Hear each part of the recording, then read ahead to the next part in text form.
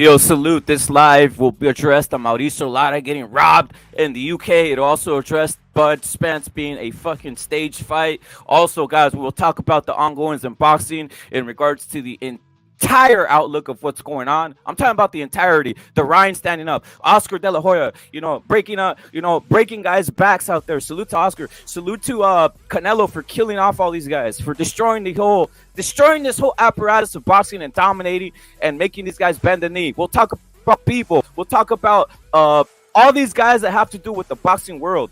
Obviously, no mercy here. We're gonna give no mercy today, bro. There's no mercy for anybody out here, guys. No mercy. Someone's gonna feel pain, bro. Somebody is gonna feel pain out here. That's all I gotta say. Someone's gonna feel pain, guys. Salute. Let's get this started. Let's get this started, guys.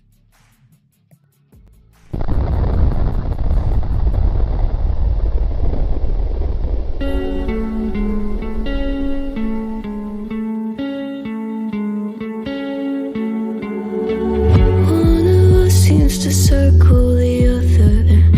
As you go, you remain a stranger to me, to you.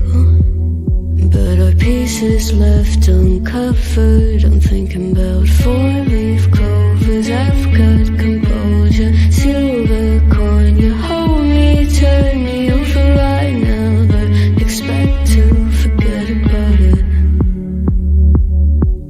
Watch as the breeze binds gold and smoke that you've stolen. Feels like it's my fortune that you're folding.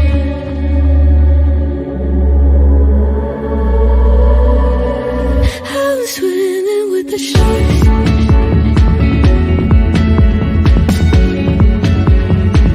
I'm swimming with the sharks.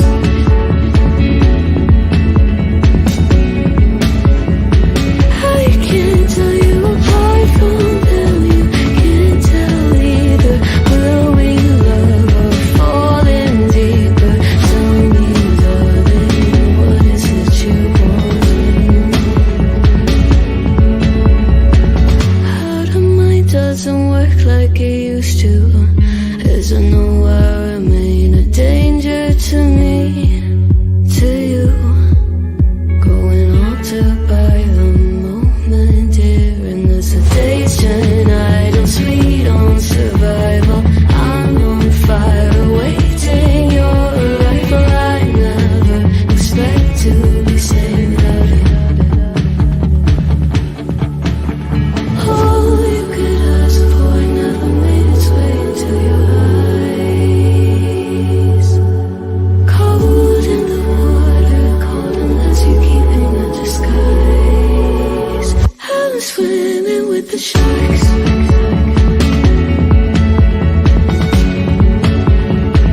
I'm swimming with the sharks.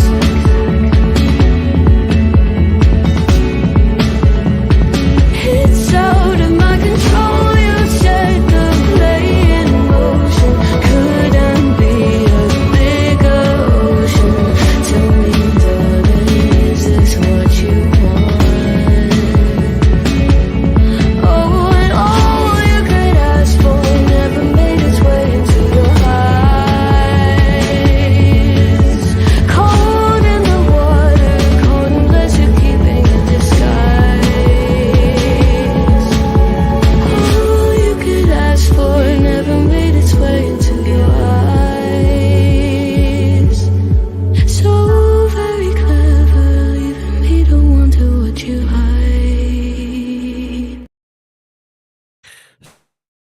Salute to Ed Dog. Salute to Ed Dog. Salute to Ed Dog times a billion out here. Salute to Ed Dog. Ed Dog. Ed Dog. Ed Dog. You're saluted. Cali Fire. You're saluted.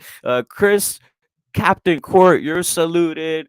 But salute is Ryan Garcia for carrying out all the fruity shit that's happening. And let's kick off the, salute. Salute times a billion out here.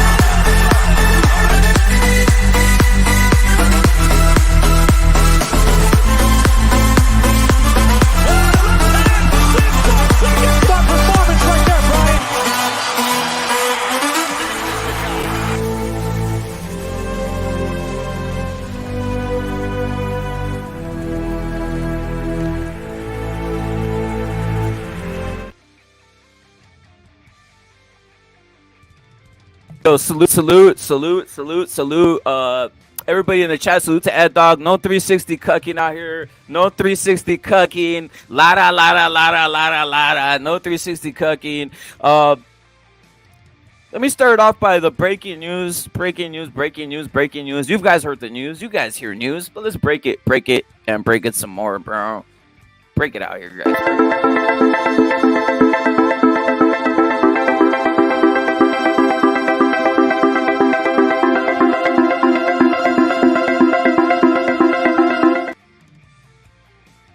Breaking news, stop cucking.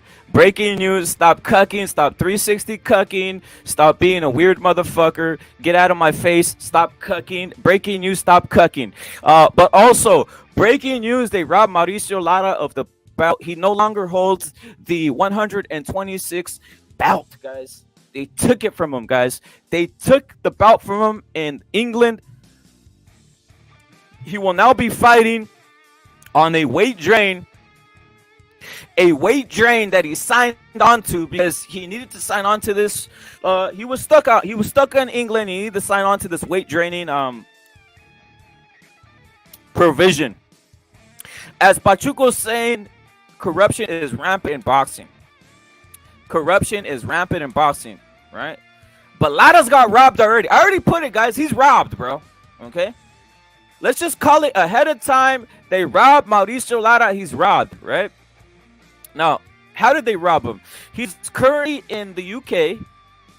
He was supposed to weigh in today, but they didn't allow him to weigh in because they had these weird provisions by the boxing board of cucking, I guess is what we call it. You know, boxing board of cucking kind of impeded him from even weighing in. Okay, let me break this down. I think it was what is today? Friday. On Thursday, I believe, right? Thursday early on our side, Wednesday. We'll say Wednesday, right? They had what you call a pre-weigh-in. The fuck? A pre-weigh-in to see if he was on weight, meaning if he was on schedule to be on weight. And on that weigh-in, Mauricio weighed in at 128 pounds, and the weight limit is 126, which is supposed to be made today, Friday. Okay. And at that moment, Woods was weighing 125 under the limit, right?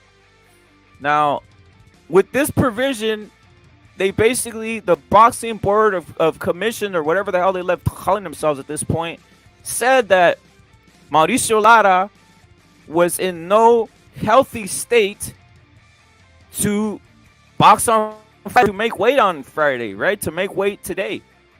So they said that they're taking the belt due to health concerns for Lara and also due to health concerns for the man Lee Woods, right? Salute to James.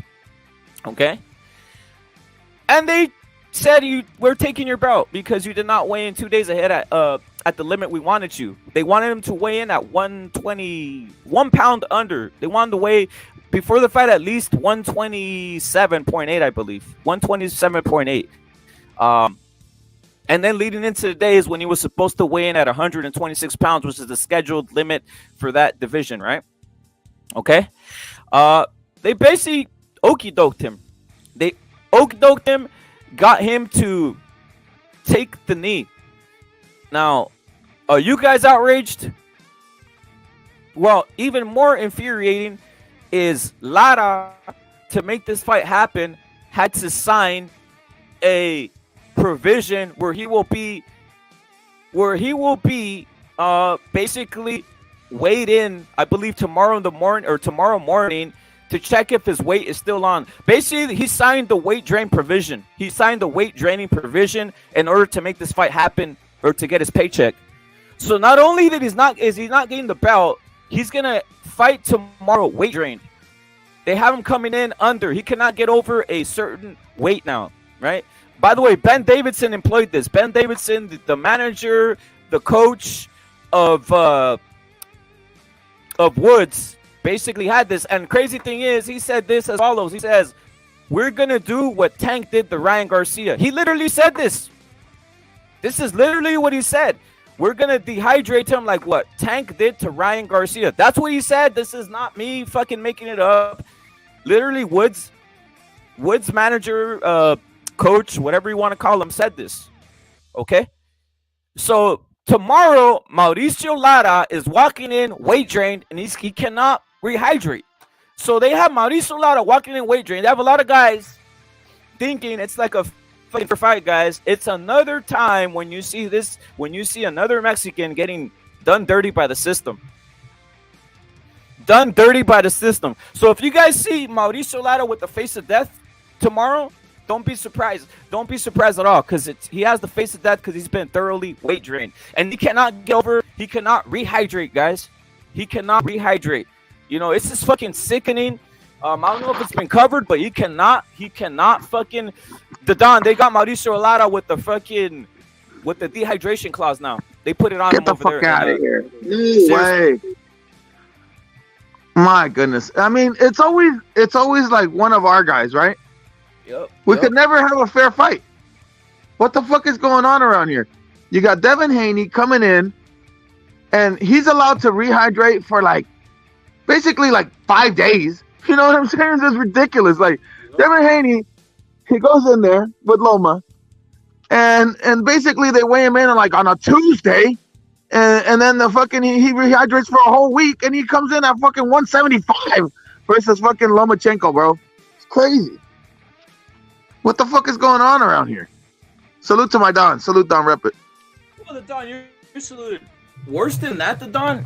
You know, Ben Davidson literally said we put a clause on Mauricio Lara the way Tank put a clause on Ryan Garcia now. That's what they did. So they implemented the clause on the AM yesterday in order for this fight to happen. So because they said it's this wasn't going to happen. A 15-pound rehydration clause is what it is then, right? Yep, it's 11. About 11 pounds. 11 pounds. It's the same. Even worse. It for 11. Yep. And you know, for Devin Haney, it would be like, oh well, you know what? On a Thursday afternoon, we'll do that. But I bet you for Lara, it'll be like 3 hours before the fight. Of course, bro. It's fucking crazy that the Don. But the thing is, look at guys. Look at the problem with breaking this down, especially for a fight like this. A lot of these guys aren't hardcore boxing fans, bro. Meaning, look at there's more dirt that's happening on this fight than people can pick up, right? So I'll tell you what the dirt is. They had Mauricio Lara set up from the get-go. What do I mean by this? So apparently for the pre-weigh-in, which was I think on Thursday, you know how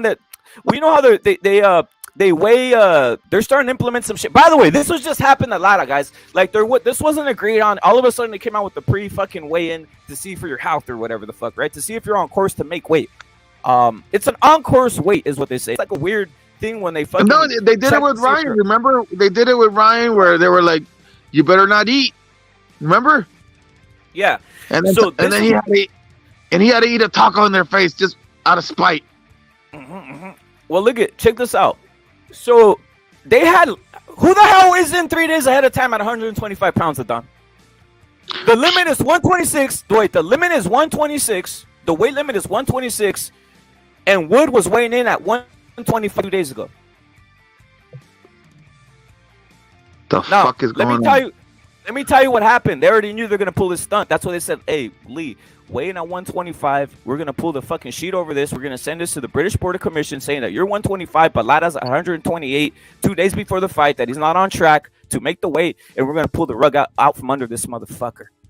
Because even Lara, Matthew, and his entire team were fucking thoroughly confused. They didn't know what happened. The British Board of Commissions was on board with Woods to strip the bout out of there. They couldn't get out of him fairly, so they stripped him, bro. That's the point that people aren't picking up in this whole. And you know why? It's really not gonna make such a bang. I'm just keeping it real, guys. Because let's keep it real, guys. And in this world of boxing, sadly, Rapid cares about Mauricio Lara. I care about Venado Lopez, but sadly, motherfuckers don't care. The Don, I noticed that. I know what you get. My point. They don't care. They don't give a rat's ass. They don't give two hoots. They do not give two hoots. They don't give a flying fuck, man. They submit all over the place, you know. That about where is the protection for our fighters, bro? There How it come- is. I understand Well, all the crime for Lomachenko and all this shit, but this is pre-fight. This is pre-fight. Before the fight, they're robbing guys. Forget the fucking don't rep it. aftermath. They're robbing guys before the fight. Don Ripper, you're the only one out here having an outrage. I'm on here and I'm getting clued in and I'm fucking pissed off. Where's everybody at? Where's everybody? Where's the picket fence from us? Where's There is no where's picket fence. I'm trying to tell you. I'm sick of this shit. Mexicans are cooking all over the place. That's why I went out. That's why I was like the Don. I see this. I'm looking, dude. I'm just waiting and marinating. I'm working and I'm looking through news. I'm working. I'm out here doing, Mexican shit. Picking shit up, throwing it all over the place, getting a wheelbarrow, tossing it aside, and then saying, "Hey, Venezuelan, go fucking pick." What are you talking about? Dig 10 holes already. I'm sick of you motherfuckers. See what I'm saying? The Don, I'm saying. And that's what I'm Big, saying. a fucking bigger hole. What the fuck, man? And then next thing you know, I click on, and I see, Mauricio Latin, and I read through the whole thing. I'm like, what the fuck is going on here, bro? No one cares. Nobody cares. Where's the outrage? Where is everybody? Don Repit, if you didn't bring the light to this potential life-threatening situation that Lara's going into, nobody's speaking about it, brother. Nobody. You know why though, the Don? Because they kick back. They kick back and have no outrage. They're either fucking medicated or something's going on, the Don. There's something's cracking. They're all high. Because They're high. They're out there smoking their weed. They don't care. Yeah. Everybody's happy. Nobody cares. They're all fucking. They're all under the influence. The lean is getting in on a lot of these motherfuckers, right? That they just, they're right. waiting for tomorrow. You know what they're waiting for, the Don? They're waiting for tomorrow when Lara goes 12 rounds and gets, he's dehydrated and then he gets body shot and then they're crying and saying he took the knee, just like Ryan.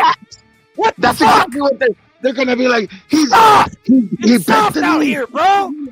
But they don't even know the backstory. They don't even know the backstory. You're gonna say Lara bent the knee. They don't even know the backstory that he's over here fighting for his life, trying to make the weight now. Of course, these motherfucking stupid motherfuckers are coming over and telling Rep it. Lara took the knee. No, he didn't take the knee. He got weight drained. What are we talking about? This is pathetic, guys. I'm being serious. It's pathetic. Guys are out here. It should be outraged and twisting, throwing tables and rioting. Luckily for those guys, it's in fucking UK. So it's just literally fucking, Lara fucking rioting somewhere eating a pizza. What the fuck? Like, dude, it's crazy, dude. It's wild. Stop it, but I'll be right back. Wild shit, dude. Guys, salute to all my Dons. I'll be right back, Don. It's disrespectful. The Don, you're saluted. It's astonishing. It's disrespectful. It's criminal. It's piss. It's shit. It's fucking, it's pitchforks and fire out here, dude. It's sickening. I work like the rest of yous. I work like the rest of you guys. And when I see this, you think I'm going to be sitting back, I'm just going to fucking drink a beer on a weekend and fucking enjoy the fight. No, I'm not enjoying this shit. I'm disgusted because I already know ahead of time they're trying to fix it. They're trying to fix the fight ahead of time. That's what people aren't picking up. Guys are still under the fucking Lomachenko, the fucking sitting down and taking a knee and getting plastered all over their booty by black guys. It's sickening. I'm sick of these motherfuckers, dude. Mauricio Lara's getting robbed and guys should be out pissed like a motherfucker, dude. But guys, it's just, it's another day in the life. I'm gonna go, I'm gonna go, hey, what are we having? What's for dinner? A fucking pizza? What the fuck? Dude, guys, in boxing, this shit matters. That's how they fix fights, guys. They fix fights like this, and when you don't call it out, or when people don't call it out consistently, they keep on getting you, and they get you again, and then they get you again. And then next thing, tomorrow, the aftermath, on my side, what is it, 10 o'clock, right? 10 o'clock, my side, guys, you know what you guys are going to be saying? Oh, fuck, Lara bent the knee. Oh, shit, yeah, Lara bent the fucking knee, dude. You fucking idiot. Dude, this is crazy, dude. You guys are going to be like, oh, yeah, Lara bent the knee. Yeah, they paid him off. I mean, he's doing what he can. He's stuck over there surrounded by a bunch of fucking jerk-offs. And of course they're gonna tell him to fight. There's a whole fucking. They're telling him all this. Hey guys, this whole. We got a lot of stadium. We got a arena sold out, Mauricio. You could use this paycheck, all this other shit. Just sign this weight training so we. You don't want to let down the public. That's how he signed because he's getting gangbanged by a bunch of these motherfuckers in the UK all around him, looking at him and telling him to sign the damn contract at this point. And now, yes, he signed it, and it's keeping it moving. But he signed it at his own fucking duress, guys. It's almost like a like a damn a fucking a captive. He's held captive out there. He just signed it, dude. It's crazy. Shades of fucking Montezuma out here. B-Day Boston, what's your thoughts on what about this whole Mauricio Lara caper going on? Caper is 50s fucking slang for robbery. That's right. No, I know I know you got the slang, man. The 50s slang, 40s slang. I think you can even take it back to 1920 slang. You know, when the people used to wear those funny hats. But listen, this isn't a comedic situation. This is something that's very, very strange. High strangeness abounds here. Hijinks of the highest order. I've never seen that before. I've never seen a fighter say, "Hey, I'm gonna try to make weight." No. No, we fear for your safety. This is bizarre. Let me tell you. Also, I was looking at some of the pictures here of the weigh-in. Lara doesn't look that bad. Now, obviously, I'm no doctor. I don't know if you can judge a guy's physical state in terms of rehydration or hydration, rather, just based on the face alone. But I've seen guys that look worse, and they keep on trying with making the weight, and they eventually make it. So this is weird. You also got to keep in mind, this is the BBOC or BBBBOC or whatever it's called, the Boxing Board of British Boxing Board of Control. They're the same guys that are allowing, I believe, Conor Benn to continue fighting. Correct me if I'm wrong. But didn't they? Yeah, they are. Well, there you go. So, I mean, yeah, there's some weird shit going on over there. I've never really seen them pull it off before, but just because they never really pulled it off before doesn't mean they're not gonna try anything fishy here. And this is weird, man. Never seen this before in my all my time watching boxing. Yo, J7, are you there, bro? We got B-Day Boston is explaining it, and it is true. Look, he just exposed the hypocrisy in a telling way that they're letting Conor Benn, he's back on, but all of a sudden they came out with this trick out here, fight week. It was obviously pre-done. It was probably premeditated. Like no one why would he be coming on? Why would he be weighing at 125 pounds 2 days before the fight if they didn't premeditate this? And I don't even know, it wasn't there, so we didn't see the scales, or no one was how does even I don't know the motherfucker weighing at 125. It's just a bunch of weird shit going on. Basically, taking the belt from Mauricio Lara. This is insane. J7, what's your thoughts on this? It's not a fair fight, by the way. J7. They made Mauricio Lara in order for this fight to continue. They made him sign a weight draining, a rehydration or dehydration clause, bro. Yes, sir. Like I've been, this whole buildup, I've always thought that they were going to try to get every advantage to fuck Mauricio Lara up.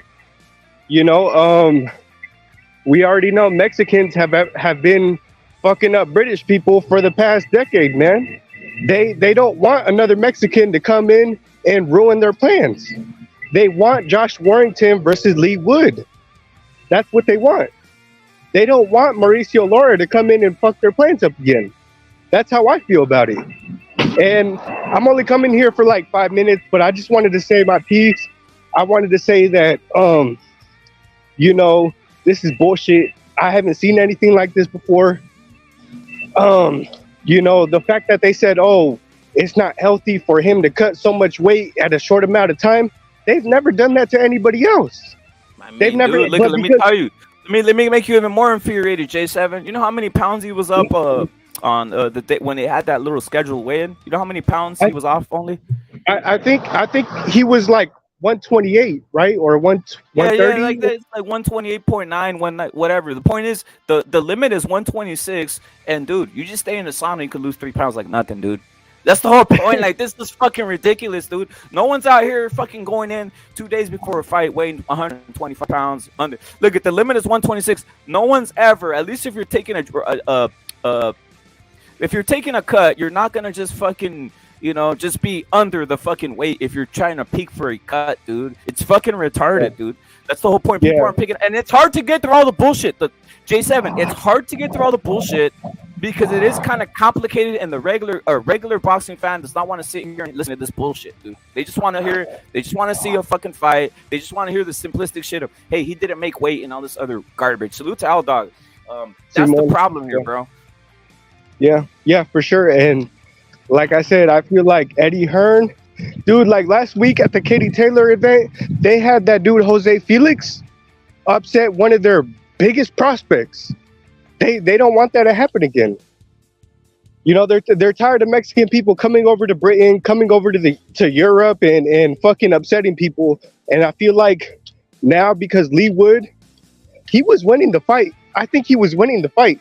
But because they seen a slight disadvantage in Mauricio Lara, they're gonna try everything they can to make this guy lose, to give him a disadvantage.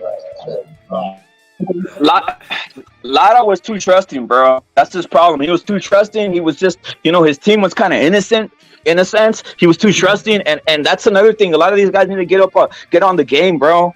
Get on the game, bro. Yeah, I agree, man. But hey, I just wanted to come and tell you that, I don't like when Mexicans go over to Britain or Europe and fight their top prospects. I don't like that, because they're gonna find every little excuse. Especially if you're tough, if you have a lot of knockouts, they're gonna have every excuse to fuck you over. You know what I mean? Facts, bro. Fuck that. And I'm out, bro. Like, have a good one. I'm gonna be tuned in. I'm gonna be tuned in. Maybe if you have a post fight, I'll probably tune in again and give you my thoughts. But yeah, that's it, man. Well, have a good one. I'm gonna say something real quick though. Level out your expectation of what's happening, bro. Level out your expectation of what's happening tomorrow. If you see something cracking off, don't be surprised, bro, because it can get very nasty out there, bro. You know what I mean? So guys I'm just preemptive striking on the fucking outrage, guys. Today, just know it's already fucking, they already fucking fixed something, bro. Yes, sir. Thank you for having me on, and I'll catch you guys later, man. No doubt. Guys, if you guys are just coming through, let me break it down, guys, because I know some guys are right there asking, what's happening? Oh, how did Mauricio Lara get robbed? This is what happened. They basically took his title away due to not weighing in at a certain weight days before the fight that was proceeding to happen on Saturday, guys. Now, what do I mean by this? There's this thing now that just implemented this week for them. By the way, this was crazy. This wasn't ahead of time. This was just implemented, where they just wanted to have a weekly weigh-in. To make sure that the fighter is weighing in at a certain amount of weight before the fight that is healthy, in quotations, for the fighter, right? So I guess they had this weigh-in, and even Mauricio Lara was kind of shocked by it, and it was 28.9 pounds, I believe, or something like that. And Woods weighed in at 125. And this is before the fight, guys. And with that, they ended up stripping the belt. By the way, not on the day of, guys. Not on the day of, guys. So they ended up stripping him of the belt. They ended up making him sign a forced contract, in a sense, to make the show go on. And now Lara is going to be fighting Saturday under a new clause, which is a weight draining clause, guys. Lara will be fighting under a weight draining clause on Saturday, and it's despicable, guys. You can't make this up. Gonzalo Salute, what's your thoughts on this this whole thing that they made Mauricio Lara sign a weight draining clause, bro? The same one. And crazy thing, Davidson says the same one that Tank. We're doing it. We made him sign a clause for the safety of Wood, similar to Tank and Ryan, is what he said. Let me read the cartoons. Yeah, that's crazy.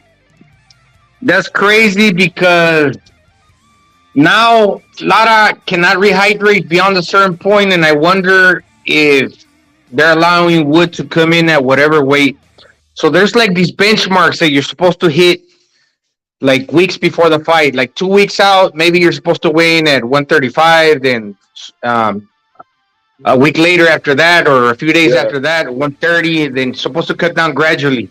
Yep. And I don't know what time they weighed Lara, if they surprised them, because I've seen un round más how a lot of these dudes, the Mexicans, go over there and they just tell them, hey, you gotta get on the scale now, for example, like Archie Solis. And like a bunch of shenanigans. So I wonder when these fools from the British Boxing Board of Control walked in and said, you got to get weighed in now. Was it in the morning? Was it after he had a meal? Was it when maybe he needed to? You never know. Even a bowel movement will allow you to lose some weight. So did they surprise him and all of a sudden you got to weigh in yourself now? Or did they tell him beforehand, we're going to weigh you in the morning? Because I bet if they would have warned them a few hours and like maybe half a day before, he would have cut down the weight to make that benchmark. Of course. Yeah, so that's what I'm thinking. They just surprise you. They walk in on you. What if you ate some food prior to that? Because obviously, if they would warn you, you would cut it. You would cut it. You would make that milestone, right? They got the weight him. Look at dude. This is the fishy part, Gonzalo. You know how much Woods weighed in, bro. Woods is a taller guy. How much do you think he weighed in on that little check that they had 2 days in advance? 125 pounds. The limit is 126. So he was already fucking on weight 2 days out. Meaning that was like a setup where they said, look it. They said we weighed in Woody's 125, and then they sent it to the British Border Commission saying, wait a minute, he's weighing at 125. This is detrimental to Woods' health because this other motherfucker is 3 pounds over. Something's off here. This could mess up Woods. And then the British Border Commission said, you're right. Why is Woods? It made him look like a victim in a sense. It was a setup since the third. Like they had already told Woods drop to 125 to make this shit look outlandish. I don't know if you get my point. Yeah. This shit looks very they're suspect. Yeah. Those fools are like, they're one of the worst cucks, dude, as far as like a nation goes. They're the fucking worst. You watch when they do commentary, they're always giving their fighters the benefit of the doubt, and so now you know obviously that he's gonna get everything to go his way. Like before the fight, they're talking to him, they're telling him everything, giving him all the fucking benefit of the doubt, and you know that the Mexican they're just avoiding explaining the things to him. They're just leaving him in the dark, but they're telling Wood everything. So they set him up. In other words, for sure they fucking set him up. That country's not gonna be okay, offer you the hospitality and tell you everything. No, they're gonna keep you in the dark, and they're gonna tell this guy everything that he needs to do in order to prepare for that benchmark when it comes to making the weight. Because I was listening to Un Round Más, and Mauricio Lara used to cut in 5 kilos in 1 week. So 5 kilos is like 11 pounds. So that's nothing like strange to him. He used to fight a lightweight before. You gotta remember, a lot of these boxers, like we were talking about Gonzalo, about Margarito, he still doesn't even know Nassim Richards' name. The trainer who took away his hand wraps because he saw something. He was the one that started it all. Margarito doesn't know the details about what happened. One of the seminal moments of his career. So if you think Larry's up to date with what, he doesn't even speak English, first of all. So he's dealing with a bunch of limeys over there. No offense, but he's dealing with a bunch of people over there who are not looking out for his best interest. So I doubt that we'll ever find out what essentially transpired yesterday. But yeah, don't expect Lara to be up to date with all the regulations and all that in a language and that he doesn't understand and in a foreign country. Yeah, exactly, BDA. Plus the time zones. You gotta understand that maybe Lee Wood's over there, so he's used to a certain cycle where he's cutting the weight, everything is smooth, but then you got Mauricio Lara, which turns your world upside down. Because not only is it not daytime where you're used to living, now it's nighttime. So when you got like cycles in your body, going to the bathroom, sleeping, all that shit takes adjustment, right? And maybe that's the reason that also affects the way you cut the weight. But 2-3 pounds certainly is not a crazy thing. He was on weight to cut it anyhow. You know what, Gonzalo? I'm actually looking at the pictures from the first weigh-in. Yeah, from the first fight. He was smiling. Lara, in the first fight, rather. I'm talking about the first fight in February. Lara actually looked worse. Again, we can't just base this off of their looks and all that, but he actually looked more weight-rating facially than this time. So I don't know, man. It's Hey, Gonzalo, that's the problem, though. Gonzalo, the problem is what you said. How you said that he let it out the bag that he can easily he drops the weight on the week of, and it's like nothing, dude. You know, you don't think they heard that? And they said, let's set his ass up earlier. Yeah, I just went back and looked at Un Round Más from a month ago, and that's what he said. Lara, I didn't know he used to fight at lightweight. But he's used to cutting 5 kilos in 1 week. That's 11 pounds. So I was like, I gotta tell you, man, I'm actually really doubtful that Lara can pull off the victory tomorrow, because in the last fight, I didn't like his work rate or like the rough. He was biding his time a little too much. I didn't like that. And you have to assume that if they're gonna stick him with the dehydration clause, essentially that's what it is. I don't know how this is gonna affect his work rate. What do you guys think? Is he up against it tomorrow? Yeah, for sure, BDA. He's up against everything, and they're probably noticing. If we can just cover ourselves for like that left hook, for example, and we get close to a decision, we're gonna penalize Lara for not making the weight, and we're gonna cook all the way by giving this dude credit in the commentary, where it's gonna look like Lara beat this dude steering clear. But I'm not sure that they're gonna give him the credit. Do you really believe that you called England a nation of cocks? Do you really believe that, or are you just being a little facetious? Well, when it comes to the boxing commentary, I've been noticing when it comes to like their analysts, when the people, the foreigners go fight over there, they're usually favoring their fighter like big time. Yeah, Okay, they're really bad with it. Yeah, I was gonna say because they also with the bad language. Yeah, and any time there's a cornerman or whatever, he says you gotta knock this guy the fuck out, and then immediately afterwards the commentators go, "We apologize for the language." Well, it's like, apologies for the language. These fucking guys over there in England, I forget the exact neighborhood. They allowed a circle, a ring, an organization of immigrants setting up underage prostitution. And the police knew about it, and they didn't do anything. So that's okay because they're afraid. They were afraid they were going to be called racist. So that's okay.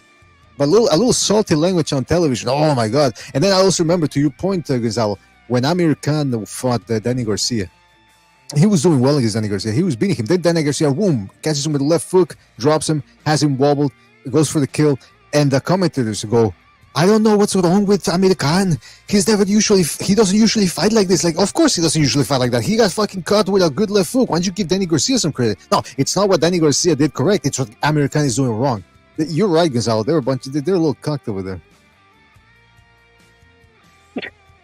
Well, it's like Pachuco said. They implemented the whole midweek weigh-in right on them, just out of nowhere. And it's Eddie Hearn involved too, in a sense. Like, come on, Eddie Hearn. Come on, you know what, come on. Like, how the fuck does Eddie Hearn not know what's going on here?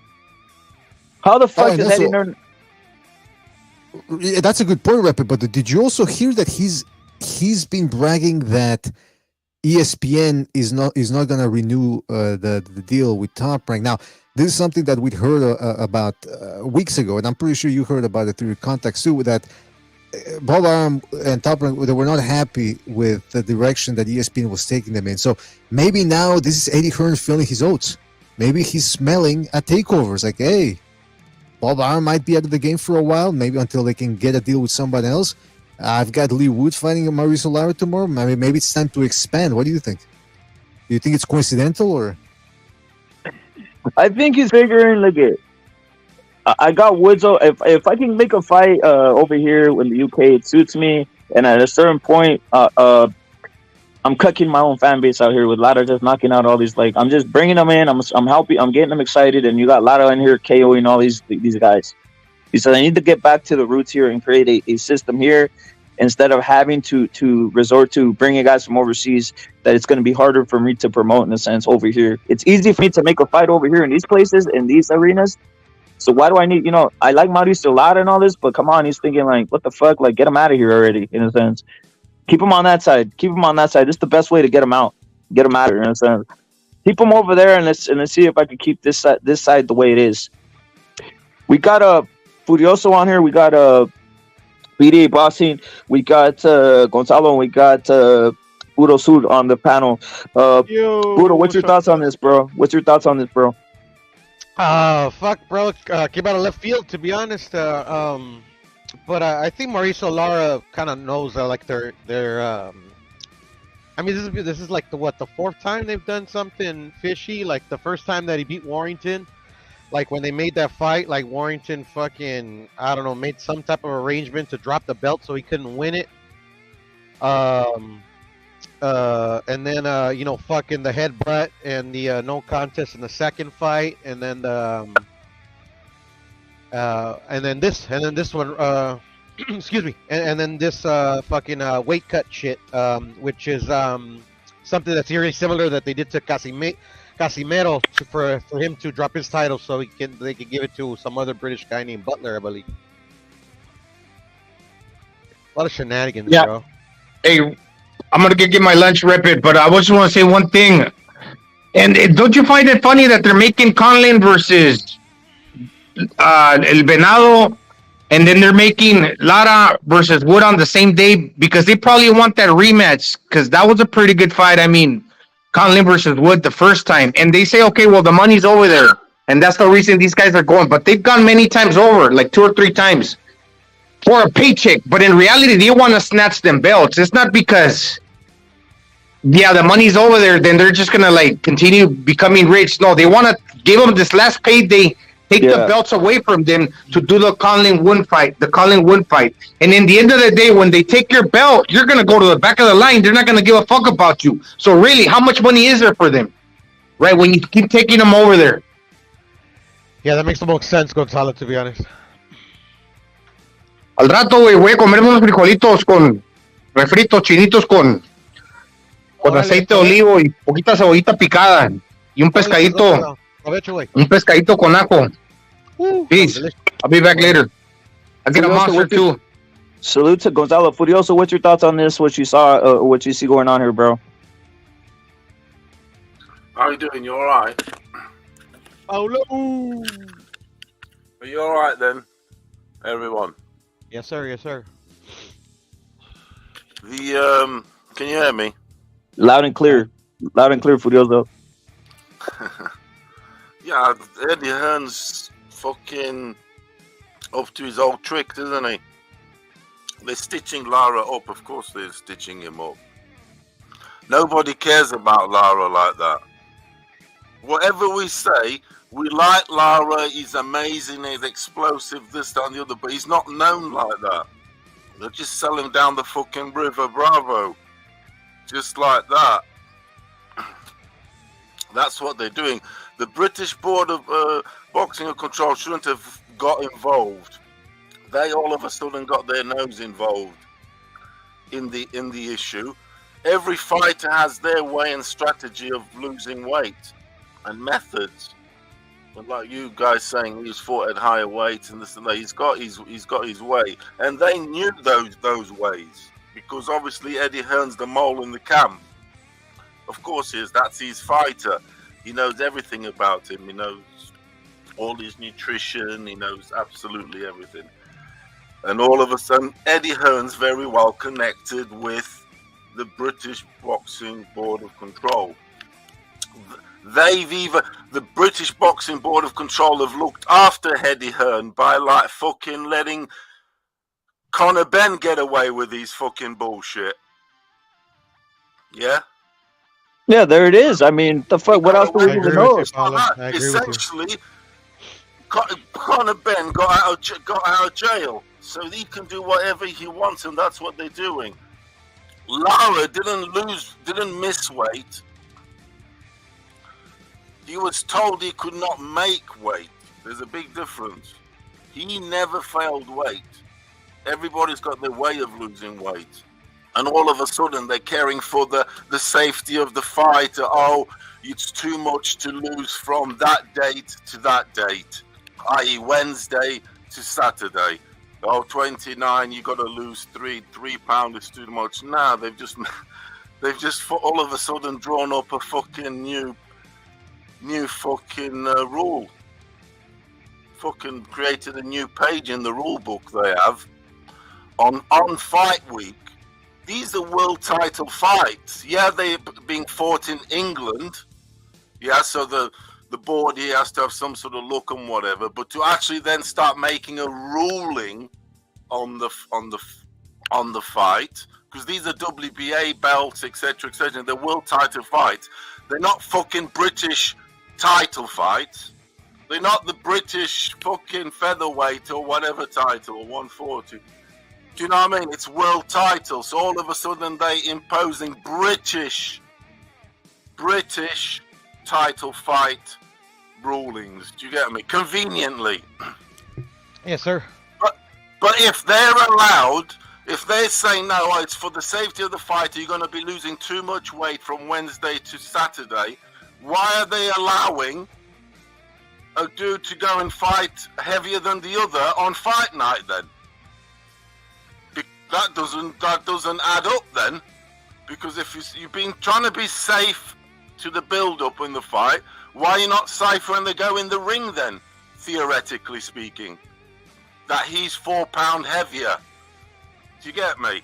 So it's well, yeah. Anyway, it doesn't. Of course, they're trying to rob him. Lara hasn't got Lara, if you look at his followers, Instagram, fucking Twitter, this and that, Puru, you got more than him.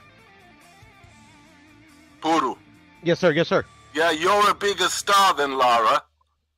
You do think know so? that, don't Shit. you? I don't know. No, Yeah, I seriously, mean, seriously. maybe so. They I mean, know more about you, Puru, than they know Mauricio Lara in the UK, everything. I'm telling you now. I mean, he's big in the UK, yes, because he destroyed Warrington. Yeah, they do know him here. But the feeling I get over there, where he's from, he ain't followed like all the other guys, which the other guys are minimum anyway. Zapeda and all that, they should be superstars. They should be like fucking multi-millionaire fucking superstars. Navarrete, another one. I bet he's not even a millionaire, but he's only probably only got £250,000 in his bank account. Yeah, probably. Yeah. Do you know what I'm saying? And Yeah, you've for sure, got for these. sure.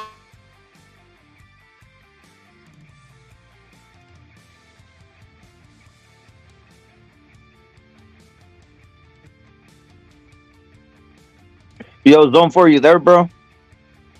Yo, what up? Was that Paulo the cutoff, or was it? Yeah, Paulo cut off, bro. Oh, okay. Zone 4, you there, bro? Salute to Zone 4 times a billion, bro. Yo, what's up? What's cracking, bro? What you think of this? What you think of this Lara shit, dude? That's cracking off. I don't know if you're up to date on it, but basically they got a Lara, bro. Took us out. Yeah, I saw he like missed weight, right? By like 2 pounds or something. I mean, that's not what happened. They midweek weighed him, bro. So he never even got a chance to weigh in, bro.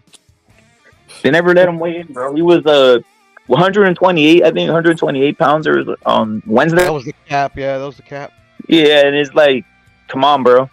You know, he's doesn't even make sense. Wait. Well, that's the fucking laws they're putting in Zone 4. So I'm trying to tell you, like, they're fucking screwing this dude out of everything, bro. I've never even heard of that before. A mid-weigh-in? What? Midweek weigh-in, bro. They screwed him, and now he's fighting on Saturday with no chance of keeping the belts, bro. They already stripped him, bro. Pre-made stripping here, bro. Yeah, so rep it. So there's the key thing here. It's not that he didn't lose. He didn't miss weight. He was told at the flip of the fucking, turn of the corner, just like that he wasn't allowed to make weight. Like all of a sudden he's possibly accustomed to. Yep. Do you get me? They're trying to be like, we're looking after the health and safety and stuff. You're going to be losing too much weight, son, and it's not good for you. We're only looking out for you. You can fight, but the belts are not. The belts are not going to be there. So what they're going to say is, like, say Lara wins because he can't keep the belts, then they'll probably put Woods versus the belt will still be vacant, so they'll probably just put Woods and Warrington fighting for it anyway, because then they'll flip it on us and say, he was cheated, he was 5 pounds heavier, etc., etc. This and the, on a good day, Woods would win, and then there's Sally Warrington, and them to a stadium fight, guys. I told you, Puru is more known than Lara, like that, over in your way of the land. And Lara only sells here with an English dude, don't he? Crazy, Puru. So what do you expect tomorrow then? It's what they say is the English. They have the saying, they're pulling the wool over everyone's eyes. And the thing is, Eddie Hearn, he owns all these fucking social media, fucking YouTube channels, the UK ones. IFL, that fucking Sri Lankan dude who's got it, that bitch. He, former bouncer on a fake bouncer, little fucking bitch. Fair play to Nez. He challenged him. He went up to him and he shit himself. That's what you said on the fight at Border Wars. Little fucking bitch. Anyway, so he owns all these YouTube channels. So they all giving it, they writing. The words can fucking fool people, don't they? So they're writing their narrative. But Lara didn't miss weight. he people all lose weight the way they they go about it nutritionally. Yeah, there might be that one set formula, that people go by, but people do go about it differently. And it's only fucking 3 for say maximum £5 in fucking 4 days, 3 days. Come on, yeah, they're robbing him. Daylight robbery. That's just the way it is. It's every week. Crazy. The win is not for the guy, is it? It's for the money. It's what if they say if it makes money, it makes sense.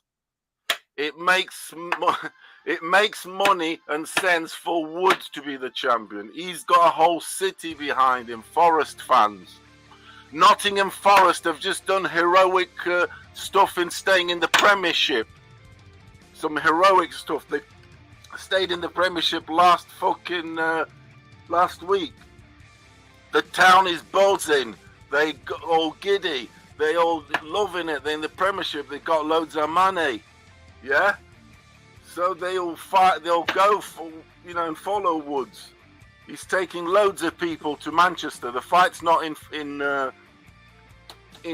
Nottingham, is it? This time. Well, Furioso, what's your thoughts then? So you think this fight's already fixed? It's already put in the bank on Saturday? Break it down. Now my thought is they just absolutely fucked it for us. For if you're a Lara fan, they pull your pants down. They just pulled your pants down and slapped you 2 times and said, "What are you gonna do about it?" It's crazy, bro. Yeah, crazy shit. Now let me ask you something. Furioso, for this fight to keep on going, for this fight to happen, Lara had to sign a dehydration clause for it to keep it moving, right? Now people are gonna ask, why would Lara sign the dehydration clause on Thursday or Friday to keep the fight going, right? Why the fuck you do that? Well, because they know he needs money. Yeah, and let's keep it real, guys. He's not doing it. Everybody. These guys are a fighter that fights not because it's a fucking game to him because he loves fighting, but also he needs money, man. He needs money, bro. This one here, the trick is here. This one here, they would have probably given him on his contract, a handsome figure. Mm-hmm. They would have given him a handsome figure. So then, when they flip it on him, and then the family starts saying to him, "Yeah, a gente, we got to think of our life and stuff. That's, our security. Yeah. Just take, just take this lick, and it's just Don Furioso. Salud, Don just Furioso. take this lick this time. It's too much. The auntie needs an operation in America, or she needs to be flown. It was under duress. Something. It was under duress. He signed it under duress. He had no other option. It's not him. It's the family. It's the granddad. It's everything. The whole family turn up. They're all in the room there, and it's tough because it pulls at your heartstrings. It does. The Don, you think they put a gun to his head? I'm telling you, do it for the family. They put him in the room, and they fucking showed him a fucking picture. That's what they do. I know they do. I'm telling you, there was a fucking picture of his fucking mother, and they were like, "Do you want Mama to stay alive, or do you want her to die? You want good things to happen to Mama, don't you?" In a kind of way, it's not like it's they said you sign the contract now. It's you straight away. Fucking your vision's blurred and you're gone. You go into. I bet you he said, no, I can make the weight. And they said, listen, if you try to make the weight and it doesn't work out, a lot of things can go wrong, People can die. And that's how, indirectly, they probably threaten him or something. I saw Snatch, man. I saw the movie Snatch. I know how it works over there. Oh, yeah. They showed him a picture of his. They showed him a picture of his girlfriend. Eddie Hearn's got fucking the British boxing control under his wraps. He has, because he took over the deeds from his dad. His dad was already deep in there. They're all of the same age, the white old sort of old heads of British boxing. So he took over the deeds from his father. It was Barry Hearn, wasn't it? So he's well connected there. Like fucking, it's on some ultra they They know too much about each other, so they have to play along. If you get me, because It was only 2 pounds on Wednesday too, bruh. I mean, like, what the fuck's going on here, bro? You know, but let me go in on that. You know, this whole thing, like, I agree with Don Furioso when it's like, you know, if a guy already is accustomed to making weight a certain way, you know, I mean, what the hell's going on around here where, you know, all of a sudden so why don't we just make the day of? Because, you know, if you want a guy to be walking around at 126 or 135, whatever the fuck the weight is, then just have him at that weight the whole time. If he's a natural 135er or whatever he is, 147, then that's it, bro. I mean, then you could just randomly pull up to fucking Earl Spence when he's walking around 200 pounds and say, hey, you're not going to make the fight, you know, because you have to fight in 2 months. You have to fight in 2 months. No, wait a minute. You have to fight in 2 months, and we don't think you're going to cut down safely. So, you know, automatically, that eliminates them right there. Because that's what they did. That's what they did. They told him, you're 2 pounds overweight. There's no way you're going to make it safely. What the hell's going on around here? That's what they're fucking doing. It's crazy shit, bro. He did not miss the weight. He wasn't allowed to make weight because they fucking tied his legs. You know, they fucking offered him a nice crumpet with some nice biscuits and the crumpets and all that shit, and then he just got off the plane and he was like, all right, I need some food. Then next thing you know, he's getting fucking weighed. Since when have you fucking lost your belt on a fucking Wednesday when the fucking pre-weight is on a Saturday? Right. What the fuck? What the fuck is going on around here? This is a fucking Looney Tune fucking... Boxing has become a fucking episode of the fucking Looney Tunes, man. Since when do you lose your title on a Wednesday when the fight's on a fucking Saturday? Hey, Don Furioso. You know how we always talk about these fucking referees stepping in and they fucking wave it off too soon? These motherfuckers waved it off even before the fight even started. There it is. It's already waved off. Yeah, on a Wednesday. That's 4 crazy. days left. He was fucking taking a nap. They woke him up. They said, wave. They said, get on the scale, son. He got on the scale. They waved it off right there and then. Just like that. Not only that, Don, I can tell you from flying a lot. Oh, you're bloated. Hey, you get off that plane. You're bloated, man. I can tell you, though, from flying a lot, I don't know how long he's been in the UK, but your digestive system, this and that, changes. Of course. Sometimes you don't fucking shit for 5, 6, 7 days or something because you've changed. I've been known to fly around. You change climates, you change zones, climatization, etc. You don't shit for a week. Now, let me tell you something, Don Furioso. You know, I've been known to fly around. You know, the Don has a passport. He can go anywhere. Let me tell you something.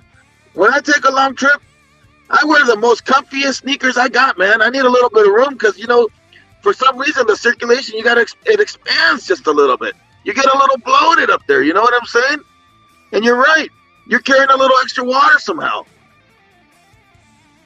It happens. They've took him on a Wednesday, though. They've made a rule where he has to be on a Wednesday, though. Come on. He touched down on a Tuesday. I haven't seen dudes, boxers lose their title. This is criminal. I can't believe we don't have an outrage going around. This is. Look, I'll tell you what. This is a bit of this could be the last dagger for me.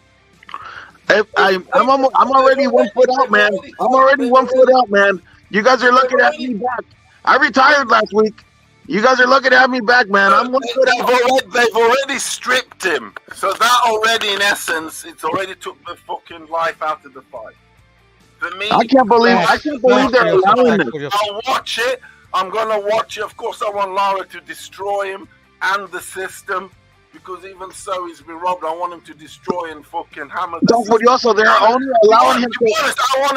I want Lara, hopefully, if he's far away, I want him to decapitate him, to be Let honest. me tell you something, though, Furioso. How are you going to decapitate somebody when they already stripped you, they already waved it off, and not only that, they're only going to allow you to rehydrate 11 pounds. 11 pounds. I What mean, the you're hell's not going even. on here? It's the only way to win now is decapitation. He's What's gonna going be on losing here, bro? They decisions. need You're not all gonna this get no fucking shit, decisions, bro. Like definitely not. fucking. you wanna 11 fight, bro? pounds. Can they do that with Devin Haney next time he fights? I would love to see that. Can they do that with Shakur? I Hold on a would love- minute. Buru and everybody tell me how boxing is. So Shakur is allowed to go into a fight heavier than his fighter. That's what I'm missed weight, saying. Came in at another weight. I know it's different organizations, but I'm It doesn't. looking It at shouldn't even a matter. sport. It's the whole Nobody point, criticizes them. Nobody criticizes them at all. brother. I'm telling you. looking at I'm it from telling. a I'm sport. telling you. Forget the fucking entities within the sport, etc. Let me kick this off. From a sport, so that guy is allowed to come overweight. No Lomachenko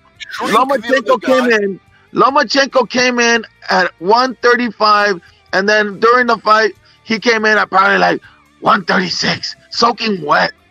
Fucking Devin Haney. Devin Haney comes in here, 157, no problem. Nobody says nothing, not even bats an eye around here. You know what, though? I thought things saying And they give him like 3 days. make They give Devin Haney 3 days to rehydrate. What are we talking about? I It's thought been, that the saying "make it up as you go along" was like, just a cliche. That's what they did. That's what they did. Furioso, they made this shit up. Shakur Valdez. Fucking Shakur came in at 175. 175. Valdez came in at a proper 130. I'm telling you. I got a question, Don. I got a question. These dudes weren't outraged when fucking Shakur came overweight. They fucking loved it. These cucks over there, Furioso, they're saying what the fuck? They eat it I up. was like, oh man, good for his health and shit. Oh yeah, thank God he made weight properly. Look at him Lose rehydrate. your belt on the Wednesday, though. On the fucking It's Wednesday. crazy, bro. The fight got waved off. The fight got waved off on Wednesday. Why am I even gonna tune in? On a Wednesday, they've taken the soul. I mean, they've taken the soul out of the fight because the belt is fucking vacant. Exactly. Only one fighter can win it. Exactly. Everybody confused, bro. Like I've seen like videos from only like one fighter can videos win accusing Lara of fucking up, and then you got fucking videos of like fucking the See, what that's the propaganda. See, right there, Don Puro. That's what they do. That's what no. That's exactly what they do. They got these cucks out here that'll tell you, oh, fucking Lara missed weight. And then they push that agenda, brother. He didn't miss weight. It's fucking Wednesday. They flipped the fucking ruling last minute. It's crazy. Furioso, it's not. I've never seen this. I've never seen this in fucking boxing, dude. One of a kind. No, I've Fucking never waved seen off on a Wednesday. lose a belt on a Wednesday. Never. Look up the record unless just you got 4 days. Dudes have had to lose pounds in hours, let alone fucking 4 days. What the fuck's going on? I remember fucking. And it's only 5 pound max. 4. Look, I remember fighters coming in 4 pounds heavy, and they're able to do it in the time span of an hour and a half, bro. They lose that fucking weight, bro. I heard Nacho Bearstein got some secrets and shit to lose a shitload of weight quick. Shit, man, I don't know what they do, bro, but I've seen that shit happen. They pop back up and they make that weight, bro. Yeah, man. Salute to Don Puro. Salute to Don BDA. Good show, man. Good show earlier today, bro. Thank you. I wasn't there. Earl, salute. Earl in the chat, salute, bro. Don Puro was carrying it, but I thought I saw you around there. I don't know. Whatever. In the beginning. Yeah, I saw you. This whole thing, thank you, man. Thank you. Yeah, this whole thing, I'm with you guys. This whole shenanigans and hijinks with outside the ring, it's just, I mean, can we get a fair fight at some point? And again, like, look, listen, with the Lomachenko decision, I agree. Some people it's a bad decision. It happens, but I do think at some point people do have to keep complaining about this stuff. Otherwise, it could just get swept under the rug. But today, compared to the Lomachenko drama from last week, I haven't heard a peep, man, about this. I mean, they're blaming Lara for this. They're blaming Lara for this. Not even a peep. Not even a peep. You heard it right there. Not even a peep. Nobody. Just silence. They're talking about Crawford Spence and who won the first interaction they had. Yeah, I didn't even see that. This is incredible, dude. It's And incredible though. I honestly They've been think that doing this that is bigger news. This right here is groundbreaking. This right here is something that's never happened in the history of boxing. You lose your belt, it's waved off. The ref came in and waved it off right when he got on the scale. Come on a Exactly. Wednesday. The reason why they're doing it also is because there's the Crawford and Spence announcement. Eddie Hearn's thinking, that's going to take the attention off. We get away with it. No one cares. No one cares. trickster. It's happening over here. It's between us, the British Boxing Board of Control, and Lara. That Eddie Hearn, Lara's got nobody but a no white protection. 6'4" Englishman right in his corner and his corner. His trainer and the bucket carrier. That fucking Eddie Hearn, he's a cheeky bloke. That's it. Right? That's all he's got in his corner. Is Eddie Hearn looking after him? He's a fucking cheeky wanker. carrier. Fucking That's it. wanker. He's a Nobody fucking else. cheeky bloke, that fucking wankster he is. Of course he is a cheeky. They like doing that, pulling people's shorts down. And you've seen it on IFL. Eddie Hearn and stuff. What? You know, they take the piss. I hope Venado gets a knockout, bro, because I can see some shenanigans going down this fucking. Fuck, bro. Salute my dogs. I'll be right back. I hope he gets a knockout. Because it's like 3 weeks in a row, Pablo. It's like, fuck, bro. It's Rolly, then it's Loma, and now it's Lara with this shit, bro. It's fucking crazy. They rep it, pull it. Every week they flip it harder. Yeah. They don't give a fuck at this point. Furioso, they don't give a fuck at this point, dude. It's insane. They blatant do it. They just went and picked that rule straight out of the fucking last page of the book. But they didn't just go and pick it though. They didn't just. They didn't. I mean, Furioso. They didn't just go and pick it, dude. They literally fucking tactically used it. Rep it. The thing is, they couldn't obviously do it first time round and probably didn't have the intention to. Yep. By the time the second fight comes round, they know everything about him. He controls both fighters, Eddie Hearn. So there's always you as a promoter going into promoting thing now. You as a promoter, you got two fighters. You got two Formula One dudes, for instance. Yeah, you always got the one driver and the second driver. One for A fighter and B fighter. You have to choose one of them. Can't you lose 2 pounds by taking a big shit, bro? I'm not sure, but goddamn. It's always going to be your favorite. And Eddie Hearn's just fucking absolutely gone crazy. Just put the British Boxing Board of Control in everything on a world title fight. It's fucking weird, huh? So he's been stripped on the fucking on the indication from the British Board of Boxing Control getting involved in WBA. That's ridiculous to me. Absolutely ridiculous. That the country's organisation has gone and put their nose in on the world title fight. And it's a massive thing. He's fucking about with weights. It actually stripped him. Fuck's sake, on a Wednesday. Well, even lines though. Hey, Furioso, even lines. So if you put your money in on this shit, next thing you know, they flipped it on you. What the fuck? Yeah, exactly. Like the lines must have fucking turned drastically. I'll tell you what, though. There's no if Eddie Hearn hit the link, bitch. No, but you know what's crazy, Paulo, and troubling is like I kind of like expect a little bit out of certain fighters here in America, because right now they're trying to like fucking just like manufacture an American star, bro. But they don't need to do that shit over there in England, bro. Well, it's fucking in America, it's weird, bro. In England, they love the Mexicans and they respect the way they fight and everything, and that is their number one, probably favorite style and what have you. Mm-hmm. But they do get treated here because they haven't. Sometimes they've got the support and the backing and all that. Like a Lara, look at Lavaretta, everything. They haven't got the organization behind them. They do treat them like fucking circus clowns. Well, I mean, shit. He was literally the first one out of all these dudes. Like he was supposed to go there to lose against Warrington. I always say it doesn't help when Suleiman did it to his own guy in the UK, because even the English see that and they think, if their guy doesn't care about their fighter, we'll also clown him. Paolo, I always forget about that, bro. Like, that shit was fucking crazy, and nobody talks about it. Nobody ever brings that shit up, bro. Nobody ever brings that shit up. And so they clown you too. like Eddie Hearn's doing. It's like, don't worry, your guy ain't got you. And they call me a cuck, bro. Like literally, bro. It's like your own countrymen and shit, bro. Come on. Yeah, that's what. And Eddie Hearn sees that. If he sees Conlan not looking after fucking the Mexican fighter, the Lebanese cunt, he's like, fuck it, man. Like, might as well. Right? He's more bothered about Wilder. He's more bothered about giving all these little black cunts favors, right? Instead of their fucking Mexican fighters. Then they'll fucking flip it on you all fucking week long. It happened last week, and it's now this week again. I fucking had enough. I mean, I know. I'm used to it.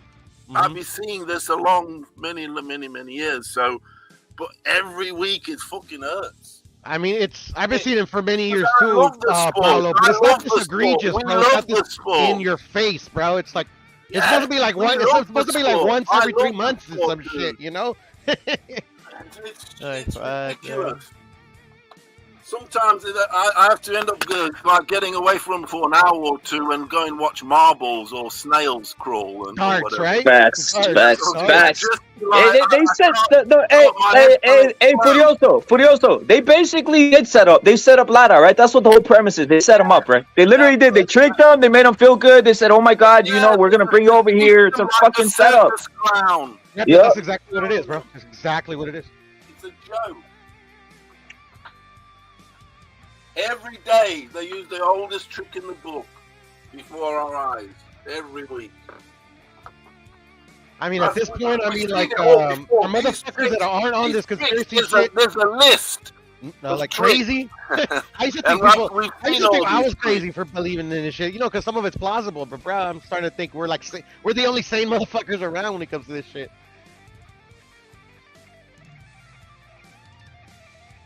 Yeah, there's no paranoia here, dude. This is just out in the open, and when they just come upon fucking methods right on the week of, like Lara was fucking taken back by this entire thing and his team. But you know what? I noticed this. I think we covered this in the first fight when Lara fought over there in the woods. He was already looking at kind of Eddie Hearn sideways. If you guys remember the stare down and all this shit at the weigh-in, where basically Hearn started snapping off on Lara's trainer, saying, "Don't touch him. Don't touch Woods. Don't touch Woods," on that type of shit. So it's hard to even trust Eddie Hearn. It's hard to even trust Eddie Hearn at this point. He's just like a fucking scoundrel, dude, who loves black boxers, dude. He really is a scumbag. He's the biggest crook ever. Of course he is. It's crazy. Of course he is. I mean, he's obviously with Canelo. I'm gonna get some Fajos rep, bro. I'll be right back. I'm gonna go hit the liquor store real quick. And Furioso, like we were talking about earlier, you gotta assume. Furioso, can you hear me? Yes. How are we doing? Like we were saying earlier too, before you jumped on, how much you want to bet Lara is out of the loop? Like he doesn't even know what's going on. He doesn't understand the language. He's in a foreign country. He doesn't understand the regulations, the specific regulations over there in the UK. I mean, it's a whole Mickey Mouse type of shindig over there. Hey, look at the fucking press conference. He had an interpreter in his ear behind him. The dude ain't got Scooby-Doo. They start speaking to him a bit of posh English. He's all fucking, "Oh, yes, sir, yes, sir." So he's one of those. He's down on his, obviously he's a great fighter and that, but he hasn't. Yeah, I mean, he acts like a woman pobre, like a poor man, innit? You have to, like, fucking wiggle your shoulders a bit and say, "No, I'm a bit of, there's something about me." But yeah, he needs an interpreter. So they fooling him. Of course they fooling him, fuck's sake. And he's not. Hey, Furioso. You know what the fucking craziest thing? They treating him like a great B-side killer. Of course. They're treating him like a fucking Maidana or some shit. They're treating him like fucking Tino Maidana or some shit like this, but even worse. The guys look good. He's good to make the other guys look good, and if he's too good, they'll rob him. So he never wins, so to speak, in the end, that is. Because if he wins this weekend, he hasn't won. Yeah, he's won morally and whatever, but he doesn't win the title. Did you hear what Davidson said, though? Did you hear what Davidson said? It's the biggest con. I mean, it's just so... Dude, they've took safety. We can't... Wait. Furioso, he says we came to an agreement and we made him sign a clause similar to Ryan versus Tank. That's what he said. In order for this fight to happen on Saturday, we can't. The only way we could make this fight happen on Saturday is we made Lara sign a fucking weight drain clause on Thursday.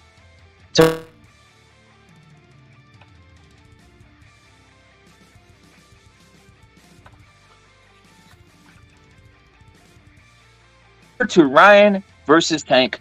So at this point, they're just doing whatever the hell they want with no consequence. Yes, Isaac, he said that, bro. He said that, bro. Can he get over it? I don't know. But I'm just telling you guys ahead of time. Really, Ben Davidson said this, so this was a very prepared thing. And I'm gonna say something for Mauricio Lara right here. A lot of guys says, why would he sign this, or why? What's the whole point? You should just leave. No, dude.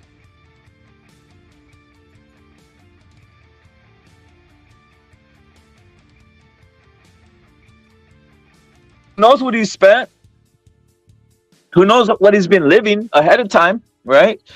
Just thinking that he has a career in boxing, and he's thinking money's gonna come in and all this. I mean, he's probably is he needs that money. He's not like, dude, he's a fucking prize fighter, and he came out from very poor beginnings. I don't know how much they're paying him here, but he needs that money, guys.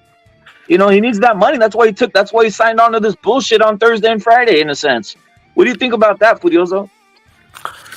I think that the thing of, as a kid, you think, you got to be a world champion. Yeah, you're a world champion, and it's all the lures that come with it. And there's this stereotypical perception that you're a world champion and you're a millionaire. You're a made man, so to speak, or that it goes with it. And there is that. You should do. All going well, it should be the case. Yeah, but with Lara, it isn't. He's getting paid less than a company director, or even less money. Yeah, he's not getting paid much of anything. By the time it's all taken off, blah blah blah, and this, that, and the other, all these trips to England, this, that, and the other. But I mean, I don't even know if Eddie Hearn's. If they even given him some side money and that. I don't know. It's just like they said, look, lad, just for you to, to keep your head above water, we'll look after you with this bit. And Lara, he's not one of them guys. He's got a lot of support behind him, like I keep saying. So he will sell his soul, but it's not that he necessarily sell his soul. He's been cut. His legs have been cut, beneath from under him. They have. Yeah, they cut his legs out from under him. That's the perfect turn. They're not letting him get to the scale. They get him to the scale once, but then to the scale on the Friday, they're not letting him get to it. They want the they wanted that weight. He had to be at that weight, didn't he? But on the Wednesday, that's a ridiculous thing, though, because every dude makes. They implemented that shit when he landed, though. They implemented. Think about that, Fernando. The fucking line here. Fucking nuts. He did not miss weight. He wasn't allowed to make weight. Yeah. Facts. Big difference. It's Friday today. He wasn't 20 fucking pound over. Single digits, not double. There's dudes that are fucking. Obviously, it's not encouraged and it's not the right way, supposedly, and what have you. To obviously be losing, say, maybe 20 or more. But we know that people have done. But regardless, on a Wednesday, though, to get stripped of the belt, all of a sudden, you've been, they made him to be like a naughty boy, but you can still fight. Okay, then. If it's fucking, there's no belt, he's missed weight, don't fucking, the fight is off. Also, that's the whole point. He signed the contract, it's fucking crazy, bro. Give the pay-per-view money back, but what? They too deeply invested, aren't they? They're too deeply invested. They've sold the tickets. This, that, blah, blah, blah, blah. It's like, oh God, it's too much to fucking halt. Yeah, too much to fucking stop all of a sudden. So conveniently, we'll fight under these rules. Okay, and you can come over. You know, Lara might not even come under. It might not even come above. They stipulating that he'll come above 4 pounds heavier, right? That's what they're stipulating. But it's not even. This is on a Wednesday. Just because he's 4 pound heavier on the Wednesday to his opponent does not stipulate that on fight night he's going to be that way. He might. The other guy might be heavier than you, and you done your normal cut procedure, and you coming like say on what you like to be around that weight, yeah, as long as you make your weight on the Friday. So he might come back bigger than Lara. You don't know that. We don't know that. Because all eyes on Lara, yeah? I mean, how could you even trust the Furioso? How could you even trust he weighed in at fucking 128 or 125? What the fuck? Eyes and all fingers are pointed at Lara, and whilst that is happening, Wood can do what he wants. You got me.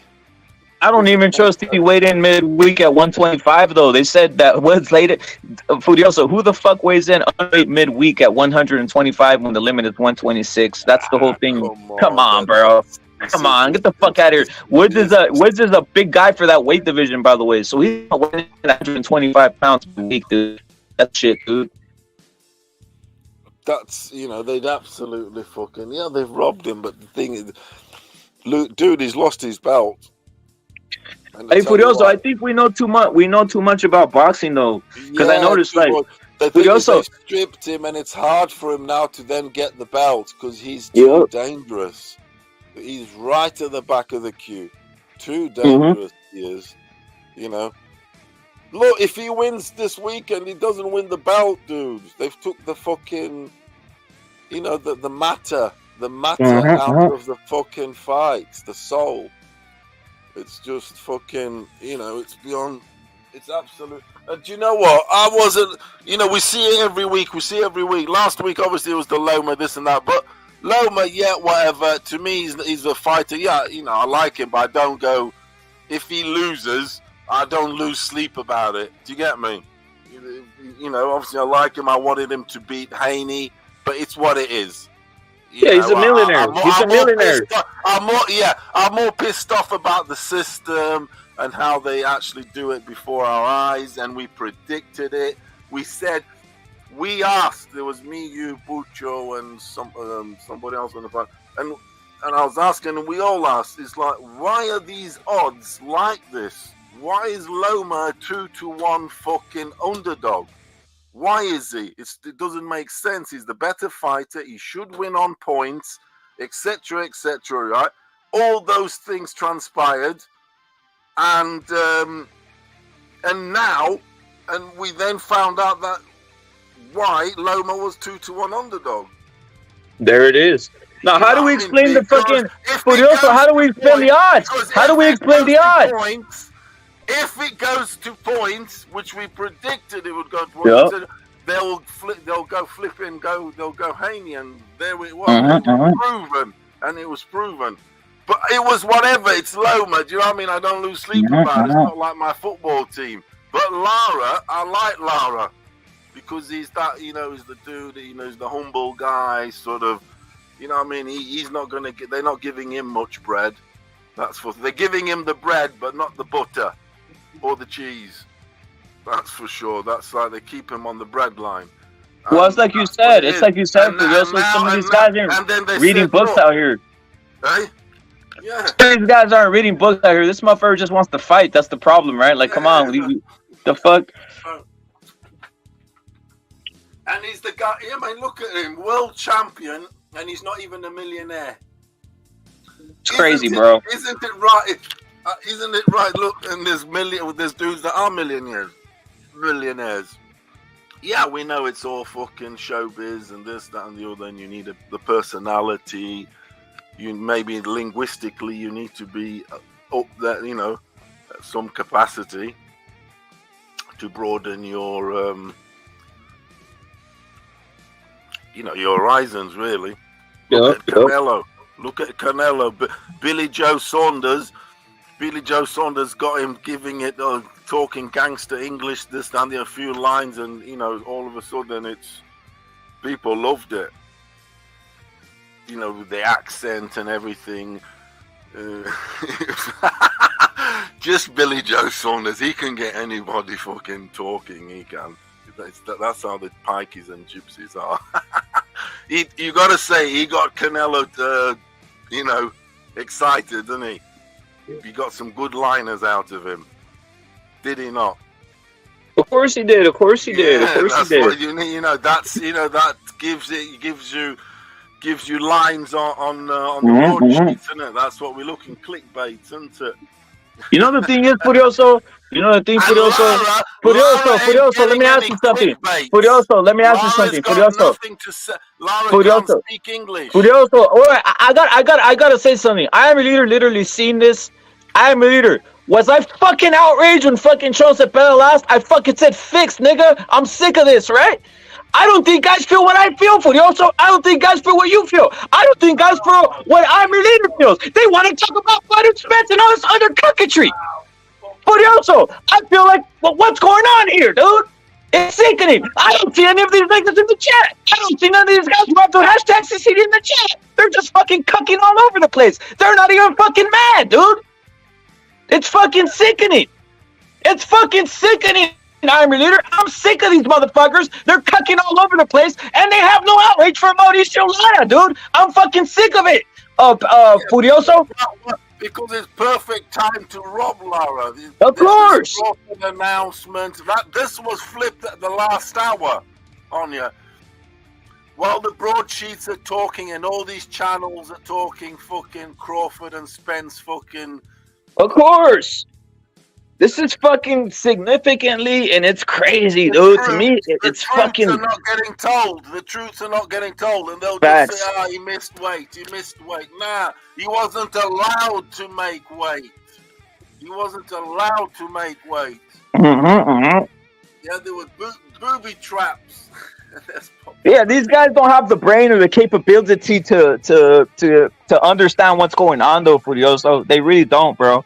They don't have the brain or the capability to understand what's going on. They don't understand that this is fucking hypocrisy at the highest levels, and it's week after week. Like, I hate to say it, I'm a leader. You saw me screaming with the Lomachenko robbery. I just noticed people don't give a fuck. I noticed how soft it is out here. I was screaming after the Ray Vargas fight, where literally the dude stood in the ring and they fucking changed his wording.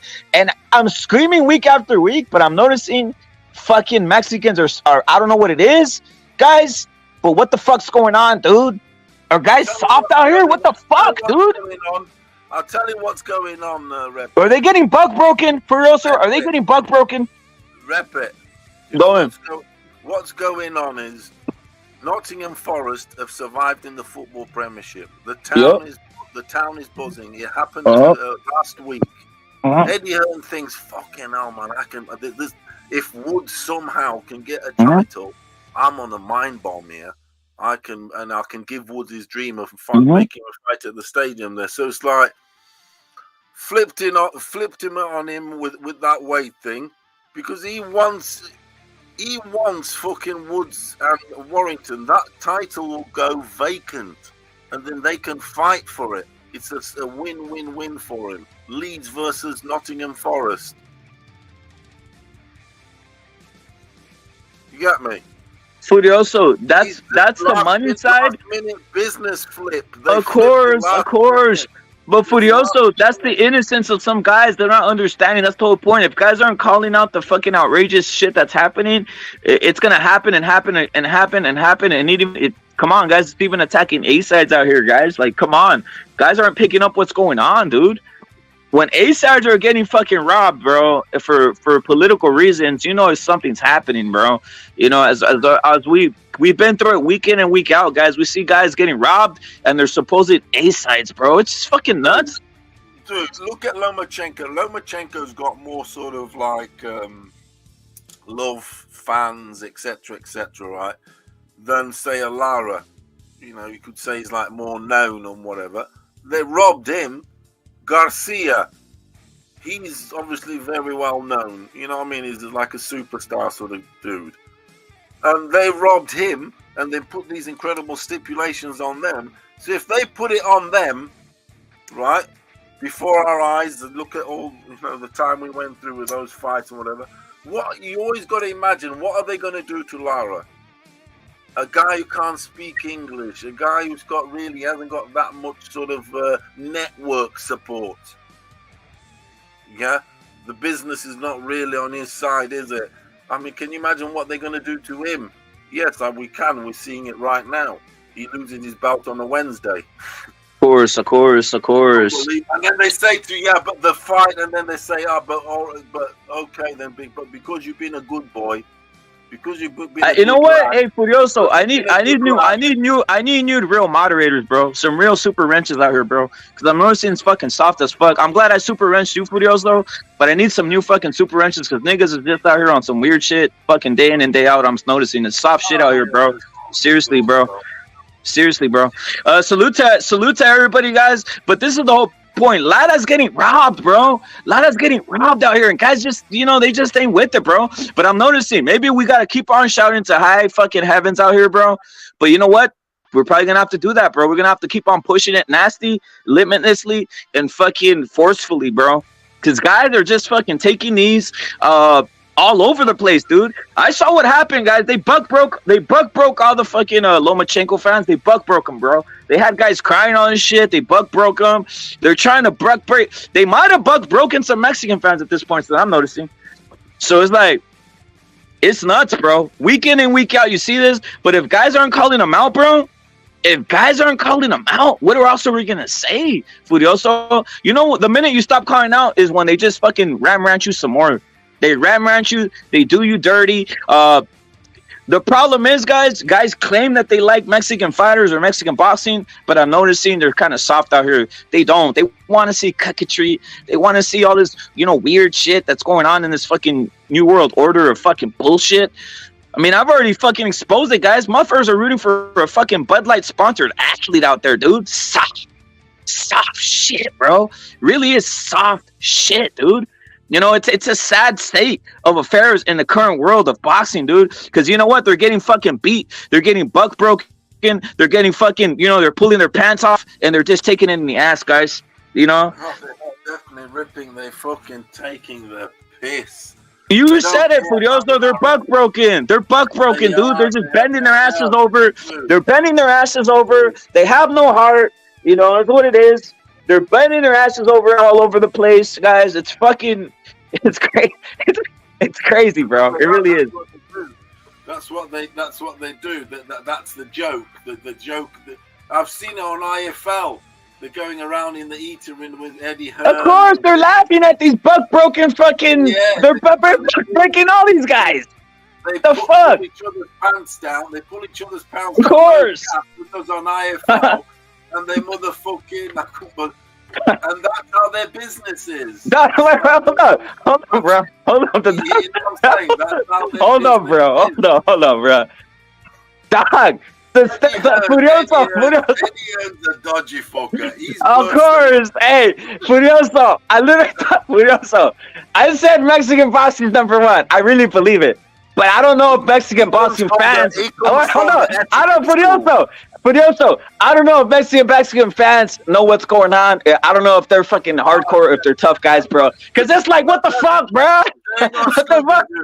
I even backed up Lomachenko. The whole thing, guys. I was backing. I said, hey, this is a robbery. But the guys have no heart, bro. Guys have no heart, dude. Guys have no fucking...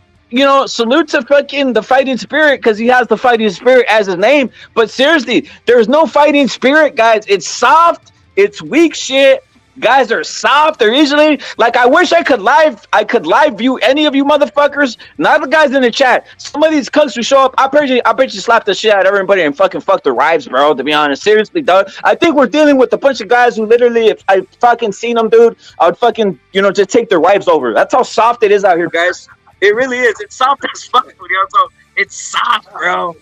Soft, bro. Soft shit.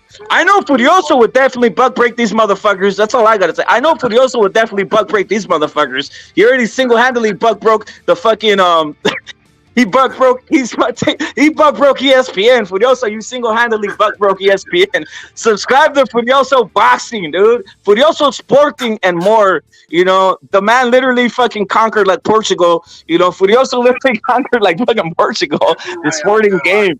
Furioso, you literally conquered. Furioso, you literally conquered the sporting game, bro. The conquistador. Everywhere I go, I conquer. Facts. And you know what's crazy, Furioso? I'm gonna ask you something. This is actually favoring him too. It's sad because what fight's getting more promoted? Furioso, what side's getting more promoted? Is it the fucking Venado Lopez Conlan or this one with this outrageous shit that's happening on that side of the pond? Here it's always the Lara. Lara is and Wood is a bigger. Yeah, fight. this basically is overtaking that fight, Furioso. So it's almost like a double whammy. So they fucking robbed. They flipped it. Woods all of a sudden makes incredible business. Of course. Like I said to you, his fan base is the Nottingham Forest football team fans. Yeah, the same fans, like the same thing. It's like I like football and boxing. So you're going to go and watch the two things. That's the same thing with Woods. He's got a big following. Forest is a worldwide team. Robin Hood, Sherwood Forest, twice European Cup winners. They've survived the Premiership. They did the miracle. Yeah. Woods, therefore, becomes even bigger too. It doubles. His business doubles. Yep. He goes 20,000 to 40,000 because those football fans are giddy. They all, we're amazing. You know, in the Premiership, so their money's loose all of a sudden. They're chucking it all about.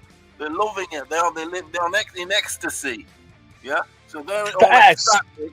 They're all ecstatic, so it makes all business sense for Woods. Because Woods versus Leeds, it's like...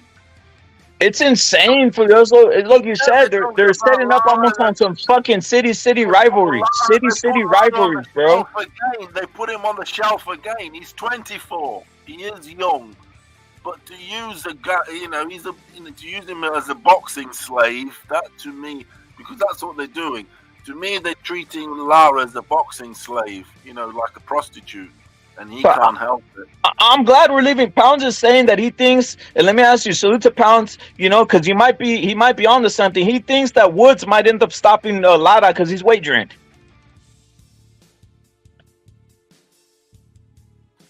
With what? He's saying that Woods might end up stopping Lara now because he's weight drained. Like, that's the whole point. Like, I would not be shocked by anything at this point. Yeah, because it's not been, he can't do like I said, everybody's got their way of cutting their weight. Some people don't like to be too light too early. For instance, they want to do it so maybe closer to the date and go through the hardship maybe at that time and not as gradual. They just want to and they're comfortable with that, and they still got the resistance, the power, the everything. Yeah. But yeah, they haven't let him be himself, sort of thing. How he does his shit. They booby trapped him. All of a sudden, the road is like this. Yeah, but now they've put booby traps on him. It's simple as that. Yeah, it's true shit. But at the first booby trap on the Wednesday, the belt falls. The belt falls. He can't carry on to the next booby trap. He has to leave the belt at the in the gutter. It's a joke. It is. Look at guys, they're fucking despicable. Like, dude, it's crazy, guys. Like, what everybody had this signed, sealed, and delivered. What was signed, sealed, and delivered? Anybody with the brain 2 weeks ago says signed, sealed, and delivered. You got Mauricio Lara fighting possibly Venado Lopez for unification in a fucking super fight. Both favored to win, right? It turned from that to basically everything is up for grabs, guys. Everything is up for grabs, and hell, it might be Conlan versus Woods. It might be Conlan versus Woods from what they're fucking doing. Seriously, guys, they might be Conlan versus Woods at the end of the day, guys. It's setting up for that. The money, the power, everything is fucking going crazy, dude. It's nuts, Furioso. It's nuts. Like, they really They really flipped it around, dude. They really flipped it around, guys. It's just pathetic, dude. The bigger money fight is Warrington Woods. That's the bigger money fight. And Warrington, hey, Furioso, and Warrington's back in the game with multiple losses. He's already lost multiple times, but he's back in the game. There it is. Woods is multiple losses, back in the game. Conlan one loss and back in the game real quick. Nobody will care about the losses, this and that, because they'll promote it as for the world title, and they'll go another chance of England having another world champion. British boxing's on top. Let's be proud. And then the two white English dudes from Leeds, that's forgotten, the losses, because, it's the chance of a British guy getting a world title. And Lara's the perfect guy to rob, and it's so bullshit. Of course. They can rob Ryan. Why can't they rob fucking Lara? Well, of course, they robbed Ryan, and all these guys took the knee all over the place and fucking were bowing down like a fucking weirdos, dude. It's fucking sickening, dude. Fucking Lara, nobody cares about him. He's got fucking. No, dude, that's the whole point I'm trying to say. Lara, and guys are fucking on some taking knees and fucking, sucking cock all over the place. Fucking weird fucking shit happening all over. It's fucking weird, dude. Seriously, it's despicable, but I'm glad I got this shit cataloged, bro. Like, fuck, I know who the cucks are, bro, is all I gotta say, because I'm cataloging everything out here. My fucking shit is cataloged, bro. I'm calling out fucking despicable nature of what's happening in boxing. Been doing it for a fucking while already, and there's a catalog out there of fucking shit exposed, guys. And it's gonna keep on popping up. It's gonna keep on popping up, because I'm gonna leave the catalog up, bro. I'm not fucking around, dude. Hey, salute. Chingazos, what you think of what happened right here, Chingazos? It's despicable what happened with Lara, bro. Break it down, bro. I think it's evident that there's corruption in boxing, bro. You see, this shit happens on a weekly fucking basis, bro. At least lately, that's how it's been, bro. As far as the Lara shit, it's fucking the British board and fucking the promotion working together, bro, to screw up Lara, bro. Maybe there's not that much money behind Lara, I guess. Not a lot of people have his back or something. I have no idea, but he's getting screwed over, bro. I never seen nobody get stripped on a Wednesday. That's too early. I mean, motherfucker was about to make weight. Let him make fucking weight, bro. Like every time a fighter is a pound or two above the weight limit, they even during the weigh-ins, bro, they get time to fucking cut weight. So why wasn't he allowed to do it from Wednesday till fucking Friday? Corruption, bro. Why else, bro?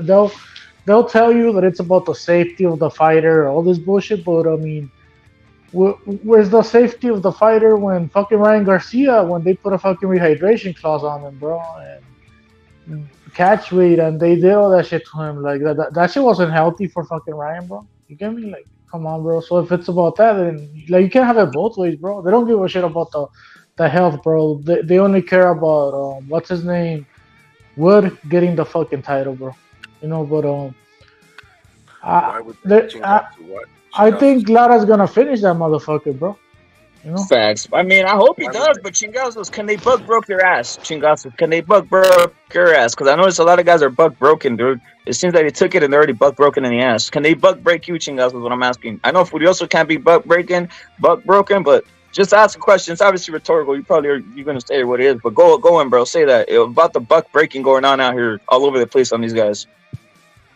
No, bro, you can't fucking buck break me, whatever the fuck that means, bro. And motherfuckers don't. I don't allow motherfuckers to get me on my ass, bro. So I mean, I'm always alert, bro. I'm always alert. Of my surroundings, bro. I know what the fuck is going on, bro. I got eyes behind my fucking back, bro. So you heard it here first, out, bro. You can't buck break fucking Pingasos, bro. You can't buck break Furioso, bro. You guys are getting buck broken, guys. Seriously. All the lurkers are getting buck broken. But going Furioso. The betting aspect of this competition, though, is what's fucking got to me. Like, Furioso, how do you explain him being favored like that? How does Vegas allow that, bro? How does Vegas or the gambling sites allow this? The favoritism is massive. How is gambling not involved in this? How are they not just throwing a wrench in this whole entire apparatus, Furioso? Changing numbers like that out of nowhere. And how do they still have Mauricio Lara favored? Is what I'm asking. How do we explain this, Furioso? Let's have a look. Let's have a look at the. I don't think Conlan has the power, bro. That's the thing. And Lara does, bro. He's known for his fucking Have a power, look at bro. the So I odds mean, for Lara. Lara's Have a gonna look at the odds. Lara's gonna win, and so is fucking Venado, bro. I mean, The thing is that Ben, the odds haven't changed. That's what I'm saying. The So odds what can we haven't make of changed. this then, Furioso? What is going on here? Is it that they're trying to rig it so, like, what's going on? You break it down, dude, because I don't understand. What's the play here? They Lara can win. Yeah, even though if Lara does win, he doesn't win the fucking title, and the title's still vacant. Only one guy can win it, and that's Woods. So even if Woods get beat, he's still then. What they'll do is they'll reward Woods and say, "Oh, you got beat to a guy who came in 5 or more pounds heavier. He cheated." Which he didn't cheat. Lara wasn't allowed to make his weight. It's only fucking Wednesday. hey, Furioso, if it goes the distance, bro, Lara's getting robbed, bro. We know that much. You know? Yeah, of course they are. And the thing is, Chingaso, so why are they letting the fight happen then? Why are they letting a guy supposedly, if he's heavier, why are they letting it happen? Why are they letting a guy come in heavier than the other? Theoretically, I'm speaking like they're saying. Yeah, isn't that health and safety? It doesn't make sense. Yeah, it's just excuses, bro. To strip Yeah, of they don't Lara, want to bro. stop the fight, do they? Because of the money. They just want to strip Lara, bro. That was their whole fucking purpose, bro.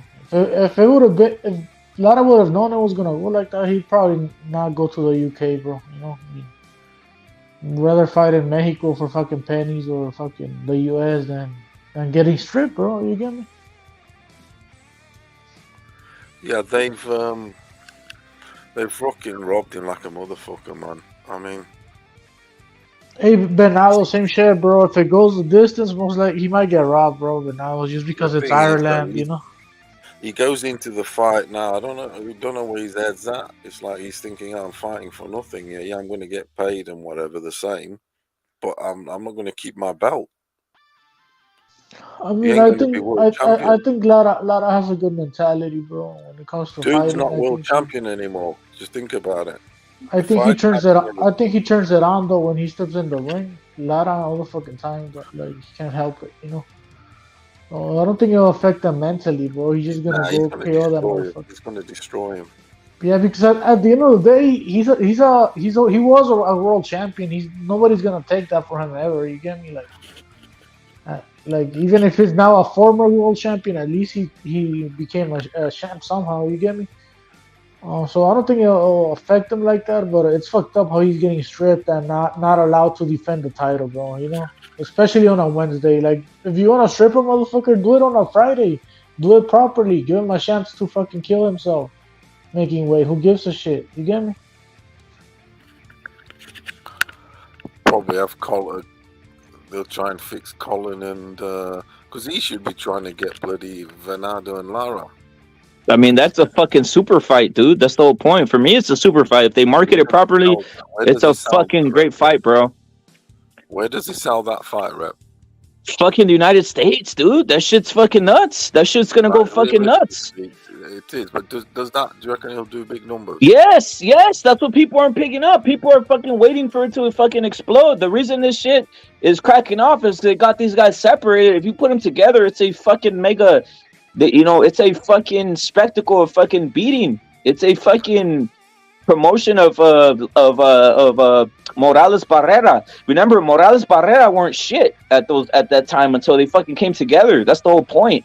When you bring two champions and then you fucking make them fucking punch each other in the face, that's when it's a fucking war in a sense. That's how you fucking, there it is, and they just like, fuck, this is weird shit, right? Dude, fight-wise, of course it's the best fight. Definitely the best fight. I don't want to watch Warrington fucking all bum now. Even Woods. Bum. They're already in their mid-30s. Lara's the future. He's 24. So they want to give Woods and Warrington their last hurrah. That last fight at the OK Corral, haven't they? Which is a stadium fight, 40,000. That would sell. Well, I think fucking Venado and Lara are getting the KO, bro, tomorrow. And if they don't, they're gonna get fucking robbed. But I think they're going to, bro, for sure, in my opinion. Or at least they'll score a bunch of knockdowns, making it too fucking obvious that hey, I won. You get me? Hey, Chingazos, do you see any outrage out there, bro? Or is it just typical cucks, just cucking guys? Just guys are cucked, bro. Or Mexicans No, already too cucked out I here? don't think people know, bro, what's going on with the fucking Lara titles Yup. and all that shit. The ones that do, well, I don't even know if they have a voice or they understand what the fuck is going on, bro. But it should be a lot of people, at least on fucking Twitter or something, bro, fucking talking about this shit. How they stripped them on a fucking Wednesday. You get me? Yup. But I haven't seen much, bro. I haven't seen much, to be real with you. They're cucked and medicated, bro, at this point. I think they're cucked and medicated, bro. Even like, look at, bro. I'll say this, bro. Week after week, I guess I'll go off on some of this shit, but I'm noticing the more guys are just soft, bro. You know what they want to talk about? Chingazos, black niggas. That's what they want to talk about, bro. I don't know if you noticed that. They want to talk about black niggas. They want to talk about other shit like this. I'm noticing they don't give a fuck about Venado Lopez, bro. They didn't give a fuck about Chonce Pela, bro. They don't give a fuck about Mauricio Lara, bro. They don't give a fuck about Mexican boxing, bro. I'm starting to realize this shit all the time, bro. At least not the way I give a fuck. This was fucking crazy, dude. They don't even give a fuck about even a fucking guy getting robbed like Loma. They don't give a fuck, bro. They just cuck on and they just fucking they drag on the other shit, guys. They're soft as fuck, dude. They're fucking like I don't know if this is I don't know if it's incels or what, bro. But I didn't grow up with fucking incel Mexicans, bro. I really didn't, guys. That's all I gotta say. I didn't grow up with incel Mexicans. I didn't grow up with fucking cucks, dude. I didn't grow up with fucking suckers out here, bro. I didn't grow up with fucking dudes, taking knees. I didn't grow up with guys who just have no backbone, dude. I didn't grow up like that, guys. I really didn't. I grew up in a different fucking place where everybody around me was like, fuck you, knock you out, and all this shit, bro. Seriously. That's where I grew up. I didn't grow up in a fucking weird world where fucking guys are incels and cucks and all they want to talk about is black boxing and being a fucking loser. I didn't grow up like that, bro. That's not me, bro. That's the whole point of never bending a knee and all this other shit. I've seen guys, I'm gonna put it up. Niggas took a knee to fucking Teofimo. Niggas took a knee to fucking Tank Davis. Niggas take a knee all over the place, bro. Niggas took a knee to fucking Canelo, dude. The Canelo getting fucking robbed, bro. That's the first off. They said I saw guys taking knees all over the place with Bebo and Canelo. Simply put like that. The little fucking experiments I'm seeing of fucking Canelo and Bebo, that shit was taking a knee. Guys were taking a knee all over the place. I was scoring and it looked like a tie to me. It looked like a tie to me. But we got a lot of cucks that just their fucking brain are fucked. So to them, they saw 8-4 or some weird shit. You know what I mean? Fucking nuts. It's nuts, guys. It really is. It's a fucking cuck-apocalypse out here, guys. It's a cuck-apocalypse, dude. Seriously, guys. It's fucking weird shit. We got fucking weird. It's weird motherfuckers all over the place, guys. We need to fucking give these niggas bomba or some other shit, dude, or fucking slap them around out here, dude, because it's really sickening, bro. It's really sickening, bro. I mean, the majority of the people are gonna be cooked out, bro. Hey, Chingazos, you know what I noticed? You know what I noticed? Our area isn't cooked, homie. Chingazos, our area is the fucking area where dudes is out here knocking out niggas and doing other shit, bro. I'm noticing that right now, bro. I'm noticing what the fuck, the fuck, bro. It's weird, dude. It's weird, Chingazos. It's weird, bro. You got guys cooking all over the place, taking knees on some weird shit. It's fucking. I never talked about no fucking black guy being a Mexican, bro. Where I grew up, bro. I never talked about no other weird. Fuck, bro. It's weird, dude. It's weird shit. Saluta Matador knows what time it is, bro. It's fucking weird, guys. And guys need to fucking fight for everything. Every inch, bro. And boxing's the same way. The guy who fights the less gets taken over. The guy who doesn't use his voice gets taken over, guys. They really do. They will take you over, right? You guys, if anybody just said, you get swimmed out. you get fucking drained out, guys. You get drained out, taken over, and all this, guys. The voice matters. The voice matters, guys. You need to get your voice and use it. You can't be just fucking, cucking. Even stay on code too is another thing, guys. Guys need to fucking stay on code, bro. And stop admitting this shit all over the place, bro. Seriously. Guys are admitting to fucking shit and niggas are laughing at them. It's fucking crazy, dude. Wild, bro. Chingazos, what do you think of Venado Conlan now that we're seeing this? That's the fight that I guess is not blackmailed right now so far. But what do you think of Venado Conlan, bro? And I want Furioso's thoughts on it too, by the way. Like I said, bro, I think Venado's gonna get a KO. I don't think Conlan has the power to worry Venado in any manner. And the thing about Venado is if you don't fucking make him respect you, he's gonna keep coming at you. He's gonna keep coming at you, and he's not gonna stop. And you need to find a way to get him to take him off you, bro. Break his fucking momentum, all that shit. I don't think Conlan has the ability or the power, to get fucking Venado to respect him, bro. So I got Venado winning by KO, especially based on his style, bro. He's super aggressive, and some people say he's defensively flawed, but I really don't see it that much because he knows how to move. He moves a lot. You get me? He doesn't stand in one spot. His head isn't always on the fucking center line like a lot of these motherfuckers. You get me? So. Venados has underrated defense in a way. He does open up a little bit, but that's because he wants motherfuckers to come in, bro. And because he's always has a lot of fucking movement on top, But it's gonna be a KO, bro. And as for Lara, bro, they always try to screw him over, bro. Like all the fucking time, they screw him over with Warrington, bro. On the second fight, like that motherfucker got himself disqualified on purpose, bro. So and when Lara goes to the UK, sometimes he gets booed, bro. So I mean, I don't know, bro. He keeps so I guess they're like, we gotta screw this motherfucker already or something, bro. I don't know. I don't think the promoters like Lara, bro. Or the British board or any of those motherfuckers, bro. And in America's probably the same shit, bro. I know, dude, you're dealing with that. Yeah, you're dealing with this shit every fucking, every, like, on the road, bro. You're dealing with it 24/7. Canelo had to deal with this. He had to fucking obviously fight a certain style to dominate, bro. Like, you literally have to dominate, bro. That's the problem. That's the problem. Not a problem, but something that Mexican boxing is used to. You got to dominate, bro. There's no fucking, like, that's why to me, like, some of these robbers is what it is. You gotta dominate, bro. You can't just be fucking letting your, just fucking taking it in the ass, bro. If you're a Mexican boxer, you gotta dominate. That's why they fight so aggressive, bro. That's why Venado has the style that he has, chingazos. His style is to fucking just go in and dominate you, bro. To land a fucking myriad of punches and fucking kill you, dude. That's the whole point. He's not in there on some fucking pity pat, type of fucking boxing, dude. He's on some dominant style, dude. He's not on some bitch made shit, dude. See what I'm saying? So it's like, that's why I think Venado's really gonna take it out on fucking Conlan, guys. I had it like I was. Look, bro, for what it's worth, at least Venado didn't get robbed last time he was in the UK. He did get the fucking decision.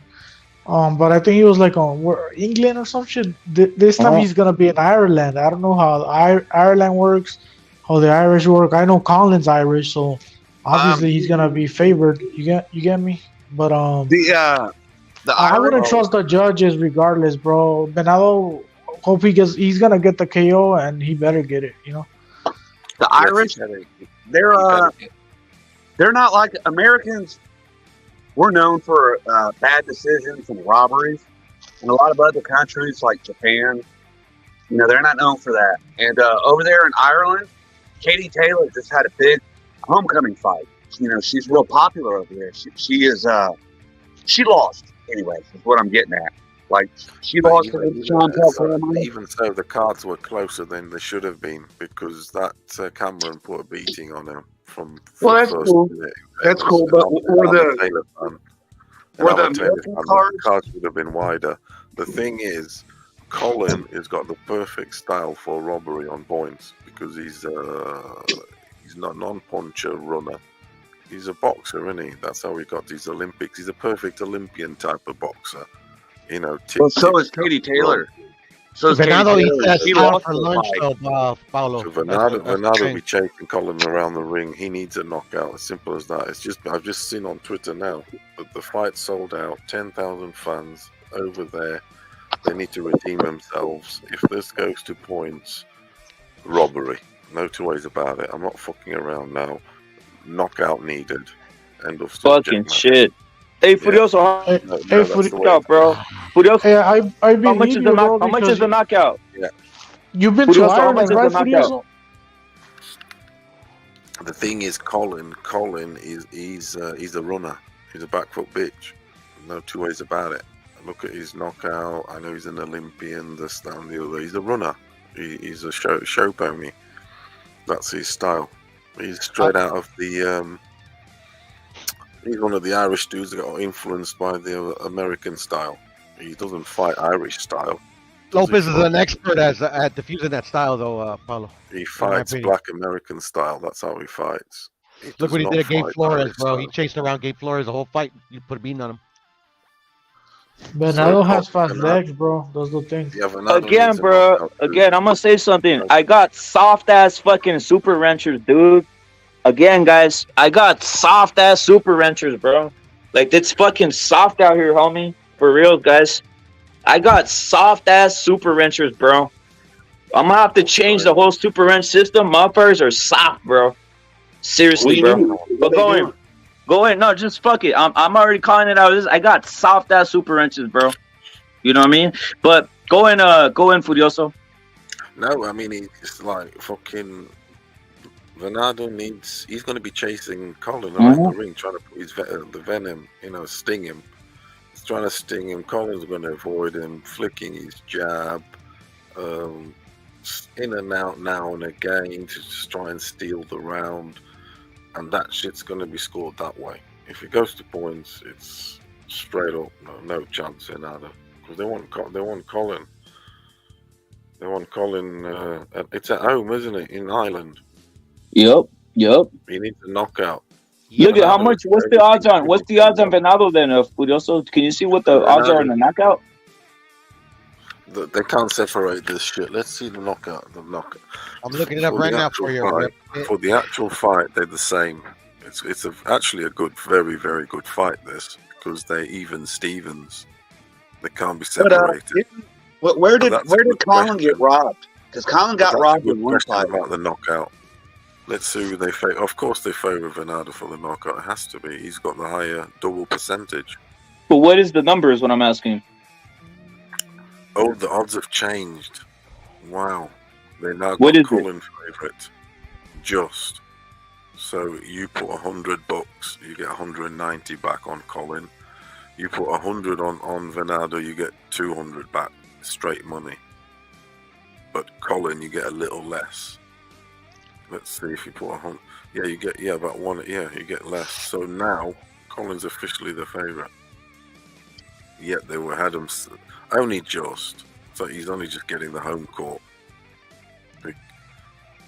Now the knockout. Luis Alberto Lopez. 3-1 by KO technical disqualification. And Colin, he's like fucking 7-1.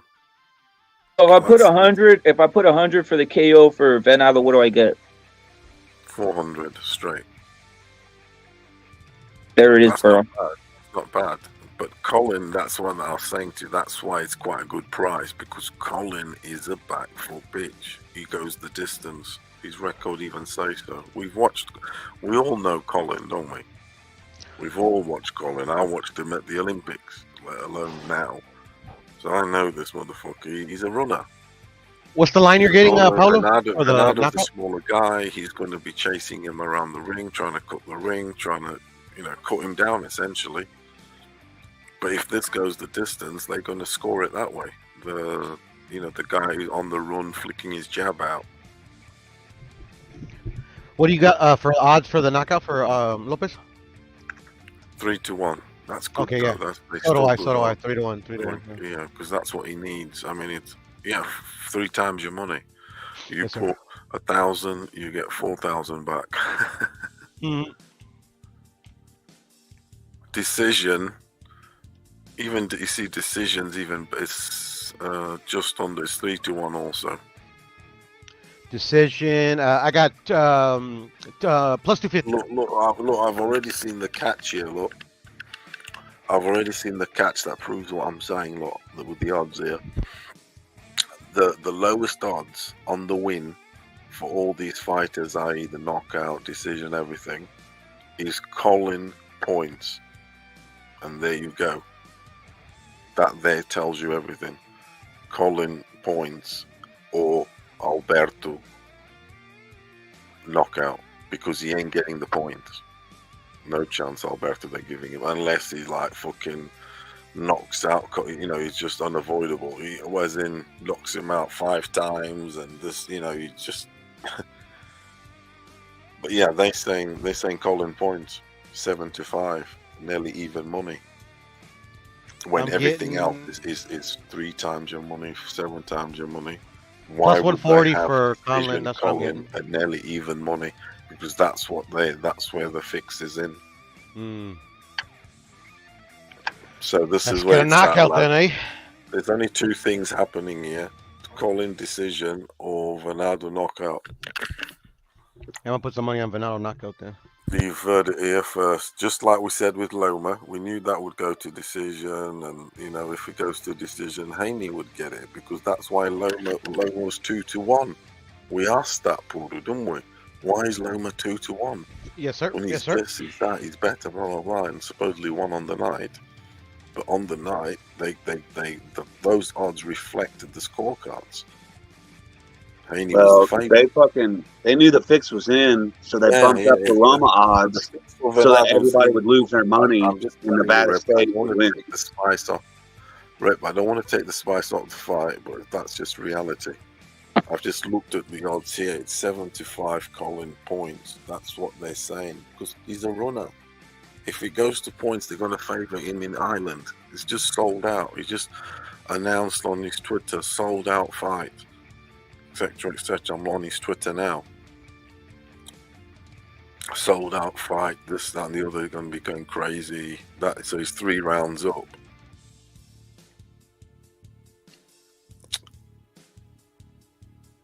The Irish need cheering up because Katie Taylor got beat. So look out. In her hometown. I'll be checking them scorecards anyway, like we always do. And Moretti, shame on you, bitch, last week. Yeah, fuck that dude. Fucking little bitch. And How Tim can you give Cheatham. how can you give round 10 to fucking Haney? Little Yeah, bitch. man. He flipped the Disgrace. scorecards there. Bang on He did. 10. Little bitch. Anyway, so that's where it's at. Venado needs a knockout. If it goes to points, Conlan. That's my breakdown. It's as simple as that. Easy peasy. 1, 2, 3. Paulo knows what he's talking about. Listen to Paulo. Yeah, that's how it is. It's every week. Curioso, that's the line you've taken. That's the line that we know is what it is, dude. Literally, that's the line you got to really take. Like, I've always known this. If you're Mexican, you got to go for the knockout, guys. If you're Mexican, you got to go straight for a knockout. And again, I'm gonna call out the fucking Super Ranch moderators, guys. What the fuck, dude? That's all I gotta say. What the fuck, dude? Guys, what the fuck? You know, I'm letting this live run, guys. But trust me, what the fuck with the Super Ranch moderators, dude? That's all I gotta say, bro. But go in, Furioso. But I'm gonna have a go on that 3-1. Yeah. Stop. I will do it, even if it's a 10 or 25 or it was 3-1. But I ain't putting Venado points, for instance. Yep. Nah, this is a fucking KO, dude. If you're betting, go with the KO and that's it, bro. Fuck all this shit, guys. Like, if you guys are betting on the Venado Lopez Conlan, you'd be a dummy or a doofus just to go with the decision at this point, because it's the odds you got to take into consideration. It's the road shit, dude. Same way with Lara, guys. You might as well double it up if you're gonna do it. If you guys have a little bit of money to spend, double up the Venado Lopez and double up the fucking Lara as a fucking TKO or stoppage, bro. I don't know how much that's gonna get you guys, but you might as well run with that shit because that's the only. If you're gonna bet on both of them, guys, that's the only thing, bro. I think Lara's going to come out fucking angry. I do. Pissed off because they're trying to demoralize him. That's what they're trying to do. Because it's like when you take the gold off someone's waist like that, it can demoralize you. Of course it can. It's like, oh shit. It's like, you're not a world champion again. What do they say, Repi? When you're a champion, you get that extra 15, 25%, whatever it may be. So they be trying to take that off him. Yeah, psychologically, morally, everything. And some fighters, that will affect him. I think Lara, it won't. I think it'll make him more of a killer. But it could do. It could do. That's what they're going to do. Demoralize him. By stripping him. That's what it is. They've literally stripped him. That is a demoralization of a human being, isn't it? When you get stripped. There's that perception, isn't there? That's what he's been done. Crazy stuff, lads. Crazy world. Boxing's crazy, it is. They flip it on you every week. Okay, now. Hey, Furioso, you know what's fucking crazy? I hate passive motherfuckers, dude. That's what I don't like, dude. Seriously, Furioso, I hate passive motherfuckers out here, dude. Because it's like... Nice. Yeah, dude, I'm starting to be sickened of this whole passiveness, this whole fucking world of guys just fucking talking like they're eating a fucking dinner, dude. Like, what the fuck, dude? Like, guys, it's really fucking sickening, dude, to me, dude. It really is, dude, for real. I don't know what else to tell you guys. I know some of you motherfuckers are whatever, not you guys in chat, but some of the motherfuckers are gonna hear this shit. Guys, if you guys are hearing, you guys should be sickened, disgusted, and all this shit. Look, I'm gonna watch this fight tomorrow, guys. You think I'm not gonna watch this one in fucking Lara? The point is, I'm going in knowing what the fuck's happening. What are people up against? That's what I know, bro. No, I want to see the weight. The weight. Yep. Weighing, there's still the weighing though, isn't it? He's still going to make that weight. Oh, he's gonna make the weight. He's probably not eating. He's probably not eating anything right now. Furioso, he's probably fucking, can't even sleep because he can't even eat. But that's the whole point. It's like, I just know that Lara is at a major disadvantage, bro, right now.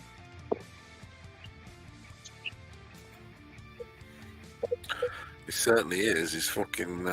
He ain't world champion anymore. What double you doing here then, Furioso? What are you gonna do right here? Are you gonna do a double, or are you gonna do anything with this shit, or what? Well, let's have a look at this then. Break it down, because you know what time it is. You know how to. Venado, Lopez knockout.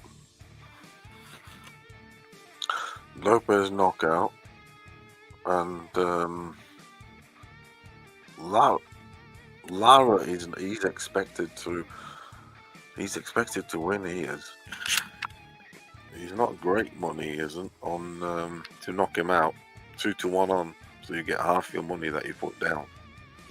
Whereas Lopez, you're getting 3 times.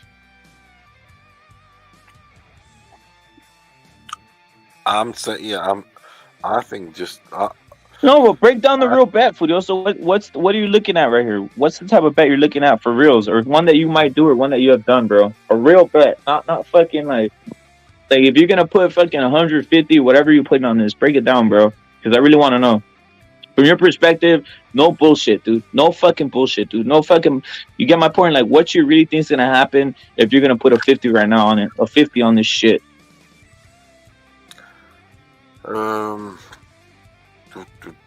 Yeah, that's look from the on here. I believe I'm going to bet as an outsider, so to speak. Yeah, on some like preference. But I think that from a business point of view, I think Conlan points. Okay. Right. Yeah, no, this is business. This is not what we like. This No, is no, not. no. That's what I'm trying to say. So it's calling points I from your wouldn't bet perspective. that. Yeah, but I wouldn't. I'm not going to bet that just out of point because when I'm watching and all that, I don't want my money on the guy. I don't want the money on the guy that I don't want to win, so to speak. So I'd rather just take the chance and go for for the guy I want to win. So to speak. It's like I don't bet on against my own football team, for instance. It's the same shit. But I think from the business thing, it's calling points and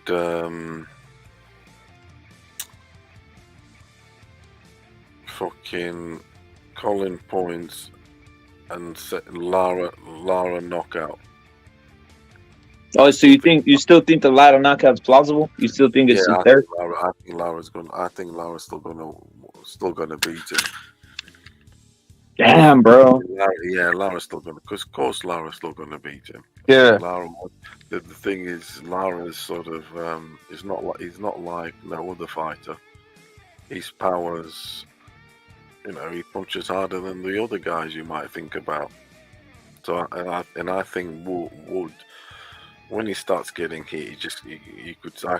I saw in Wood's face when he got hit.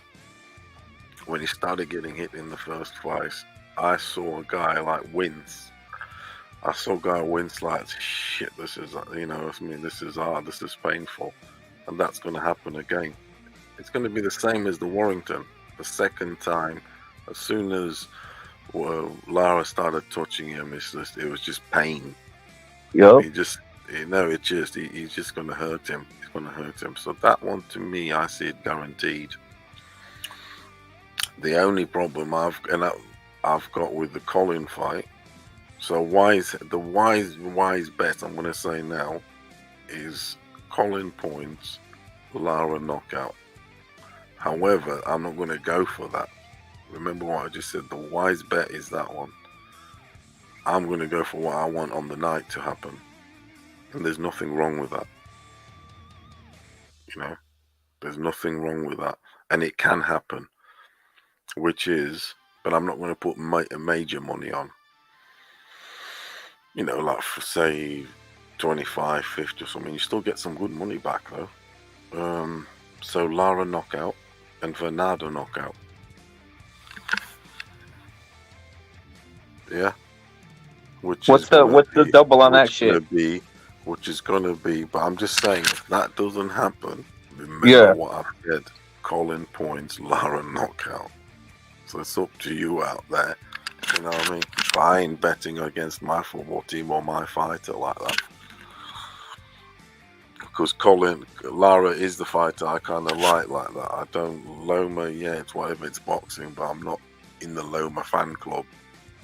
But yeah, I subscribe to Lara, so they really did this. They really did them dirty though. Like you can never, like, how do you come up with this scam fucking 3 days ahead of time? It's just fucking hilarious, hilariously fucking devious in a sense. I don't like it, bro. It's trash, guys. It really is. Like, Lara knockout. Fuck, dude. And Venado, it's about 6'5", about 5. Venado, Lopez decision, Lopez knockout. Let's have a look at 5-1. Yeah, it's about 5.5 to 1. Yep.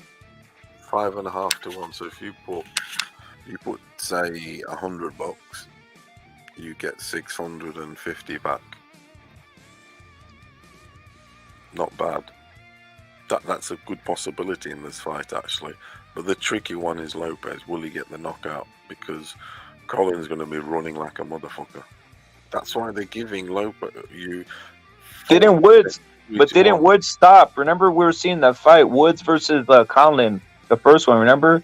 And I was thinking Conlan was going to win. He did stop it. Yes, he did stop it. But that fight, it was I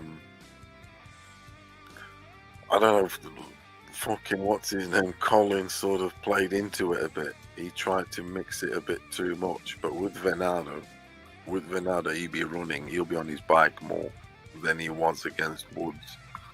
And he did stop him, but you saw that was Rocky shit. That was right in the Yeah. last second, you know. So it showed you that Colin, he be running. So he's got the experience for that. He did it with Woods. He'll do it with Venado. But Venado's mobile. He is very mobile on his feet. And I know he can cut the ring off. And he's good at body punching, switching.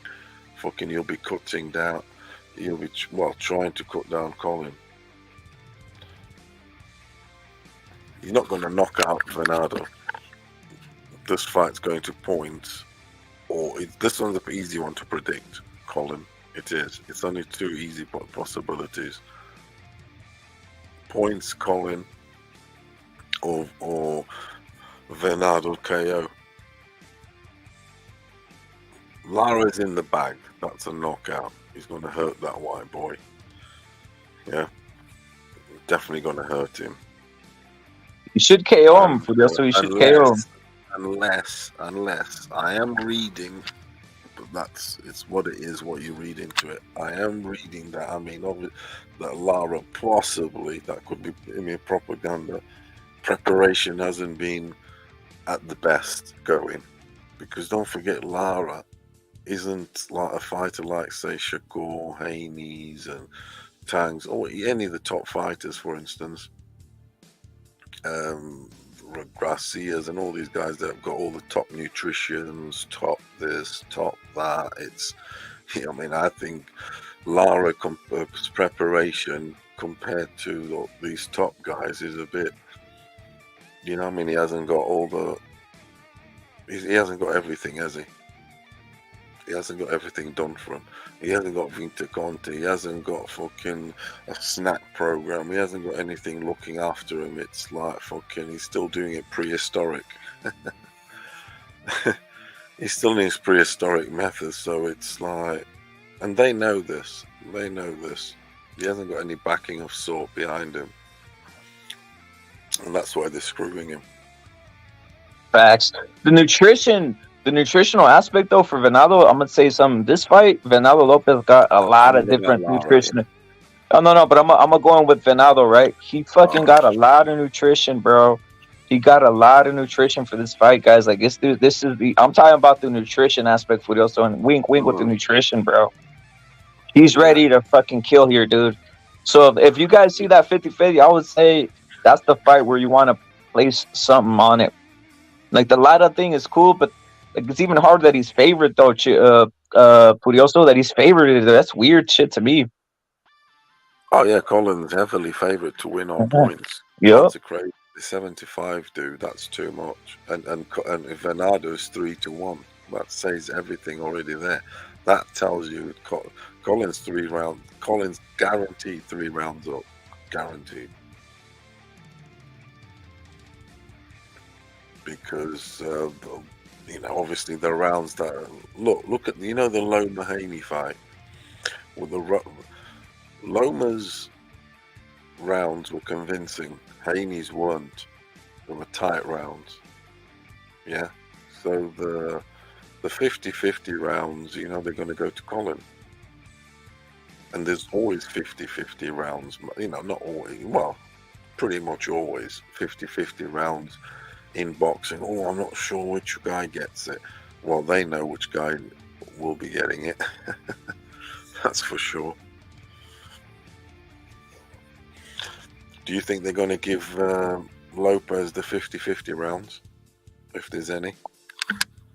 Nah, it's a fucking KO, Furioso. That's the point. I'm just looking for the KO, bro. I'm not looking at the fucking 50-50 list. It's just the KO, bro. To me, I'm definitely putting it the cheeky one. What they call a cheeky one on the both KOs, because there's good possibility Venado's gonna hit. He'll be the hunter on the night. Lopez will be the hunter. He'll be hunting. He'll be searching. He'll be looking for Colin. Colin will be avoiding putting his jab out, doing his boxing little fucking frilly, which he does. I think he's like a frilly boxer, a little frilly little girl, if you get me. The little bitches on the outside that just flick their jab and run and rotate, if you get me. which I don't want to offend and I will offend the Usyk fans. Usyk does a lot. And Haney, when you say Haney fight, Usyk fights like, that. Let me say something real quick. Let me say something. Alonso, you duck. Wait, hold on. Alonso, you ducked the panel, bro. I dropped fucking like 10 streams, and you just ducking the panel, and you just fucking crying, bro. Seriously.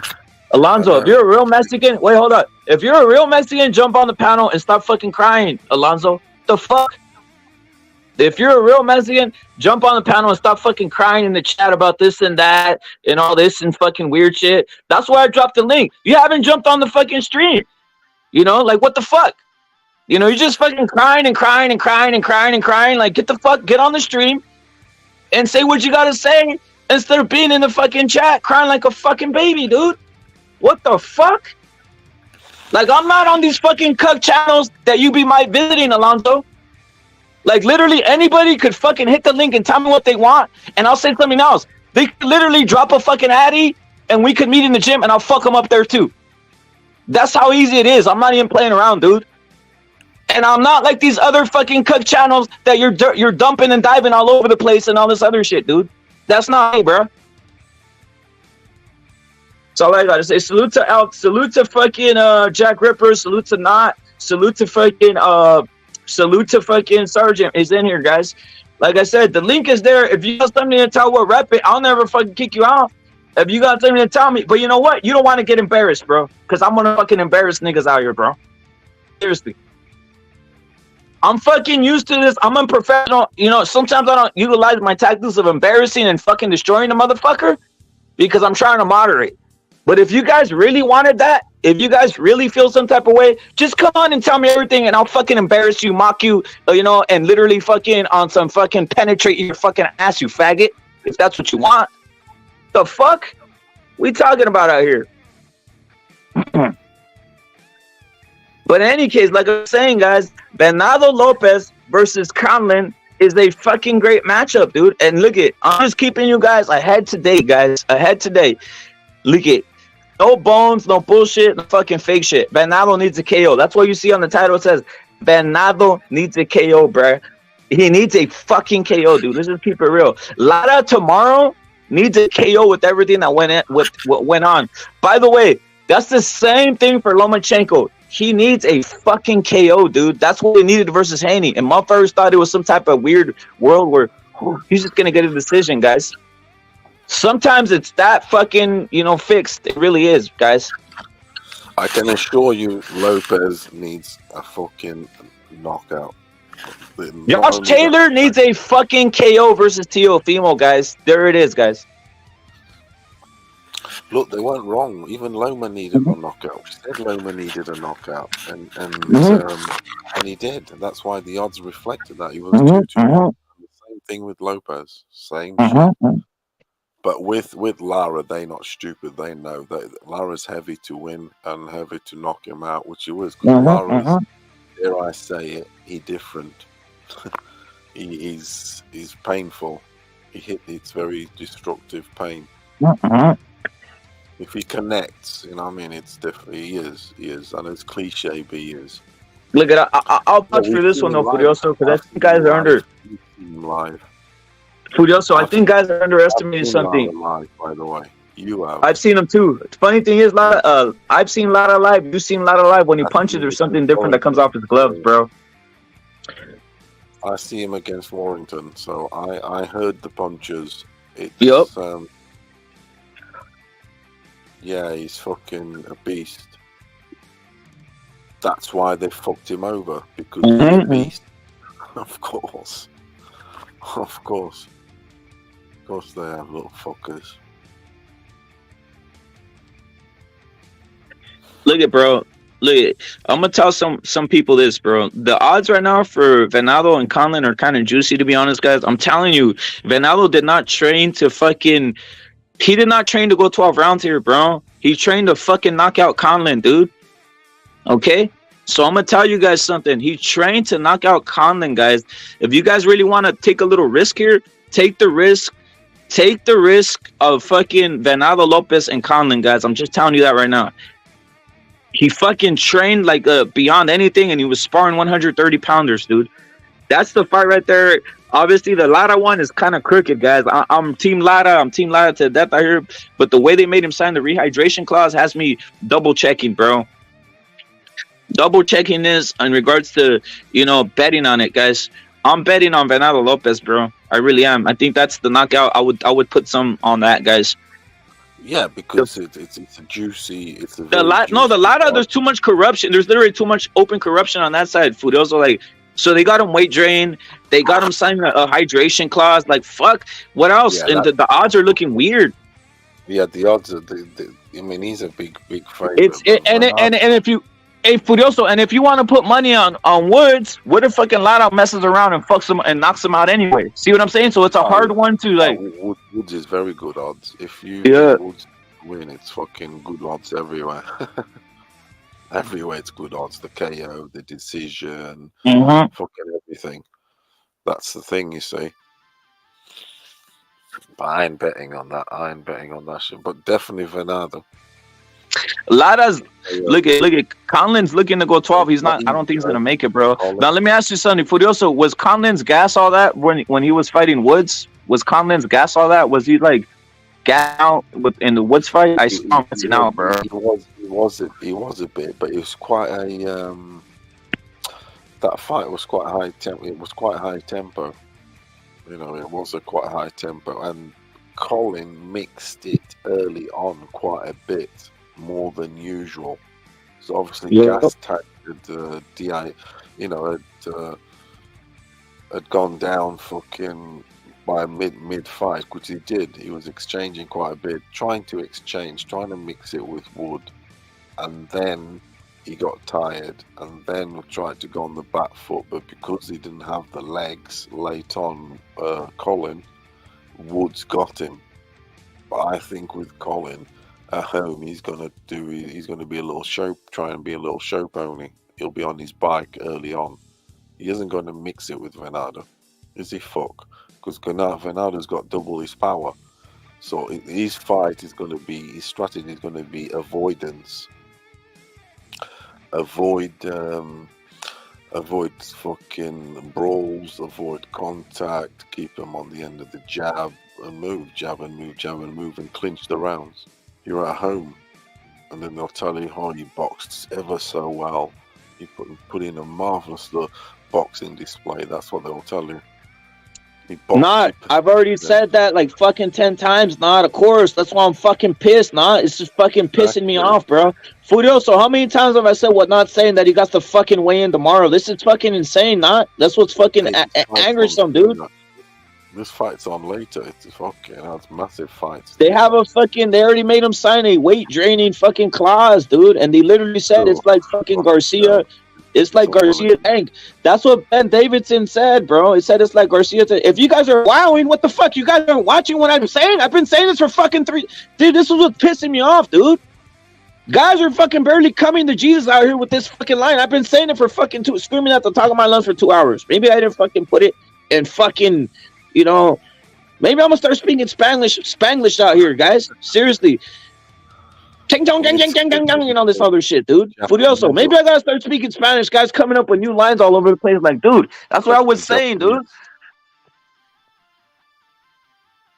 Crazy, guys. Seriously, guys, it's fucking insane. They're fucking weight draining fucking Lara like not a saying. It's fucking insane, dude. It's what's pissing me off, dude.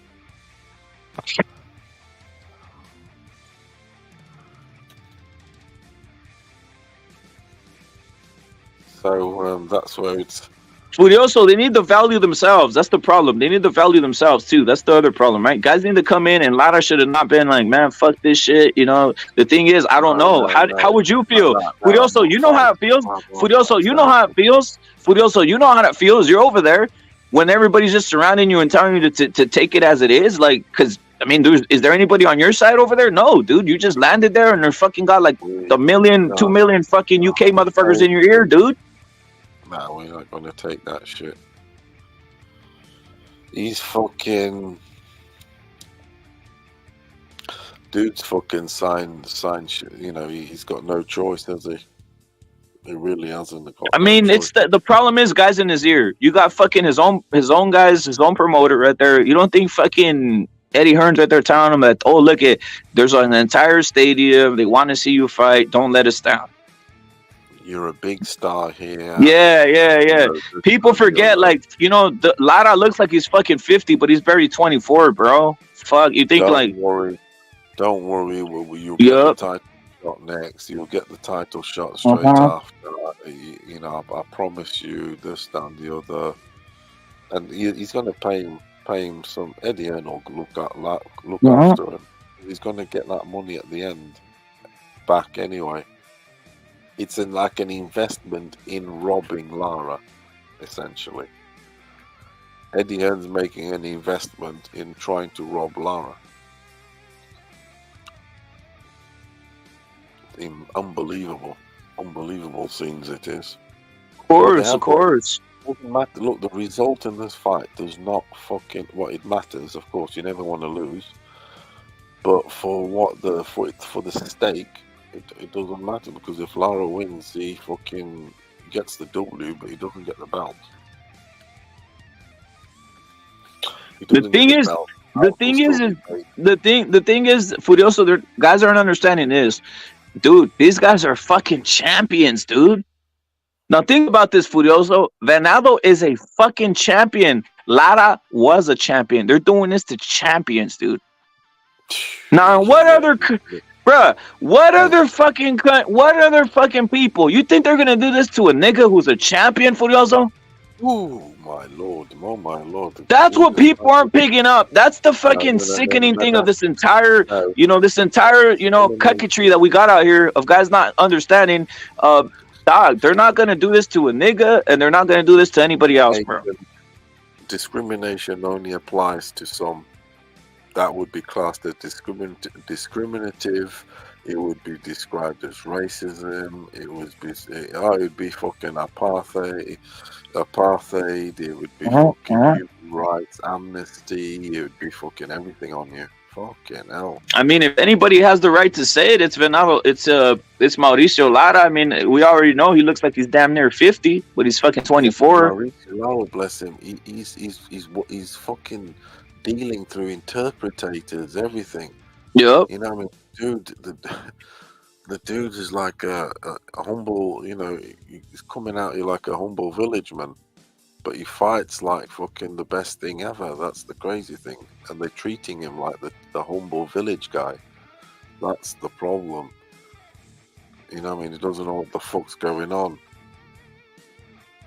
And it's not that he's happy in that role, but he's kind of like, he doesn't know who to turn to. He's got these attorneys coming up to him in suits and fucking files of paper, this and that, and he sat there with his WBC cap and all that, and he's like, yeah, and he's got one interpreter in one ear and one interpreter in the other, and it's like, yeah, whatever and all that, and then he's got his family ringing him up. He's got his family ringing him up and says, look, you know what I mean, it's, just do it for us and stuff. You don't do it for, you ain't got the belt, but you can do it for us. He ain't got any insurances, has he? Bro, dude, you know what's crazy, dude? So I'm gonna call something out. I saw more guys, with more passion for Teofimo Lopez than fucking Mauricio Lara. That's the fucking sad part I'm seeing out here, dude. Sickening, bro. Sickening, Furioso. It's sickening, dude. Nobody cares about him, dude. Nobody like that. And then the ones that say they do this and that, they don't really. They don't. They just want to be, like, oh yeah, because he's, and I'll even say it. And some are also like the so-called raza and all that. They're on some fake shit. Oh yeah. They are fucking really. Furioso, dude. Really. They are, bro. It's like, what the fuck, dude? Like I said, it's like, it's crazy, bro. It's crazy, dude. It really is, guys. It's just on some weird shit, dude. And the thing is, at least, like I said, the fucking receipts are here, guys. The receipts are here. What's the receipt? I'm putting it out here so people know, bro. And there's many receipts that I have out there of receipts, just calling shit out. You guys didn't see me bend the knee with Ryan, homie. That's all I got to say. You guys didn't see me bend the knee. I called it what it is. It was a fucking robbery. Again, I'm calling this shit out what it is. Mauricio Lara is getting fucking robbed, bro. But guys are fucking taking knees all over the place. That's the sickening part. I was fucking calling it out when Vargas got robbed too. When Ray, bro, I was literally fucking sick into my stomach. I said, where's the outrage, bro? The Chon Cepeda, I was like, dude, he's fucking, they should have not even stopped it. It's bullshit. That's a robbery, dude. Again, guys. Nah, but guys, you know what I saw? I saw more guys fucking angry with Rolly. What the fuck? Guys are angry that Rolly, that something happened to Rolly or some fucking weird guy from who the fuck knows. Furioso, guys were more angry that some fucking weirdo from fucking Venezuela got robbed, some old motherfucker. You think I gave a fuck? I half gave a fuck, dude. Seriously. They're more bothered about the Honduran heritage. It's fucking nuts, dude. Getting robbed.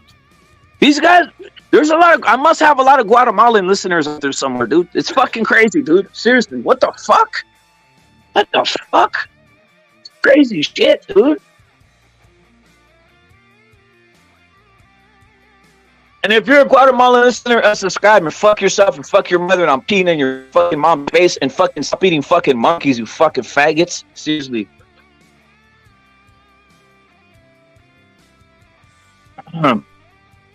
Guys, like I was saying, people have to get outraged and start fucking, calling shit out. We're leaving the receipt with Mauricio Lara, dude. Seriously, we're leaving with the receipts with Mauricio Lara, dude. Someone has to call it out tomorrow, guys. When you guys are seeing this fight, don't act naive. Don't act like a dummy, dude. If at the end of the day they say, split decision, Woods, time to get outraged. But just know that you should have been outraged today and yesterday, bro. When they were fucking fixing this fight, guys. Like, come on, dude. We got, like I said, we got the receipts. The receipts are here. This live needs to be put, and it needs to be put, and it's there, bro. Literally, the title states, Mauricio Lara robbed, bro. That's all I gotta say. Mauricio Lara robbed. Get my point? Robbed. Robbed, guys. Robbed, bro. A robbery ensued here.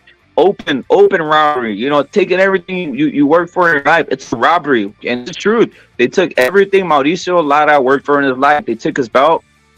They cut his purse. Who knows what they did? How much did they take off of his fucking purse for this fight to happen?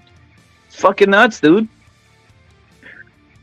The double I have, though, I'm going Mauricio Lara, out of fucking faith, out of faith out here, and out of just that cheer, bro. I'm still taking Lara, bro. I'm still taking, I hope he wins. I hope he KOs this motherfucker, right? But I know that I'm rooting for a fucking cause here, bro. It's a rooting. It's what you call rooting, right, Furioso? You ever heard the term rooting? Like you're rooting, you're fucking cheering? Yeah, I'm cheering, but I know the fucking fix is fucked as hell, dude. It's all about the rooting. Fucking too right it is. I mean, who were you rooting for, Furioso, when it was fucking Benfica and the Italian fucking scumbags? Like, come on, bro. We knew what was happening. The Italian scumbags, they had this shit fixed, bro. Dave Moretti. Yep. And then Dave Moretti flipping it on Loma. Yep. No, that shit must have brain fucked you, Furioso, because you literally had it up 10-2, bro. 10-2, bro. Just like this, but I knew it was going to happen. We said it was going to happen, but the odds and this and that, and from what I was seeing with my eyes also, true tested eyes, I'm like, it's good. This is good, and then flip, bang, on you, and we knew. But you always think to yourself, look, I'll trust the system. They're good. They're honest. No, I'm seeing the right thing, but no, the system is always flipping it on us, always. And that applies to every walks of life, by the way, not just boxing. But yeah, they went crazy on it. So this weekend, Conlan points. Obviously, it's not what I want, what we want. Yeah, but I'm just saying, from a system point of view, it is that. Venado needs a pitch. There's no getting away from that. That's a set of stone. That's granite. Yeah, that's granite stone. It's in stone, set. Venado needs a KO. These That's guys just need the way. KOs, bro. That's why I have it up there. I have Venado Lopez needs a KO, bro. It's like, guys, like, The pyramid is built like that now, yep. You need the knockout to topple it. You ain't climbing it to the top. You have to topple it. And that's hard because it's got set foundations. It's fucking tough, man. It really is. Yeah, it is, bro. It's a salute to Knockout Net. It's a corrupt system out here, bro. It really is. It's fucking insane. I believe. I don't believe like R. Kelly, but I do believe. Yeah, you don't believe you can fly and all this shit. I don't believe like R. Kelly. I do believe in the knockout. I believe. Oh, fucking hell. Hey, this is nothing new to me, guys. Though I'm a fucking. Obviously, you guys know I'm rooting for Mexicans all over the place. But this is nothing new for me. I already knew. Like, come on, guys, going over there. I said he needs a knockout. That's why I was. The matter of fact, the most shocking shit I've ever seen, Furioso, was when Venado got the decision versus Warrington. I was like, what the fuck? It's insane, dude. Yeah. That shocked the shit out of me, dude. I'm being serious. That was the shocking shit that I was like, what the fuck? How do you get the decision over there? That's weird, bro. But he did smash him, though. Yeah. Hey, so on Facebook, somebody made this post like, "How do you score fights? How do you score fights?" And this is how this is basically what I said: clean punches, effective aggression, ring generalship, defense. Clean punches, most fights, this is an obvious criteria. It's also how amateur bouts are scored without effective aggression and ring generalship. Effective aggression really is a twofold criteria. It's power and accuracy. Ring generalship, basically ring IQ. Nullify the opponent's strength, capitalize on their weaknesses. Defense. Defense doesn't mean much unless you're capitalizing on missed shots, whether it's countering or being able to score after a reset. When rounds are close, hard to score, you have to give credit to effective aggression and ring generalship instead of the champ gets those rounds because it's close. That's called bias. This is why Shakur and Bud said Loma landed the harder, cleaner shot, effective aggression. He pushed the pace, ring generalship. Simply put, amateur scoring is clean punching, rack up points because it's a 3-round bout. Professional boxing is about inflicting damage and controlling the fight. What do you guys have to say about that? Am I a fucking casual? You're right. Wait. He's right, though, Furioso. But the problem is that they score it as amateur boxing, is what they're doing now. Justin, they're scoring it like amateur boxing, bro. All fans of pure boxers, they score fights like they do in the amateurs. It's just clean punches. It's a point. Doesn't matter how hard, how soft it is. It's a point. If you just barely touch the padding on their body, that's a clean punch. That's a point. That's what I'm trying to get at.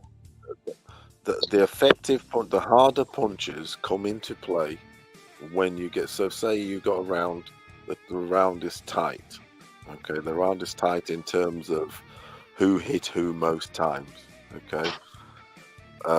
When that happens, then you go to effective punching. What the punching that the most telling punches, the harder punches. So who got the more damage, so to speak. So you got to have the aesthetic eye to look who had who rocked who more, because you can hit each other at the same time, so the same amount of times. I agree with that. Yeah, but another thing about effective aggression is accuracy. I can hit you. I can hit you 10 times. You hit me 10 times. It's an even round. But then let's take it to another level. Let's take it to another level. Let's say I might have rocked you in my fifth punch. I agree with what you're saying. But what I'm saying on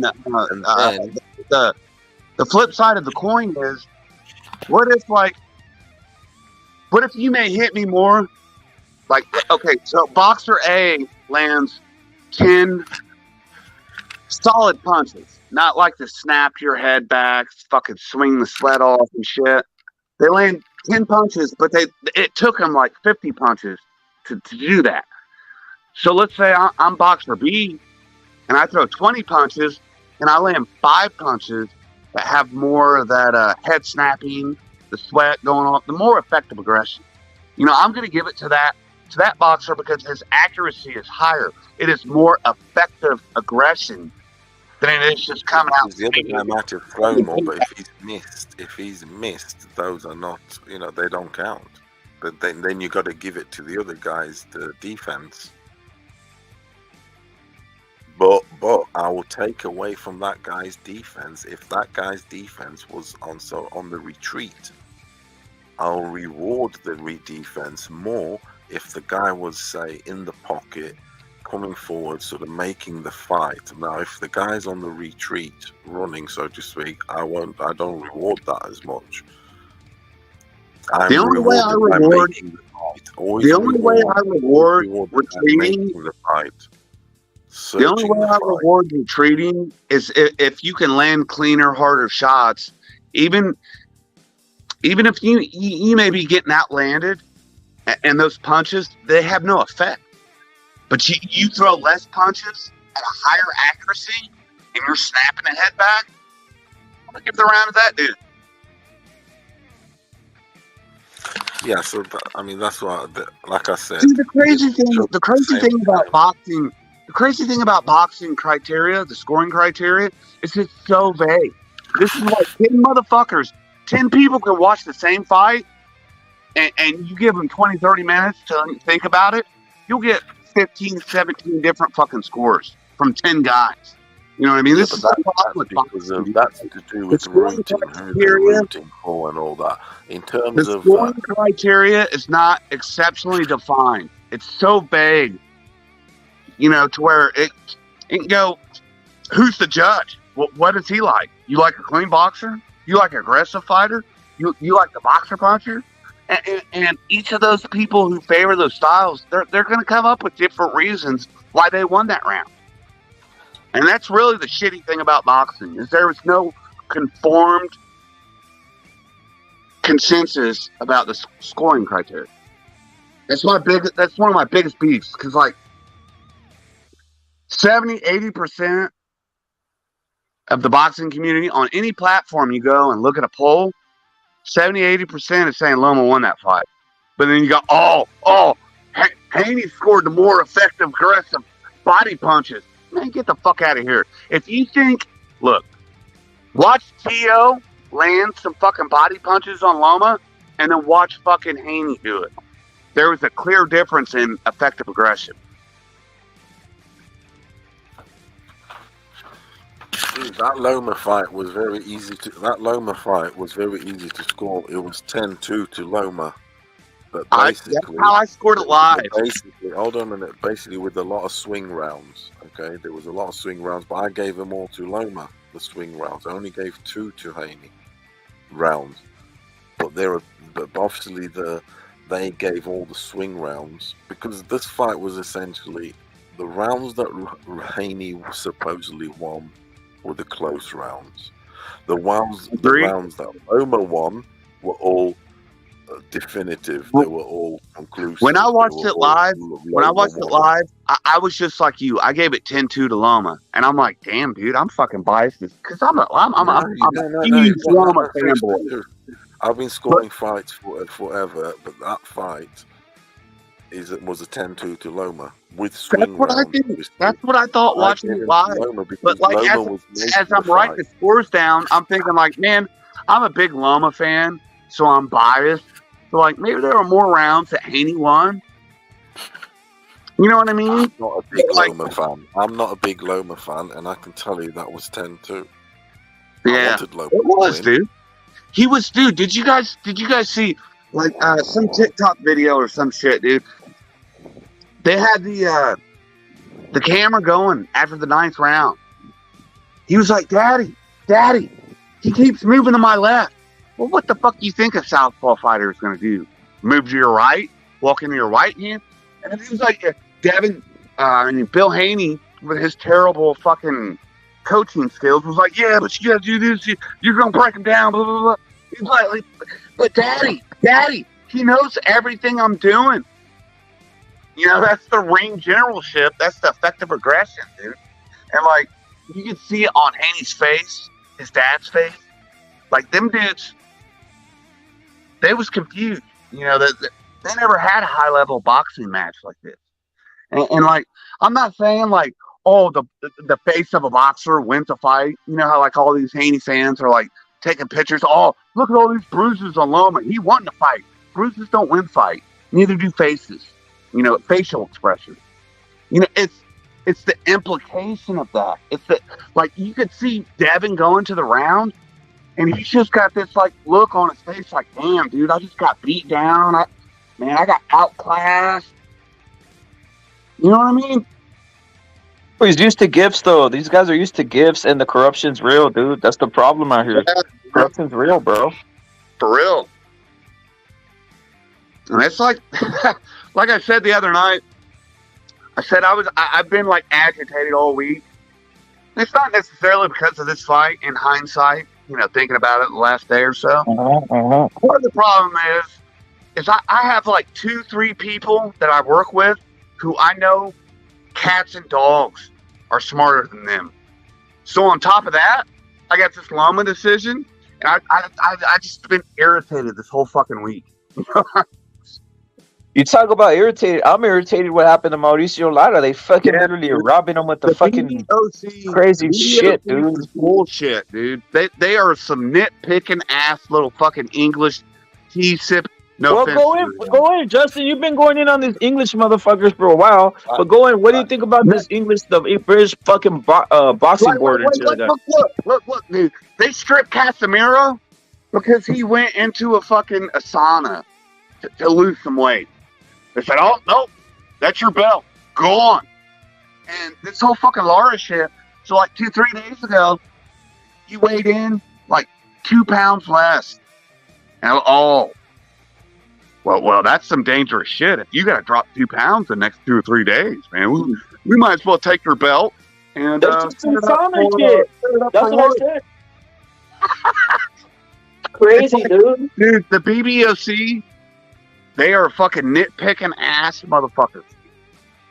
They're over there eating their crumpets, drinking their tea, putting some brown sauce on the crumpets, thinking of everything they can do to set up their guy. And you know what? It doesn't matter. I don't give a fuck if Lara didn't make weight. He didn't have his belt. He's going to knock Woods out. And probably more emphatic. I do care about the belt. More emphatic fashion. Well, going for also think about what do you think about about the belts in a sense? They're just trying to it's money making, right? I do care that they stripped him of the belt, and then it's like this, Justin. So the shit that they did to Lara, why are they allowing him to go heavy into the fight? Instead of American judges who sided with Haney, we got British judges who are siding with Wood. Straight up. They shouldn't have a guy then going heavier than the other into the fight. They shouldn't make the fight altogether. But business said carry on. The reason why they took the belt away from Lara was because he was 2 pounds less like 2-3 days ago. And they're saying, "Oh, you can't lose all that weight. It's going to be dangerous. So we're just going to take your belt away from you." And we're Isn't it the thing is then we should flip it on the boxing board of control and say, isn't it dangerous to go heavier into the fight than the other guy? If you can't work, it shouldn't be one way. And okay, so here's my thing. If 2 pounds for Lara is going to make a dangerous fight, well then how the fuck is Haney draining himself and then regaining 20-25 pounds on the fight night? Yeah, what about Shakur? What about Shakur against Conceição when he was like double the size nearly? He was definitely 20 pounds he was heavier. a couple pounds off. Yeah, he weighed a couple pounds off. You're right. But obviously it's different rules for different regulations, for different boards, for different countries, and they've just pulled this one out of the fucking last row of the Cabinet Library in Oxford. Or should I say Cambridge? One or the other. Absolute bullshit it is. But they're ripping him off. Lara, no one cares about Lara. Tomorrow it's forgotten. They're scumbags. And I'll say something else. You said perfectly, different rules for different folk. different rules for different folks out here. Shit. That's the name of the boxing game. You know what I mean? Shakur's a bitch. Shakur's a bitch. Shakur's a bitch, and they fucking let him go over there over weight drain over a guy like Constantino who was weight drained, and they let him beat up on a fucking guy who was weight drained. But see, on the flip side of the coin, they let fucking Haney get an unusually early fucking weigh-in at 7 a.m. This means he had 36 hours to fucking rehydrate. You know, the classic A-side handicapping, because, you know, he's American, he's favorite. Judges are going to, the state commission is going to let that shit go. It's fucking, man.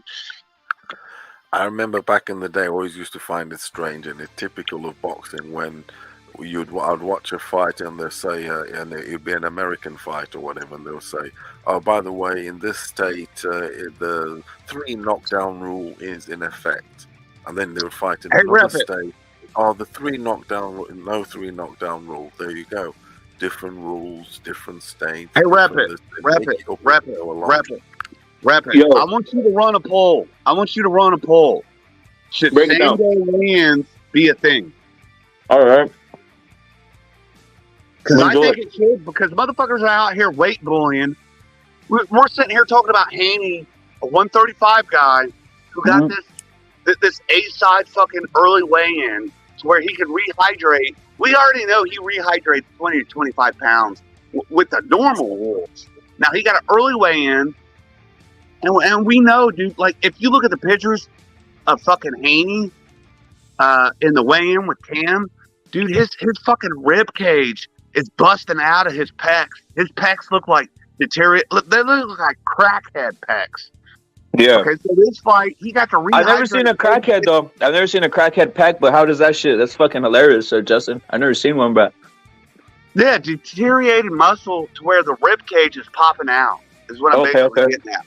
That's how drained he was. Now, if you look at that, you look at the Cam fight, the Cam weigh-in, and you go to the fucking Loma, dude, he is completely rehydrated. All his muscles are full. You know, he's getting the A-side handicap. 25, maybe even 30 pounds rehydration. Like, why are there weight classes if you can fucking starve yourself for a week before the weigh-in and then rehydrate 25, 30 pounds afterwards? The problem is it's inconsistent rules, Justin. That's the problem. Look at So one day they'll have that. But the next day they'll say it's bad. For being 2 pounds under the fucking weight limit 2-3 days before the fucking fight. There it is, bro. Bullshit, dude. There it is. Put that poll up, dude. Same day weigh-in. Do we need to go back to the fucking old day? I just want the local shit. Fucking fuck all that if you weigh in, like you said. If you weigh in at the fucking day of the fucking time, it is what it is. Fuck it, dude. I'm already sick of all this shit, bro. Yes, dude. It's fucking...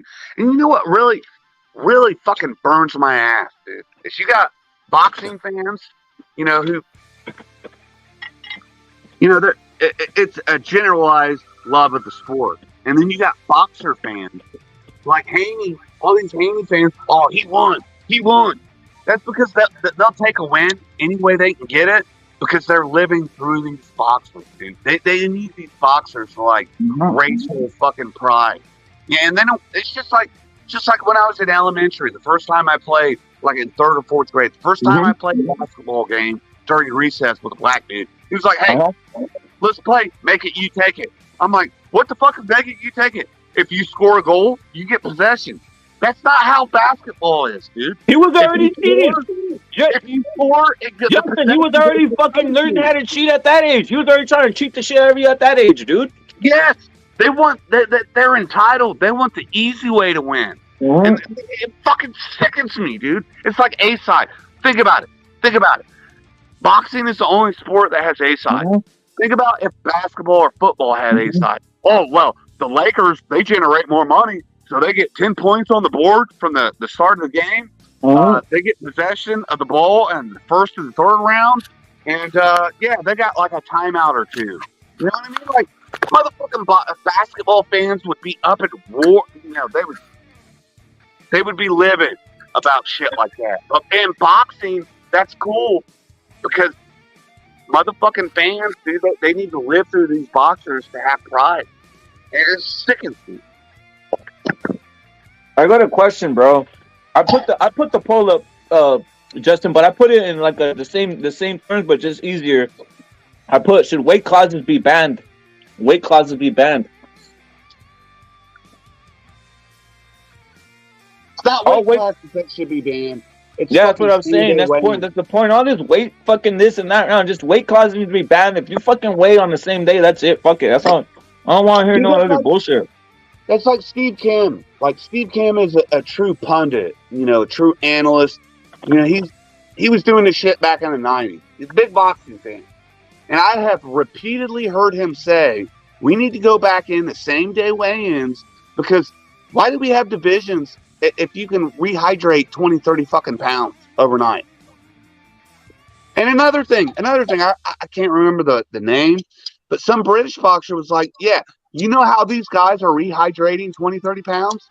Mm-hmm. It's because they're using that IV nutrient bag shit. Mm-hmm. You know what? This is not natural fucking weight gain, dude. You're using every little thing you can to get your weight back, to put those fluids and those nutrients back into your weight. And it's an unfair advantage because those guys who can afford and who have the doctors who will give them those IV nutrients, the guys who don't make money, they can't afford that. Like imagine if Barroso had enough money to get those IV bags and shit like that. Barroso didn't even have money for a mouthpiece, bro. Exactly. And this motherfucking 40-year-old, I've never even heard of this dude. Fucking straight out boxed Rolly. And we all know, it was a robbery and all that shit. But let's say he did have those IV nutrients. How much better would he have performed? How much better would he have performed if he could have cycled off the PEDs just like Rolly did? Because Rolly's a shit boxer, dude. And I guarantee you he's on PEDs. But his camp, that Mayweather, that TMT gym, they know how to play the system.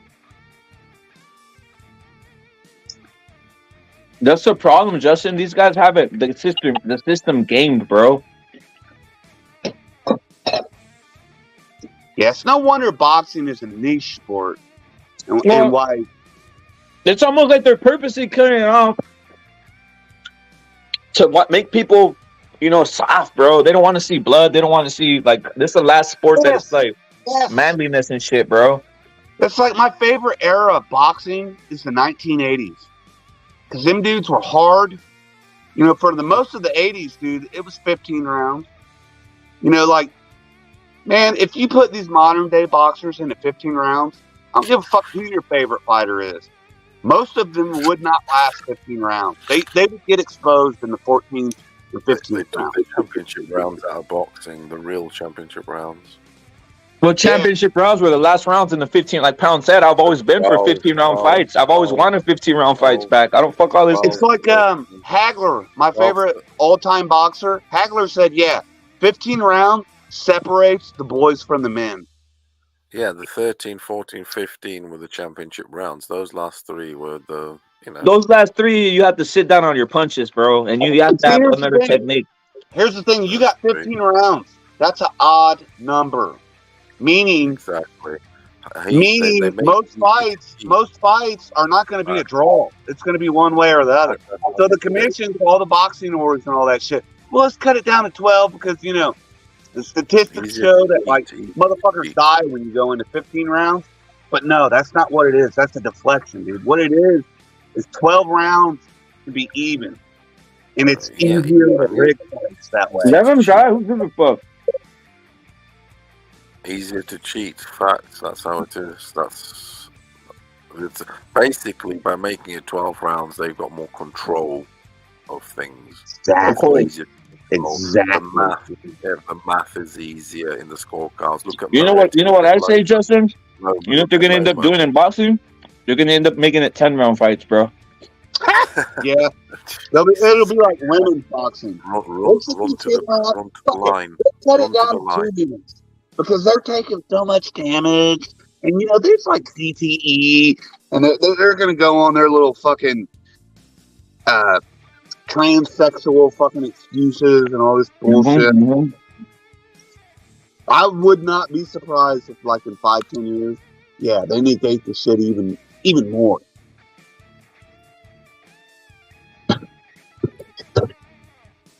Hey, Roberto Duran would murder every single fucking lightweight in this era. 15-round fighter, a guy. Now we're talking about Roberto Duran, 135, natural. He went up to 160. Can you see Tank Davis, Devin Haney going up to 160 and being dominant? Blackstone go up in weight. Barkley. Justin, Blackstone go up in weight, bro. Lomachenko went up from fucking Lomachenko went up from fucking 122, 126 all the way up there, bro, to 135. Blackstone go up in weight, bro. Incomparable. It's literally incomparable because he fought in the 70s at that weight, and he was, his 15 rounds. There was crazy shit. Then it's not even. Well, and the great thing about Roberto Duran was his win over Iran Barkley. Jumping up those weights at an older age, like he did. He pulled off the same thing that Loma did, but he got the emphatic win. These all, I don't know. Maybe it's just because I'm an old fuck. Maybe it's just because I'm a geezer. But like these older generations, dude, they're a lot harder than most of these new generations, man. They got heart, they got power, they got ring generalship. Like it's just like I can almost see like in 10, 15 years, I quit watching boxing and I'll just watch old motherfucking 70s to 80s, even 90s fights, just over and over again, instead of dealing with this bullshit that we deal with, in modern days. He beat Hagler, Duran. They robbed him. Yeah, I love the 80s era. Like, I'm a history buff, and I watched, quite a few black and white guys like Joe Louis, fucking Jake LaMotta, Sugar Ray Leonard.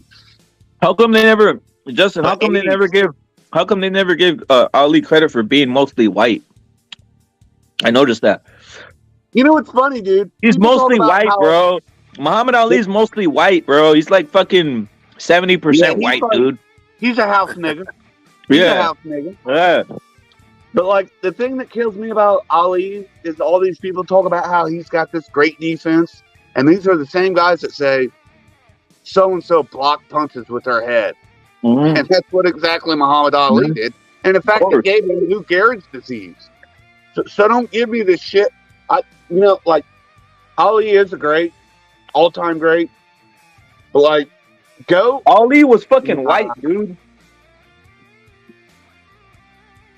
Ali was white. I'm just gonna keep it real, Justin. But they don't want to. They tricked the white community. You know what? You know what? The greatest thing that Ali showed in boxing, you can win being a runner. There it is. He fucking fucked up the sport. There it is. Justin saying Muhammad Ali is the one that fucked up the sport. That was his black side kicking in. That was his black side. That was that percent black side kicking in with that shit, though, Justin. That black side kicked in and started running. That was like that short where you proved that Muhammad Ali got that Ali shuffle from the white guys doing the country dancing. And facts, bro. Facts. That's the whole point. Like, what the fuck? Like, guys are out here. That shuffle. Notice black guys can't do that Ali shuffle because they don't have enough white in them. They can't do it. I bet you Ali was fucking some white bitch that none of his other niggas could get. And he got dragged to a square dance. And he hated it every minute. And there was that one moment. Well, he was in Louisville. He was raised in Louisville. He was like, wait a minute. I got something here. Yeah. He was from Louisville. Right there's a lot of country music and shit in Louisville, Kentucky. I went to Louisville, Kentucky to go to a death metal fest. And Who was playing? Like dozens of bands. But anyways. Well, break it down though. People like hearing that shit. Who's playing that? Who's playing there, Justin? Man, I can't remember. It was like it wasn't big names. Morbid It wasn't Angel big there. names. It was like Morbid Angel. local type bands. You know what I mean? Okay. But anyway, so like when me and my friend, my metalhead friend, we woke up in our hotel, Can you sitting hear there, me, and he's like, Rebecca? "Hey, dude, there's a Muhammad Ali museum." I'm like, I hear "What? you. What? Yeah, I'm gonna go to that, dude. It's a boxing fucking museum. I'm gonna go to that." And basically, what it is, it's not really a museum. It's more like a 5th, 6th grade field trip type. Yeah. To go to, you know what I mean? But it was cool. It was cool. Like I seen the big leather fucking robe that Elvis, who was fucking really racist, he gave to Ali. Seen his Bentley or what the fuck ever, Yeah. and just some like boxing history shit. And so it was a cool experience, but it wasn't nothing that I like revered. What's death metal though, Justin? What's death metal, bro? Death metal, all the different genres in any type of music, subgenres. Yeah. It's just like certain structures.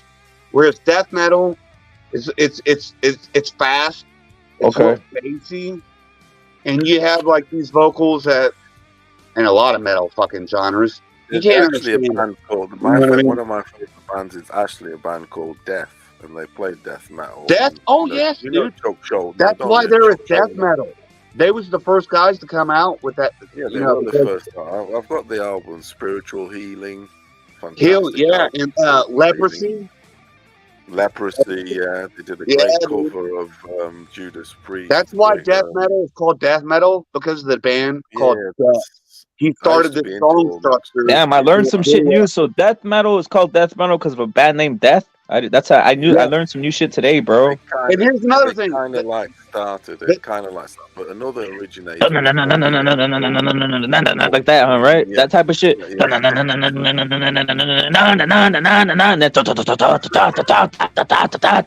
shit. But you know what's funny? Go The ahead. guy who created Death, the singer guitarist, like you get a lot of stereotypes about metal music and death metal, about being satanic, evil. All Yeah. these people who like that type of music, they're just Yeah. wrong. You know what I mean? And this dude was the nicest guy. You know what I mean? Like fucking. Yeah. There's another death metal band called Obituary down in Florida, and that the lead singer, he's got a cat sanctuary. Like he takes, you know what I mean? So like you see him out here, he's like, Yeah.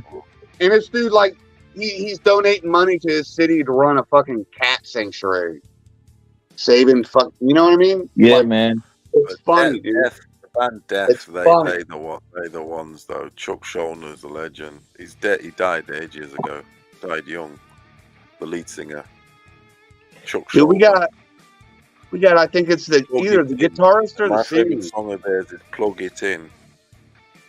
The Plug guitarist and the it singer of Iron Maiden, he's like a jet pilot. He flies like 747s around. Like he can do everything. How does And then we fucking got guys like- you know what I'm gonna ask guys Justin? How the fuck does like if you're gonna like talk to me about getting violent like that, I would just fucking be playing metal before I fuck someone up, bro. Like how do these motherfuckers come up with some fucking And R&B? you know what's funny? Fucking gay, You know what's dude. funny?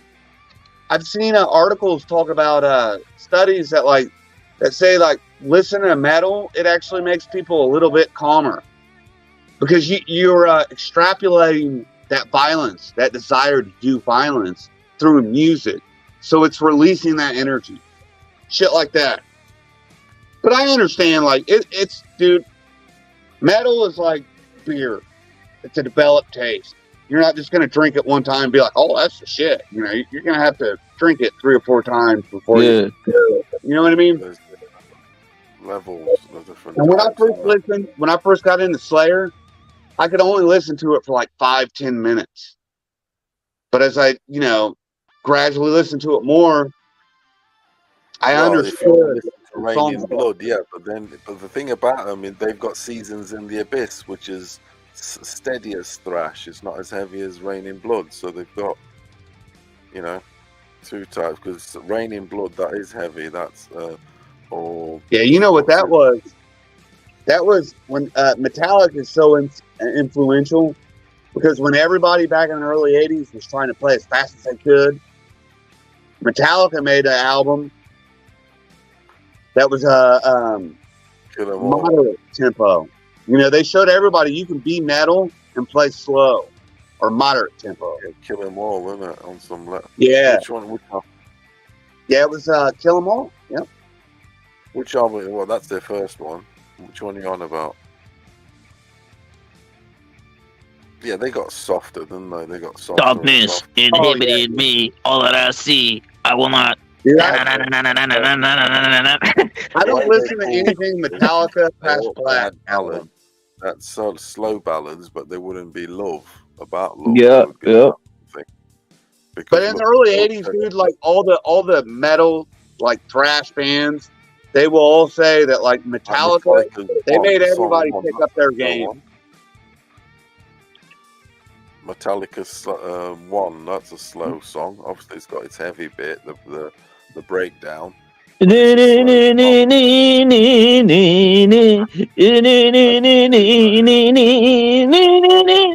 shit like that, bro. Yeah. Talon salute. He says Virgil listens to metal. No, that's why I would describe like Mauricio Lara's fucking fighting style. It's fucking metal, dude. He's like on some fucking breaking a motherfucker. Virgil plays guitar. He likes Black Sabbath, and like he's you know, he's a beginner. You know, he's a boxer, so he's not obviously playing guitar for fucking hundreds of hours a week and whatever. But like he's good, dude. You know what I mean? Like at that talent level on the instrument. How about you, Justin? Are you fucking a killer on that shit or what? Yeah, but like I fell out the last couple years. What was like the instrument that you're? What was the instrument that you were fucking best at, bro? Was it? Oh shit! I'm a soloist. Oh shit! Justin's a fucking animal on this shit. What you think about Furioso? Justin's a fucking animal on this shit. On what? Tell him, Justin. Break it down, Justin. Well, I'm just saying, like 5-6 years ago, a band basically fell into my lap, and me and the singer, we connected, and for like 4 or 5 years, dude, we tried to get some serious guys, and like motherfuckers wouldn't show up on time for practice. That they wouldn't practice the shit on their own time. Roll off, oh, were they? Yeah, so like after 4 or 5 years, we just gave up on it. Damn. The video. Well, like we put some shit on some SoundCloud, right? Yeah, we need to listen to that shit, Justin. We need to break out the shit from SoundCloud, bro. That shit's probably fucking fire, dude. You have to find the chemistry. You have to find the chemistry, and you have to keep the chemistry in the bottle, and that's the problem. You couldn't bottle it in. These guys weren't as serious. These guys weren't as serious as Justin with the fucking the riffs, bro. That's the thing, and so that you need the Justin's driven. The other guys certainly weren't driven. Hang on. What were you? Justin has the fucking. Justin has the part. Justin's a fucking party animal and a fucking guitar. That's the problem. They probably couldn't keep up with the partying and the fucking what's the word called? Discipline. Sometimes you do need partying and discipline and dedication. Yep. What style were you playing then? We was playing basically kind of a mix of thrash metal, death metal, and black metal. Were you on some doom? What do you reckon to doom? Yeah. Wait, yeah, Justin, do you know any of the lyrics, bro? Hang on, I'm gonna try to link this shit. No, but break it out though. Break it out though, Justin. Break out some lyrics, bro, that you were fucking singing out there, bro. Well, I wasn't singing it, but that what I just put in the chat, put YouTube in front of it. And that was one of our songs. Shit, don't they? Justin's a fucking killer, dude. The fucking. You should have just taken over the vocals, Justin. Fuck all these guys. Just take over the vocals if they're going hard, bro. Rep it. I think the metal, these metal bands say death and thrash. I think a lot of their musicians and what they sing about, I think they're out there. Yeah. They're telling you really the truth. Yeah, because you've got rock bands like, say, Bon Jovi, Yeah. for instance, they singing about "I love you and you love me" and la Yeah, la la, we'll sit underneath the tree and happily ever after, living on a prayer and blah yep, blah blah. We're on a prayer, but yeah. your slayers and so that they telling you what's going on in the world. I had a death metal band for like a fucking year, guys. You know, but I was like, "Where's the money in this bitch? I'm just kicking motherfuckers on the head. I'm just hitting people with bottles. Like at this point, fuck this shit. I was keeping it real. I love you and you love me. Yeah, And this yep, thing I will about have a happy family. yeah, yeah. guys. I was there There's for the these fucking. I singing was there about for the fucking religion, bitches. Hold up, politics, I was there religion. for fucking bitches, and I was there for fucking bitches and thrashing, dude. That's the only thing I was like, well, fuck it, we're here. Let me get into this real quick. Blah blah blah, singing, I was just on some like it's wild shit, dude.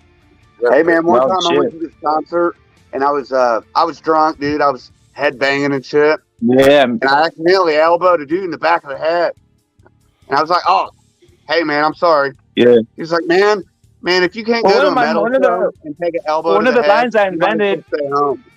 Well, one of the lines I invented, Justin, like I said, is like I was like fucking, I was just whatever. But it's like one of the lines was like, "Hear the riffs, kill yourself. Hear the riffs, kill yourself. Hear the riffs, kill yourself. Hit yourselves, niggas." Like on some shit like that. Not the niggas. I remember, but hear the riffs and kill yourselves, bro. Shit like that. Fuck it. Yeah, That's bro, hard. you were a ray of sunshine fucking rep. There it is, bro. Hear the riffs, kill yourself. Hear the riffs, kill yourself. Shit like that. I hope I motivate motherfuckers to hear the riffs Hey, and Justin, kill themselves. And from kill New York. themselves. Yeah. Justin from New York. No, What's Justin's from Indiana, bro. Oh, Indiana, all right. It's not Yeah. New York. It's the other guy. The other New York guy get mixed up with Justin. I think it's TV, whatever. I used to go to a concert every fucking weekend not too long ago, and then the pandemic hit and that stopped. Yeah, that killed that fucking local scenes. I mean, they came back and all. It's just, fuck, man. It's What's that different now. called? You It's said? different now. Concerts and shit.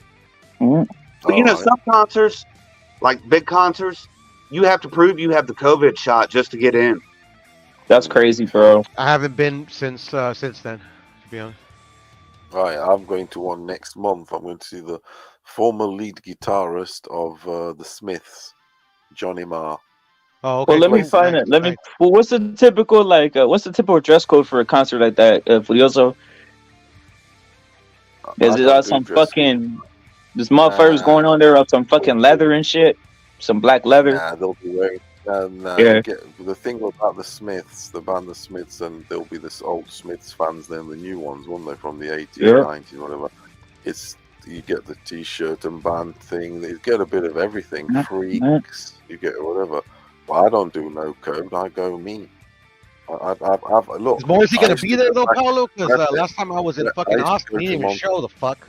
I used to go to metal shows back in the day. Uh-huh. Got loads of them, Slayers, Yeah, man. Pantera, you name it. And I didn't go all fucking leather, fucking all like the uniform. I'll just go me jeans and a t-shirt sort of thing. Yeah, I'd wear Yeah, some that type of shirt shit. and that. Yeah, Yeah. jeans and t-shirt and some. That's the metal fashion. Jeans and a Stan- black shirt. Yeah, man. Yeah, that's my jeans style, and Paolo. I'm with you. 501s and Yep. fucking band shirt or whatever. Just normal. Last concert I went to was Arctic Monkeys at the Greek back in 2019. The where? What venue? The Greek Theater in Hollywood. Yeah, and I, one of my favorite live albums was recorded there by Neil Diamond, live at the Greek on a theater. It's a theater, isn't it? It's an actual it's kind of like a bowl actually. It's an outdoor venue. Yeah. Ah, yes, it is. Yeah. That's it. Neil Diamond did a live album anyway at the Greek. I love Neil Diamond. I haven't been- Curious, what's up with that Neil Diamond song that they play every British fucking fight? Yeah, The only Neil Diamond song they know. That's why, Brad.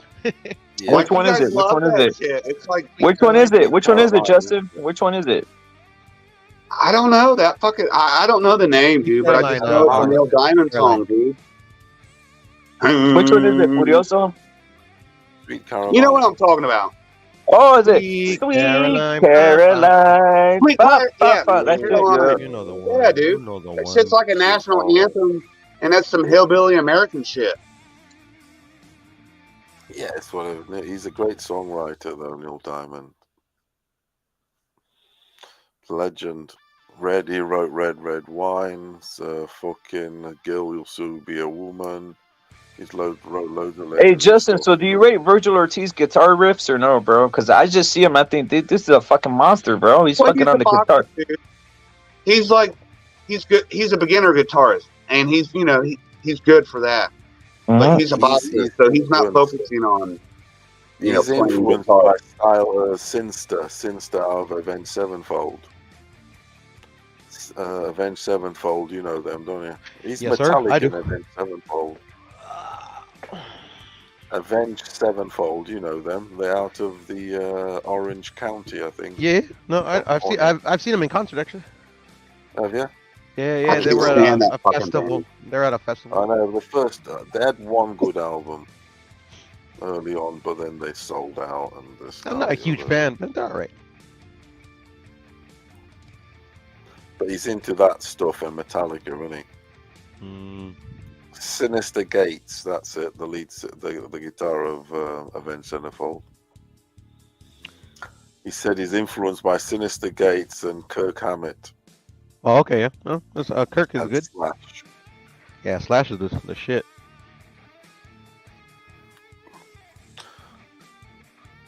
Too right. I love Tom Morello too. Motherfucker can play.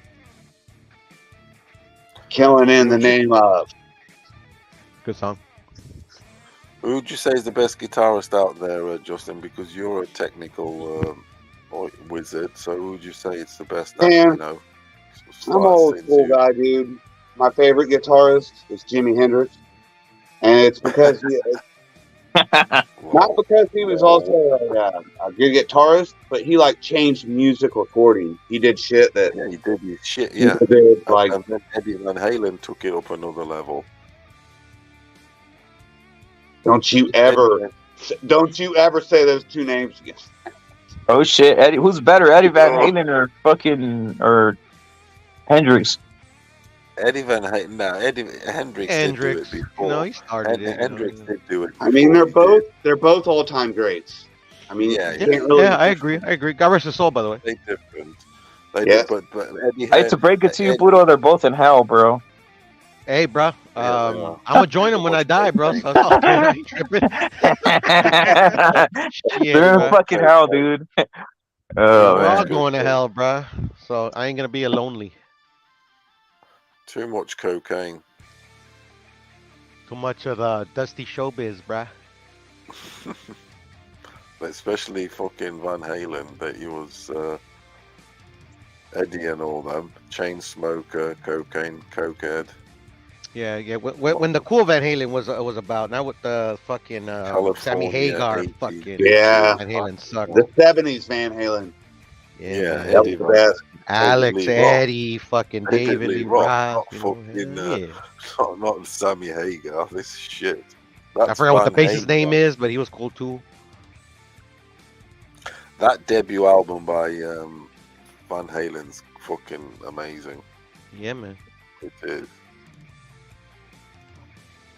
Fair play to him.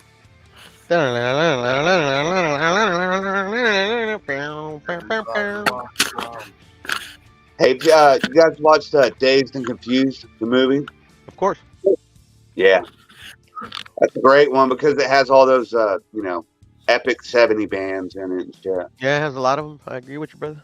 And that was like a whole lot of big stars that went on to be, they was unknown at the time, and they went on to be big stars. Tons of names in that one, man. Yeah, fucking Matthew McConaughey, bro. Fucking just with like one Ben line and Affleck. shit. Ben Yeah, Affleck Ben was in when there they too. poured Yeah. the paint on. And yeah. And What film you on so many about? others. What film you on about? Dazed and Confused. Oh, yeah, I know that. That was 90s, wasn't it?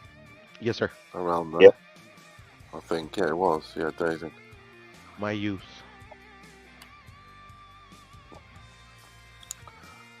Yeah, it's What's the double then you're looking at, Fudo? Are you looking at the double, or Understand. are you looking at the double tomorrow or no? The watching both. Yeah, no, the double bet. Oh, the double bet. Well, I only pulled up Venados. I have actually still have it up.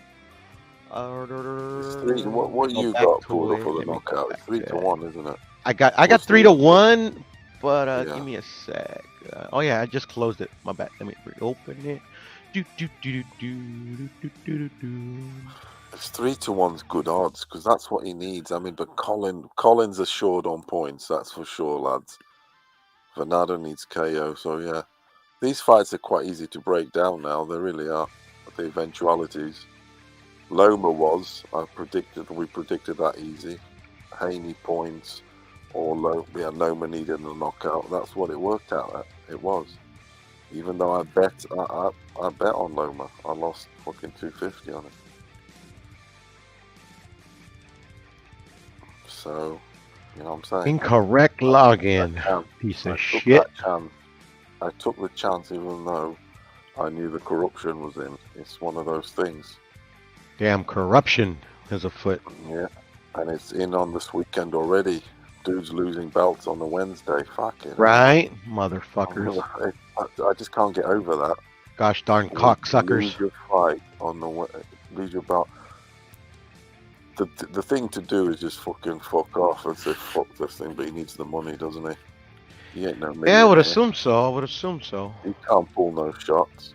Solicitors will cost him a fortune. He'll lose all his money at the barristers. He's a yonker. Here, man. Fucking extra shit out for work. What you got then, Poodle? Okay, here it comes. There it goes. Here it comes. It's coming back to me. Okay, so I have a 3-1 for the knockout. I got plus 275 on points, plus 5-1 for Conlan by knockout, and plus 138 for Conlan on points. What about Colin in points? That's the lowest one, isn't it? Yeah, that's the lowest one. Yeah, that's pretty much That's even the one money. Plus 138. You see, if you notice, Bull, that's the one they're predicting the most. Yes, sir. Yes, sir. You are correct. That's why it doesn't mean it's necessarily the eventuality, but all I'm saying is if it's going to points, it will be the eventuality. All I'm saying is trust in Paulo. He's usually pretty right about these things. Yeah.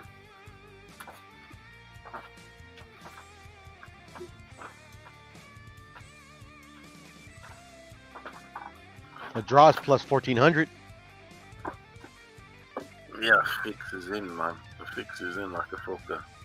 And then in relation to my buddy Repit's question about the double, we got Lara by knockout is minus 200. Lara on points is plus 700. Wood by knockout is plus 600, and Wood on points is plus 450. Lara by decision is what? Lara by decision is plus 700. Shit, there it is. They're basically telling you that Lara needs to knock the motherfucker out, right? They're pretty much telling you that Lara's gonna knock him out. Yep.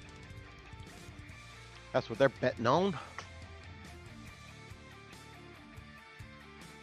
And how about the Venado? What's he rating at? But just the knockout. Just the knockout for Venado is 3-1. All right, so there it is, man. I think that's the best option because Venado's not. I'm just waiting. I don't think Venado's gonna get a decision over there. On our side, what time is that shit to fight, like bro? it, right? No, what time is the fight on our side, bro? I think it's at 12, bruh. But let me check. It's on Damn. ESPN, right? It's on ESPN. Yeah, ESPN. Yup. 3 segundos. ESPN Plus. And then log in. I thought I was already logged in, bitch. Bitch ass, cuz. Alright. Let me see. And shouldn't have logged into my other side. Break on to the other side. Anyways. Upcoming. We got a vaccine is at.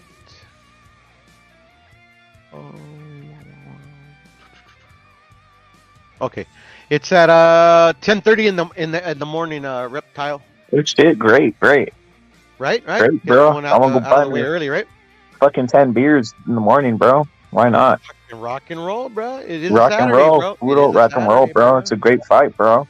Hell yeah. What is I like Conlan. He's okay. I bet on Conlan to beat Woods, bro. And then Woods fucking knocked out Conlan back then, but this Yeah, time, but Conlan was whooping his ass, bro. You know, like. no, he was, but it's like, there it is. The only way that Venado could win is by knockout, bro. Yeah, I don't think that. Well, they try to rob him against Warrington, bro. Yep. Shit, you know. So I think he's gonna have to knock this fucking guy out, and I think he will. Hey, Rep, the fight will be actually between 12 and 1 o'clock.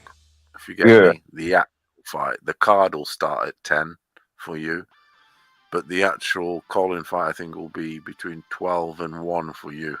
Hey, Furioso, can you put this, whatever the transaction is, whatever the fucking euro is, can you put this on the, right here? I'm gonna send you this right here, bro. Can you put this on the Conlan, on the Venado knockout, bro? I'm just gonna send it right there, bro. That right there, bro. I think it says 40.13 on my side, bro. 40.13 on is on it from your side. Are you feeling like that knockout, are you? Yeah, knockout for Venado, bro. Salute to Xander, bro. They robbed them. Let me break it down, bro. Xander, let me break it down, bro. They robbed Lara by taking his belt off from the scales, bro. They took his belt. He didn't even get a chance to weigh in, bro. They kind of fixed the fight against him, and they took the belt, bro. So Lara, and here's something else. For the fight to continue today, they made him fucking sign a weight dehydration clause, bro. So tomorrow he's gonna have to weigh in the morning, and he's gonna have to be at a certain weight, bro, or else, you know, that they're gonna penalize him some more, bro. Salute to Trolley, bro. I'm with Venado, Trolley. He's a fucking beast, bro. Venado's a beast, bro. Xander, salute, bro. But yeah, they really did do him wrong, bro. So you guys are looking at the Lara fight tomorrow. Don't be surprised. You know, Lara might not look like himself, bro. It might take him a while to get in sync, Udo, right? Like, it's gonna be tough, man. I don't know, bro. Lara, I think Lara's gonna fucking like. He's gonna weigh in, though, but Udo, he's gonna weigh in at 126. They literally made him sign a weight clause for the fight to happen. Keep on going. Oh well, what does he have to come in as? He has to come in, I think, 126 or some shit like this, dude. Nah, if that's true, rep it. I mean, and I believe you. Obviously, you wouldn't lie to me, but like that's fucking bullshit, bro. Dude, they did it. They did it. Literally, the craziest thing, for the weigh-in, they wouldn't let him come in under 128. But for the actual fight, he has to actually come in at 126. That makes zero fucking. Yeah, dude. They said this is what they said. Wow, for this fight to continue, he had to agree to dehydration clause. That's what fucking Ben Davison said. He said we were not gonna fight no more. Like, obviously, they were tricking Venado. I mean, they were tricking Lara, and he says we made him agree to the same type of clause that Ryan and Tank did. It's fucking crazy, bro. It's crazy, so like literally, dude. like you fucking steal his fucking belt and still make him fucking come in. Dude, and he signed it. He signed it, or else the fight would not have gone on. The fight would not have gone on if he would have not signed it, bro.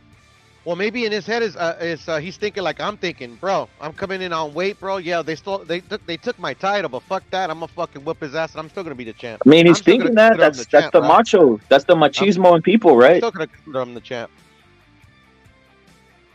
He literally did everything that fucking the WBA requires, bro. He just fucking keep his belt. So if he wins, he's gonna be the champ in my eyes. He's still the champ. This is what I'm trying to say. The problem is the people love the belts. You know, they love the belts, and it does have like a, you know, it does, Pachuco salute. It does have a certain it still matters to people. Like for you know, even if you know, it matters to people, man. Yeah. No, well, the belts are always gonna matter, rep. You know, it's just, you know, they're fucking right now they're like super diluted depending on what division you're in. But I Mhm. mean, they're always gonna matter, bro, because everybody knows that these guys fight for money. You know, all the fucking cliche. Yeah, these guys are Yep. great fighters, whatever, whatever. But at the end of the day, I mean, that the belts usually like kind of separates, like the men for the boys per se. So I Yep. mean, I don't think they could ever like fucking like yeah, the belts don't matter. It's just they Yep. don't matter sometimes. It's too many of them, bro. Really is. It really is. Yeah, man. Yo, inspirational. What's your thoughts on Venado, bro? I know he's a fan friendly fighter. Just look at his style, bro. Come on, bro. Who wouldn't root for him? But what's your thoughts on that fight with Conlan, bro? I think it's gonna be a good one. But I think he does have to knock him out because I think they're gonna try to rob him if he ends up going the distance. If he somehow ends up going the distance, they're gonna try to rob him. So he does need to knock him out. That's the truth, bro. But yeah, I'm already used to rooting this way, though. That's the problem. Yeah. The thing is, I'm used to rooting this way, but the thing that's even worse, though, is obviously I think he's gonna do it. If you saw any of his interviews, dude, Venado looks ready. He's ready to KO motherfucker. He literally said he's gonna stop him, bro. So he's not playing around. Yeah. But the Lara shit is what has me kind of like they kind of like got that guy pretty good, bro. I don't know if you know the ins and outs of that. Wait for the Lara fight. Yup. Oh yeah, the commission didn't let him get to 126 or something like that. Yeah, they basically he landed there, bro. He landed there, and then they told him that he had to weigh in midweek. Like that wasn't agreed on. They told me I had to weigh in midweek. He went over there, weighed in, and they said that he was too much. He was too heavy for a midweek weigh-in, and it was against his health. And Wood was risking his own life by even fighting. And then that's when they started putting clauses on him and said, we won't make this fight unless you agree to these terms and these clauses. On the day of the fight, you have to be a certain weight, basically weight draining them in a sense. That's how the fight was made, Puro. That's what people aren't understanding. Yeah, the fight was only made. Rep it. It was 2 pounds that he was over on Wednesday.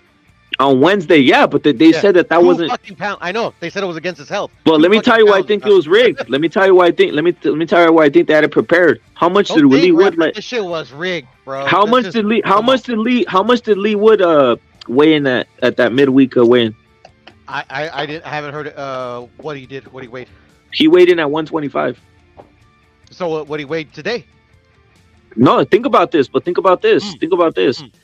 Who in the hell is weighing in at 125 in the midweek? And he's a tall guy. He's a tall guy. Why would he be? Because like I normally don't keep track of like when they have midweek shits and because I know they do, but I never keep track of them. Well, this one he didn't even know. They just put it on him. That's the whole point. They just put it on him. He didn't know he was gonna get weighed in midweek. He just landed it. And I actually think he knew, bro. But I mean, I just think that they fucking they decided to fucking apply the rules this time. It's crazy, bro. 2 pounds, 3 pounds isn't much for midweek. If you're off 2-3 pounds, that's nothing. That's nothing. Yeah, that's why he stopped, bro. He's like, fuck, I can't. You guys are taking my title. Fuck you guys. Oh yeah, I just know that if once he gets like past Lee Wood, you know what they're gonna try to do next, or they're gonna set it up right away. It's gonna be Lara versus Warrington for the WBA title. You can just tell. Yeah, that's what it looks like. They're going to. They're trying to like heading towards. Yeah, I saw someone say that it was like early Christmas for Warrington right now. Like he's happy as hell. Motherfucker. And you know damn well he's gonna be there tomorrow. So. Oh, is he? You think he's gonna be in the crowd? The first fight, he was at with the the fake call out and shit. That's sad, bro. Because I mean, they said that like anyway. They said they're trying to do like Wood versus Warrington, but they know like Lara is gonna be like too much for him. But so they're gonna try to set up like the trilogy and all that. But yeah, they said no matter what, they're gonna try to set it up with Warrington. Like he's next. Like that's what Eddie Hearn said. Like no matter what, like who wins, Warrington is next for a shot at a title. I don't know why. That's insane, bro. How can you come off of? Because he's promoted by Eddie Hearn, guys. Fucking Eddie Hearn promoted Devin. So fucking they be getting fucking little special treatment. Yeah. You know why? They get the Rolly treatment at the Matchroom. Yeah, you're right. You know why a lot of guys, they don't really consider Eddie Hearn too sinister. What? Because they're brainwashed because it's Canelo. Canelo supports him in a sense, right? So they think, Canelo's buddy, yeah. yeah. So it's like they don't say he's a sinister fella, bro. And then same thing with Lara. He probably thinks, oh, this guy's pretty good. He basically promotes Canelo, so he's not up to no good, bro. But come on, Canelo's Canelo, bro. Yeah. I mean, for tomorrow, I think I heard it somewhere, but yeah, it's basically true. Like, Lara basically has to win because they said he doesn't have a belt anymore, so they're gonna easily forget about him if he somehow loses. They're just gonna forget about him and move on, and move on with the Wood and Warrington fight, and he's gonna basically have to like start from like ground zero because they don't really be hyping these like Mexican fighters up and stuff like that, especially guys like Venado Lopez and Lara. Like they only hype them up obviously because they have the belt, but once they have the belt, like they don't care about them. So that's the sad part about it. So he basically has to win and make a statement tomorrow again like he did in February. Hey, have you seen? You've seen some of the shit. Obviously, you saw Venado Lopez fight. He's probably the most underrated, like spectacular fighter out there. All the shit he does, angles, punches, athleticism. I don't see anybody fighting like him out there, dude. He has punches, angles, athleticism, explosiveness, inside body shot. Like fuck, it's like. I mean, yeah, if you saw the fight against like Warrington, like literally in the first round, he already had him like beat up, and like when he went to his corner, he was all red and shit. Like he was all beat up. And I think against Lara, obviously Lara like started off a little bit slower and stuff like that. It took him a while, like I think like 3 rounds to like start to like completely land on him and stuff. But I think it was just Venado's like explosiveness that really got to Warrington. That it didn't let him do anything till like the later rounds because he was still trying to get used to Venado's style. Hey, you prefer which fight do you prefer more, the Venado one or the Lara fight, bro? Because Lara's getting a lot of publicity too. That fight just because of the controversy. I think I'm more nervous for the Venado fight. Like I'm actually scared for that fight. I don't know why. That means you give a fuck more about Venado, bro. That's the point. Yeah, I mean, yeah. I've been watching both of them. Like I heard about the first time I heard about Lara, I didn't really know about him. So like I think he like the first time he knocked out Warrington, I heard about him like through, like ESPN stuff. They were talking about how he like made a huge upset, and then I remember coming home and then just like sitting down and trying to watch I think it was the Oscar Valdez versus Constanzao fight, and I think the undercard was Venado Lopez versus Gabriel Flores, and I just saw him beat the shit out of that fucking kid, and then I became a fan, and I've been following ever since. He really beat the living fucking lights out of that guy, dude. That was a fucking. He looked like the fools didn't know that even Bradley and Ward were shocked. Like how the hell is this guy throwing punches that fat? They were shocked, bro. They're actually saying more like, "Hey, Flores isn't a training, bro, dude. He was. It's just that he got fucking fucked up by a machine, dude." And I've actually talked to Venado, so I kind of got more like on Instagram and shit. So kind of have a like. I'm leaning more towards like the Venado fight and stuff like that because of it. But yeah, man, I'm just scared for him. Hopefully he gets the victory. Yeah, I think he's gonna get it, bro. I'm pretty confident. Did you hear what he said about who he sparred? No. He sparred all these fools from like Top Rank. He was sparring them and beating their ass. The 130 pounders, like all these running, all these running scumbags, all these guys that run. He was sparring them like that. You heard of that? You seen that fool Choo Choo Carrington, that black guy? No, I don't think I've seen. Dude, he's like a black guy from Top Rank. He fought him and beat his ass up. So he's like, they prepared Venado, dude, for like with bigger, faster guys. He's gonna fucking. I think he's gonna mess around and fuck her and really put a beating on Conlan, dude. I mean, he's already be kind of like one of these like, like they say he was like a good boxer, but Venado exposed him. It was a Flores, Yeah, I mean, you're right, dude. There it is. I was watching That's the second guy, bro. Yesterday, and his style is not completely like equally the same, but he do have the like boxer style like Conlan. Yeah, he was trying to like reset and like try to like use a jab and shit, and then Venado would just beat the shit out of him, like throw like 4 punches, and Flores couldn't land shit, and like he would throw maybe one and land it, but out of that. Like he would miss almost like the the most punches he was throwing, and the only thing that was really happening to Venado was just that he was running into the ropes because Flores was just getting out the way. But that's the only thing that really hit Venado was the ropes. Like I don't think anything happened. I mean, if you see his face at the end of the fight, he didn't really get hurt. Like his face had like nothing on it. Like it was Flores, he got fucked up, and he was supposed to be like this like good boxer and all that, and Venado just completely exposed him.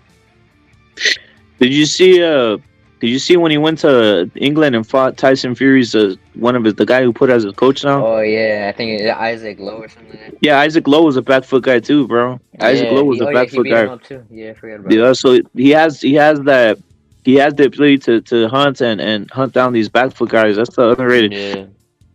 No, does Conlan have punching power? Because I saw him versus an Irish guy one time. It was like an inner Irish fight, and then I saw him versus Wood, and I wasn't sure he had much power, bro. I think his last 2 fights came by knockout, if I'm not mistaken. But I think he beat up. I think they were hyping him up because he like knocked out this guy that like fought. I think he fought with like Lomachenko or something like that, like in the past. It was like Lomachenko's like highlight reel and all that. Like he like knocked him out, but like not. I don't think that it was in complete like a complete like knockout. It was like a stoppage. But yeah, I think that was like his fight after he got knocked out by Wood. That was like his comeback fight, and I think he's had like 2 knockouts since then. I'm not sure, but I think he might actually have some pop, but I'm not sure. I haven't really seen him before the Wood fight. What time's the fight on your side, bro? The Venado fight. It's gonna be like around maybe 5 p.m. Nah, bro, I think it's early, bro. No, I think for me it's gonna be like 5. Because I think that's usually the fights from like the UK and all those like. You think so? 5 around 5 p.m. Oh shit! Yeah. Hey, are you still working over there at the fucking tire shop shit or no? Nah, not no more. What happened, bro? You just said fuck this shit or what? Yeah, I was like, nah, I'm done. What happened, bro? Don't tell me they submitted you. Did they submit you with the work, or how they submit you, bro? Or did you just say fuck this shit? I've just been there for I don't know. I was getting bored of it. I was just like, I need to move on. I gotta do something else. So what are you getting bored of, bro? What they have you doing, bro? Nah. What did they have you doing over there, bro? It's just the usual, but I just got completely bored of it. Like I just wanted to be like fucking try something new. Move on. Well, but I'm asking, what did they have you doing? What did they have you doing over there? Like, what did they have you doing, bro? Like, what do you mean, like Yeah, like what was the main objective while you were there for? Were you changing brakes and shit or tires or what? Yeah, that was basically it. And like it was with this other guy, but I don't know, man. He just wasn't doing shit, so I should have left. I got bored of it because I'm pretty sure it a small business? Hey, was it a small business or was it one of these like fucking? It was like a small business. Oh, okay. Yeah, bro. Yeah, but I just got bored of it, so I just should have left. I was like, nah, man, I gotta do something else. And yeah, you probably built more for supervising these motherfuckers. Yeah. Yep. Like I just woke up, that's why I'm kind of tripping right now. What's the next hustle you got there, bro? What's the next hustle you picked up on? Did you leave before you picked up another one, or you just? Wait, what?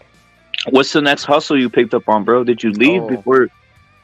Oh no, I'm trying to pick up like being like, because I used to like cut hair and all that, but I'm trying to go back to that, like be a barber again. Oh shit. Yeah. Were you giving motherfuckers the Edgar cut all over the place or what? I mean, yeah, I kind of feel like that's kind of a waste of money, but you know, I'm getting paid. Like, you know, like you don't really do much with their hair. Like it's just like the back. Like most of the time it's usually a taper. That's it. Yeah. And they come. You back, gotta like, give fuck them, bro. Next week. If they want the Edgar, yeah, the less you get them in next week, bro. Keep the fuck it, dude. Keep the Edgar cut. I used to charge them like I usually charge like I think it was like 25, 30 for like regular cut, and then like whenever an Edgar would come, I would just be like 40, like give me 40 or 45, and they would be like, okay. They pay for that shit, bro, or what? They'd be like, yeah, Yeah, they don't damn, question bro. it because there's like no barbers here, so it's Oh either shit. that, Is it's it either mostly that like or no Mexican cut. fools? Is it mostly Mexican fools, or can you do like the black fools too, bro? Because you know how they have the different, you know, Yeah, those fools are a nah, I little bit think easier. You just chop everything off, right? I bet you just chop them yeah. off, and it's like they're all, oh yeah, I'm cool, line me up. Yeah, it's a lot easier, but we got like but usually most of the people that used to like bug are like Hispanic. So we got like a bit like we got like two other people that work at the where they worked at the thing. Like I think they still work there, but it's like shop with like a couple guys like and they starting to get a little bit of clients now that like I left and shit, but um yeah, they usually cut like for like wides and all that. Yeah. What's the type of cut those fools get, bro? Like a white dude sender. What does he want? Like what does he want? Usually ask for like a fade or something like that. Like just to I saw this one guy he got like it was like a very unique design. He asked for like something on the side or some shit. I forgot what it was, but he has like an actual like it wasn't like a normal design. It was like some logo or something on his head. Yeah. And they were asking. They were like, "Are you sure?" He's like, "Yeah." I don't know what. Yeah, you just got to give them what they want, bro. You got to give them what they want. But the fucking, I'm surprised fools just don't just go in with the fucking Edgar cut. Fuck it, dude. Yeah. The high fade, bro. The Chinese fools like high fades, huh? Like the fucking Asian motherfuckers like the high fade, bro. Yeah. Some guy. I think he got like a reverse fade. You know what that is? Yeah, I know what that is. I was telling the Don to get that, but he wasn't listening. Yeah. The Don goes with the fucking the Don gets the side shit, bro. You know when you the whole like what you said the side and the design, bro. He gets the entire, you know. Yeah. Yeah, man. I told the Don, I was like, you should get a reverse fade, and he wasn't listening. Are the mullets back? With the mullets back over there too, or no? Do you get the the mohawk, the mullet, the fro hawk and shit? Yeah, that's been around for some time here. But I think it got a little popular, but there's some fool on Instagram from Chicago, bro. He's a Mexican dude. I don't know if you follow him on Instagram, but he's like a Mexican dude, bro, and he does all kinds of like he has like all kinds of clients, and he's like always like throwing like a lot of I guess there's a lot of Mexicans in Chicago now, so he has them like doing like the Edgar and all this type of shit. It's crazy, bro. Yeah. That shit's popular as fuck, bro. Whatever the ridicule we're talking about out here, dude. These motherfuckers get it all the time, bro. Yeah, sure. But yeah, we just try to charge the Edgar a little more whenever they come in.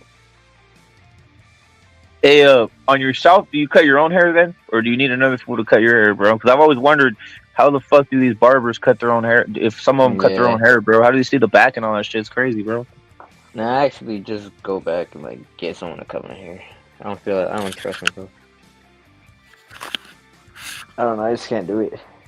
Dog, that's a great hustle, dude. Because you couldn't like one thing, guys will always need a haircut, bro. You know, always fools are trying to get into different hustles or jobs or businesses that, like guys that you know, there's only so much you could do in a certain business if there's not clientele. The hair shit is a lot of clientele, bro.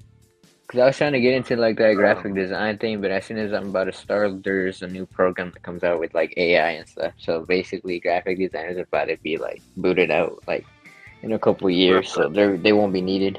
So I was like, I time to move on, and I'm going back to the barber. Yo, Furioso. Where I work, they have a hairdresser. She does it as a sidekick, yeah. So after hours, she be doing the residents sort of haircuts, charging $15 and stuff. Yeah. And she was saying to me, her name's Linda. And she was saying to me the other day, "Oh, I'm going to get my hair cut and all that to me." And I said, "Oh," and I said to her joking, I said, "Oh, who's doing it?" Linda. She goes, "Oh," I wish I did cut my hair sometime." She goes, and I said, "Yeah, because you as a hairdresser, you will be very particular and you are. If you're a chef and you go out to eat, you will be a bit more particular than, you know, than Yep. maybe like an oblivious person who just goes and yeah, whatever. A bit like the boxing fans, absolutely oblivious to the robberies going on and how Lara's being treated. They're absolutely oblivious because they don't know shit about boxing, isn't it? That sort of Yeah. thing. So it's one of those. It literally is. Hey, do you guys like Furioso? Obviously inspirational. Do you guys do you prefer like the? Do you ever had like a chick just cutting your hair or anything or shaving you? Nah. Nah, why not, bro? I noticed that I was like, they get like all like. By the way, a lot of them are whores, so why not? You know, but it's like they're whores, bro. Like women hairdressers are whores, bro. But they will like kind of massage you, give you the whole fucking deal with even the shave. You have a fucking goatee or some shit. This one time, I think I didn't have like I think my barber or something like was like completely booked like back in the day, and I had to end up going to like this like it was like a salon. Someone told me to go there because they were like because the party was literally that exact same day. So I went and shit, and then there's like a gay dude, and he pulled up and shit, and like, he started cutting my hair. And then Stop at the end, bro, he fucking pushed my hairline so back, bro. I was about to cry, bro. I just paid him and should have left, bro. I could have beat shit out of him for doing that shit, bro. I don't know. I wasn't feeling it that day, so. Damn, how But they send you the I gay never guy went though, back. bro? Yeah. But why they should send you the chick, bro? That's the whole thing, bro. It's As soon fucking. as I got there, literally, he was the only guy there, and then not like 20 minutes later, like two females showed up, and then they got clients, but I was already there with the other guy, so I was like, fuck. Come on, women have a particular touch though, bro. That's what I was gonna ask. Yeah. That's what I was asking inspirational. You know, and a lot of them are sluts, bro.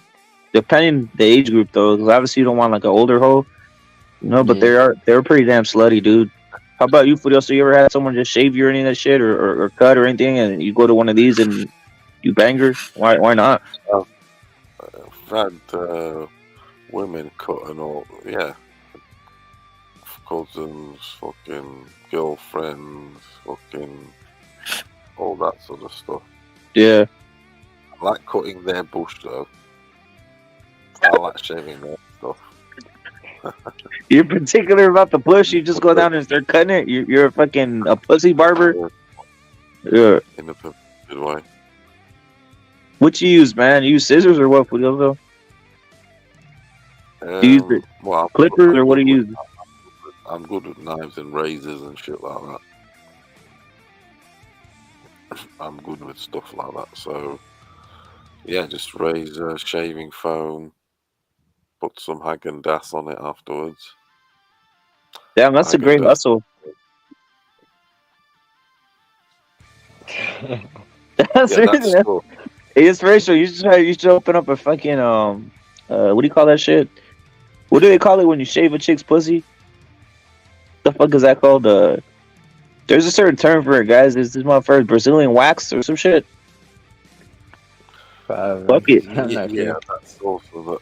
I mean, it is the wax. Yeah, the Brazilian wax. It is.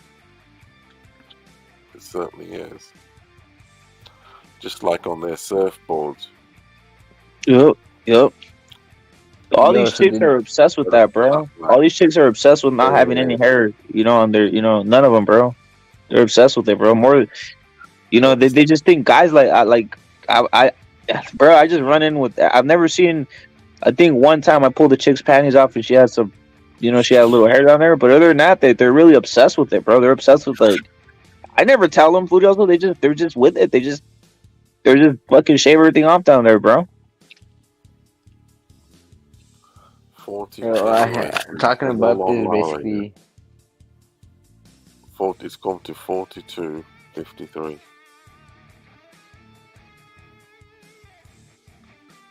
Going inspirational. So it's 42.53. What were you talking about?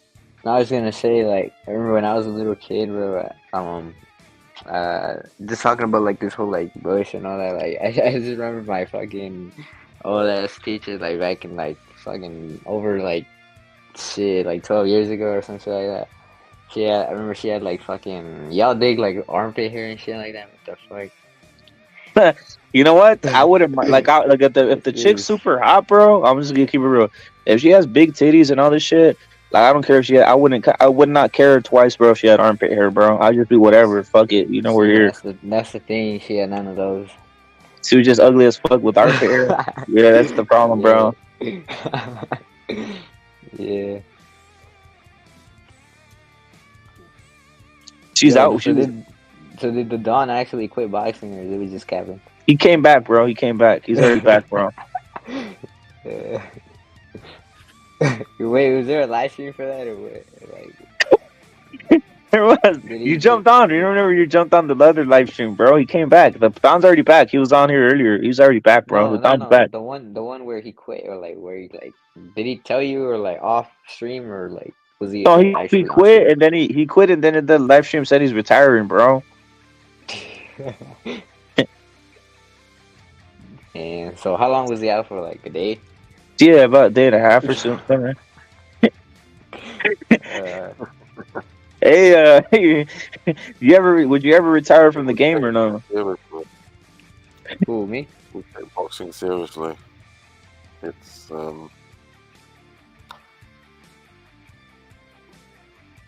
boxing makes us mourn. It does. It's crazy. It does, bro. Week after week, we're in fucking mourning because it's absolute daylight robbery. Yeah.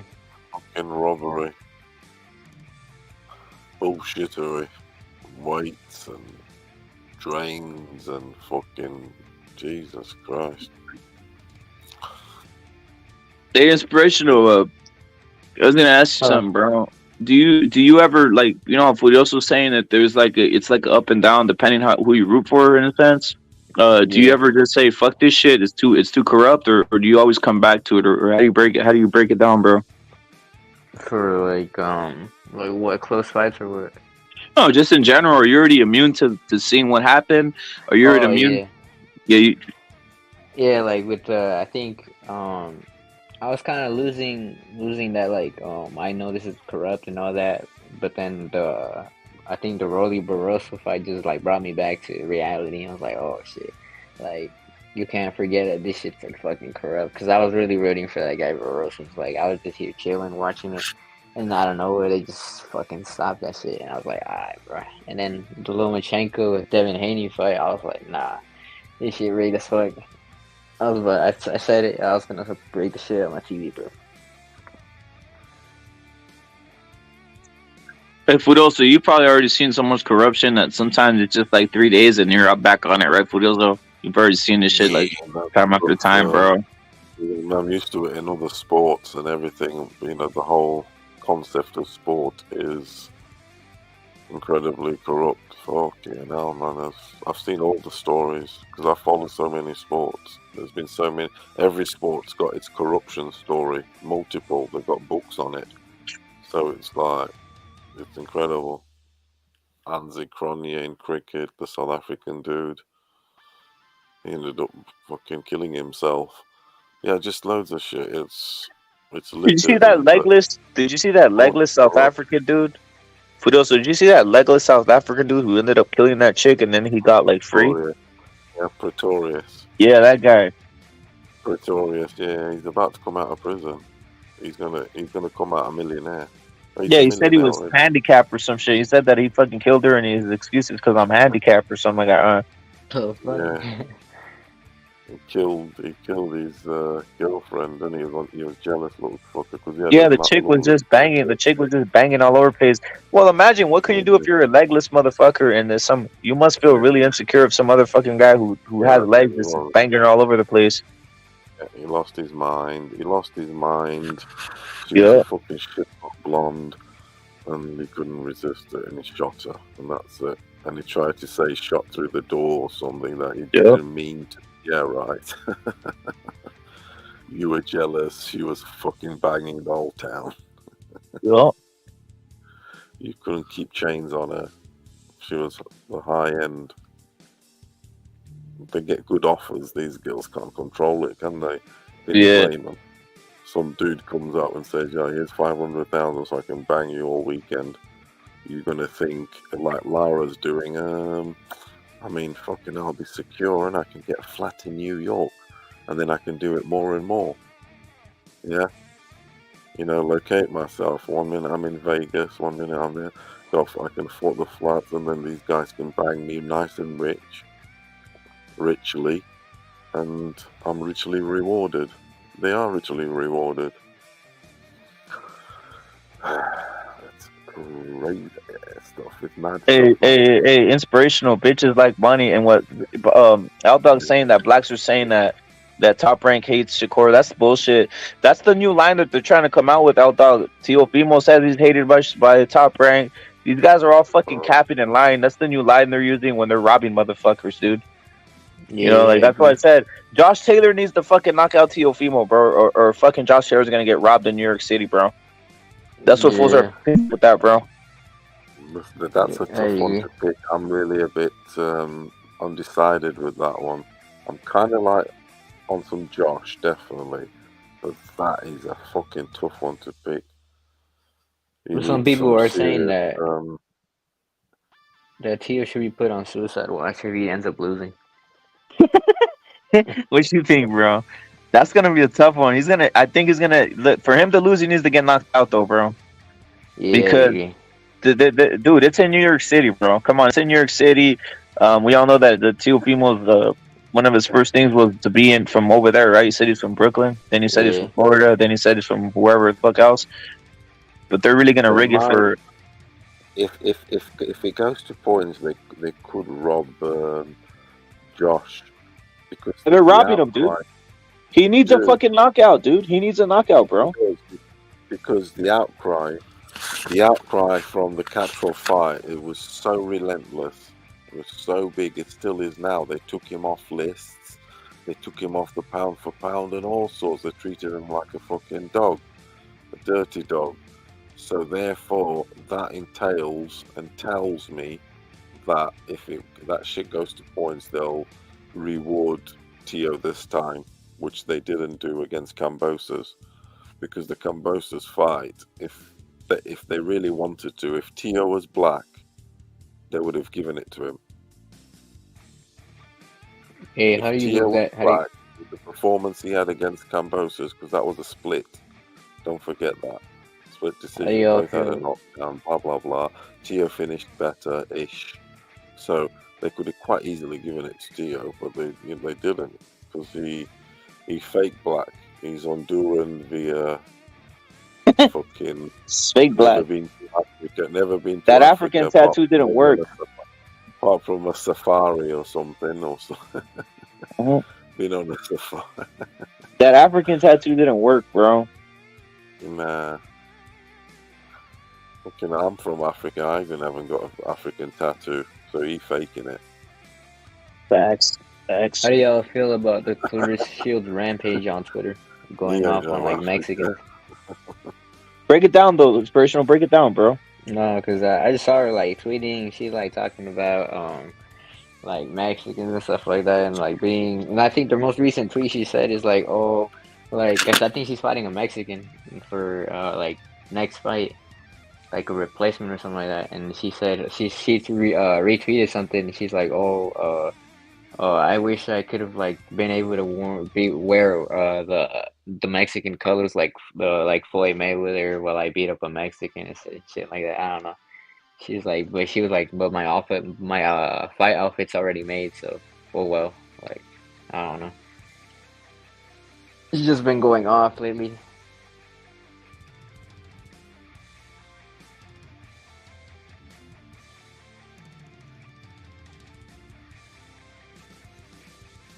Clarissa's gonna cuck herself, bro. Because I heard she's gonna come out with the whole mariachi uniform, bro.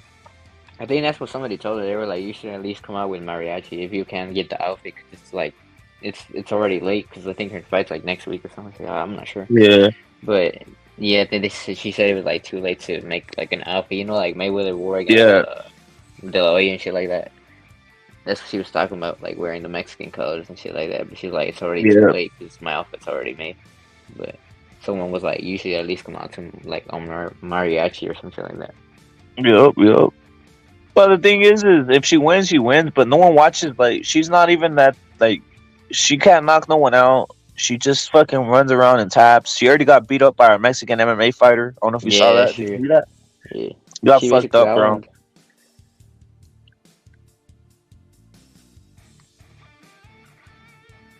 Yeah, I don't know why Yo, she was making some excuses to go back to the UK to get the rematch with Marshall.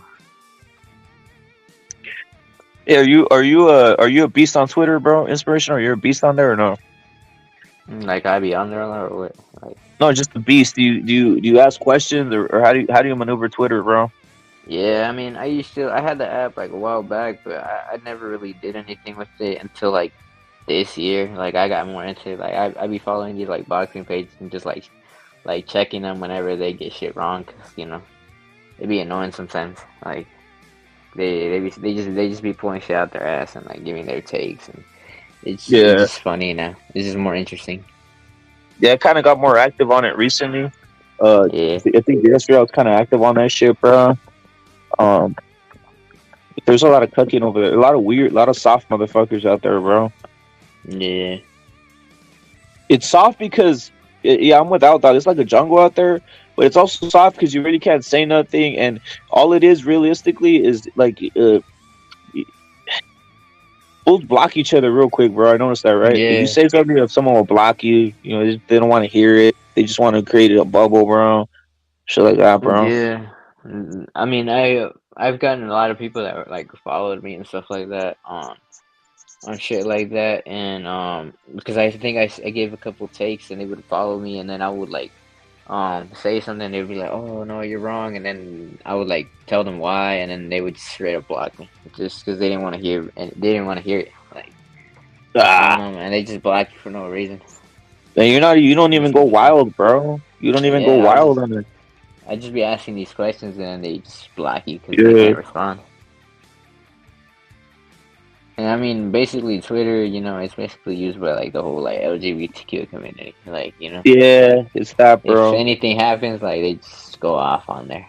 So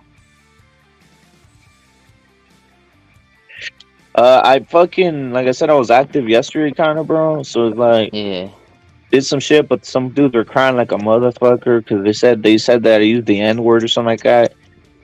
So they told me. Uh, oh yeah, one of those what you call spaces. I jumped on one of those, and those oh guys were, yeah, oh yeah. my Twitter god, he's using Spaces. the N. Yeah, he's using the N. They said he used the N word or some shit. He's told they were like, get him out. But they were like, wow, this is the most entertaining thing I ever heard.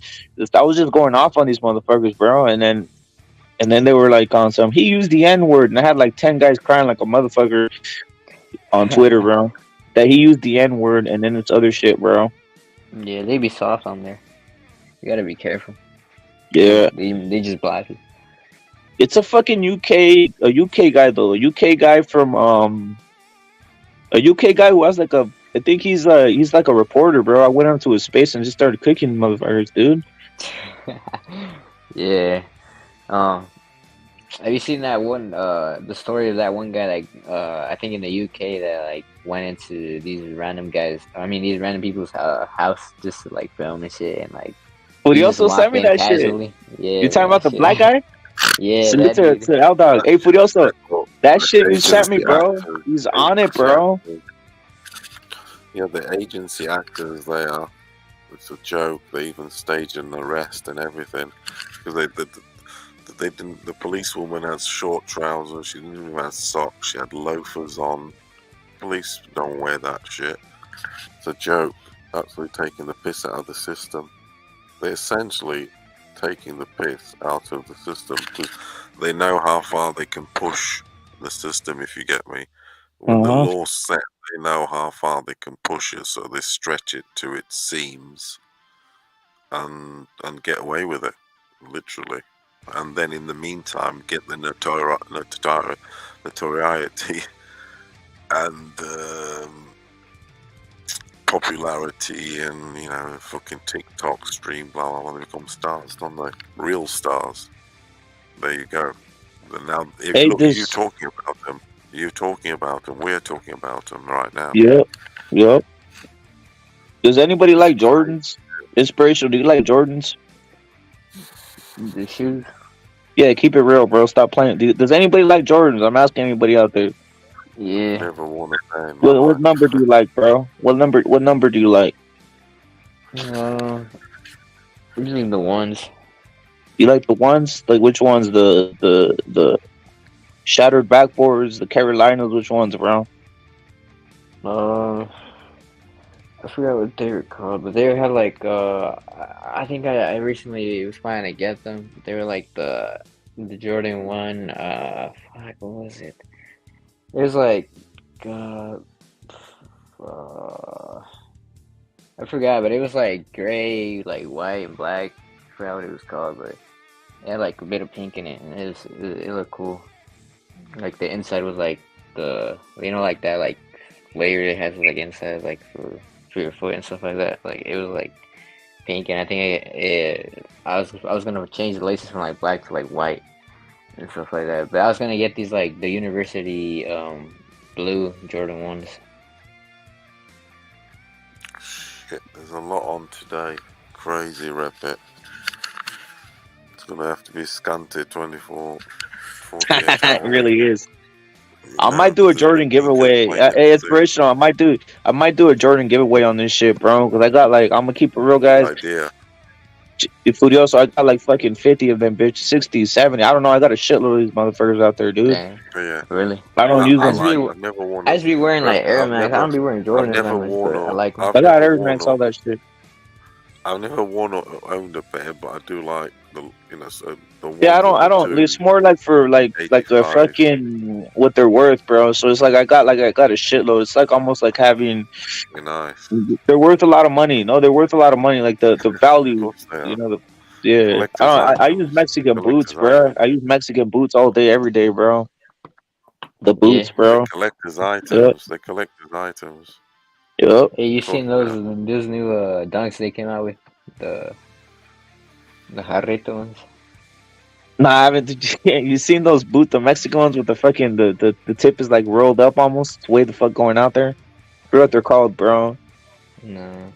I got some old. I've always I've grown up using Mexican boots, bro, or Mexican or American made boot. That's all I've grow up using. I obviously I bought the use fucking English.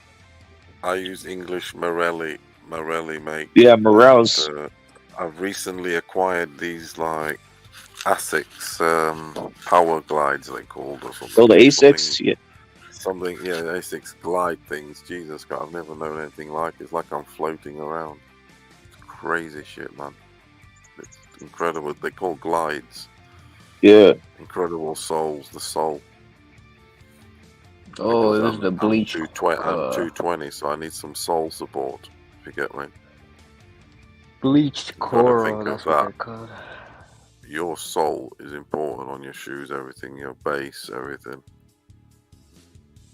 As you get up, you know, it is. Even from day one playing sport, I was Achilles, your Achilles heel.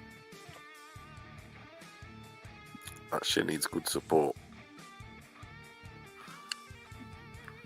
Yeah, the New Balance are pretty cool, L dog. I had the this shit called the New Balance. The other ones, the A6, like the Furioso was saying, Reebok. I like Reebok, bro. But Rep, Underrated. I'm not Yo, going to even cap these Asics. I didn't pay full price for them.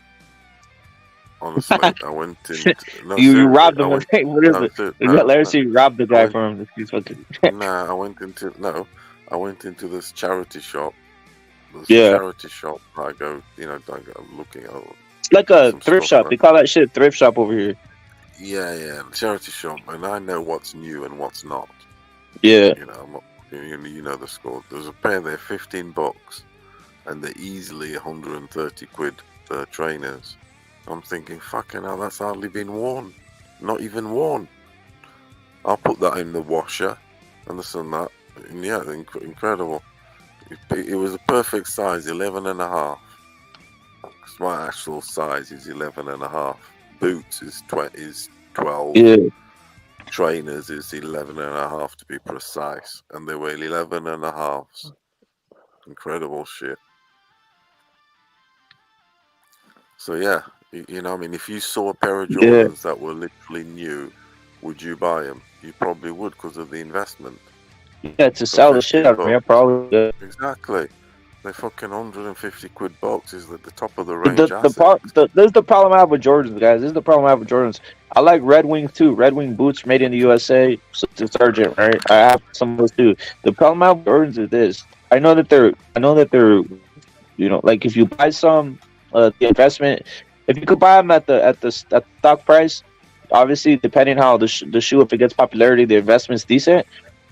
But the problem I have is I know damn well it's made in China, bro. I know damn well it's taking them 20 bucks. And here's the thing, bro. I don't know what the leather is, bro.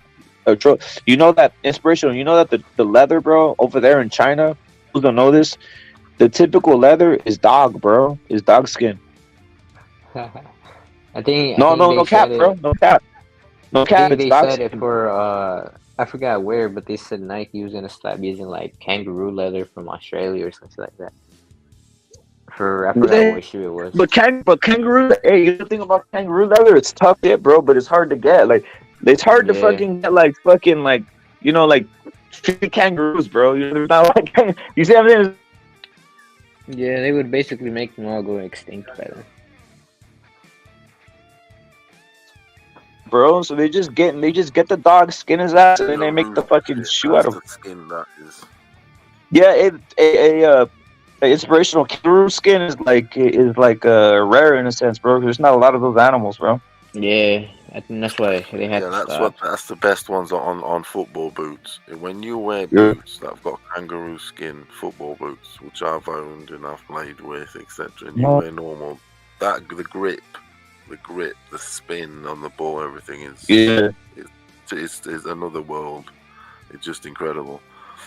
And the coppers mundials, Copper Mundials is kangaroo, obviously. They all now try to do kangaroo, but it's on some Chinese fake shit. TJR, so, bro. Doc Martens, bro. They don't make them in the UK no more, bro. All Doc Martens are now fucking Chinese manufactured, bro. So it's not even a fucking Doc Marten anymore. If you get Doc Martens, they're probably made in China, bro. I think the New Balance inspirational. You know, some of the New Balance, I think it's 960 or some shit. Those are made in the USA, bro, and those are actually top quality. They use good leathers in the USA, bro. That's why Red Wing boots are so fucking expensive. Shit like that, it's decent leather, bro.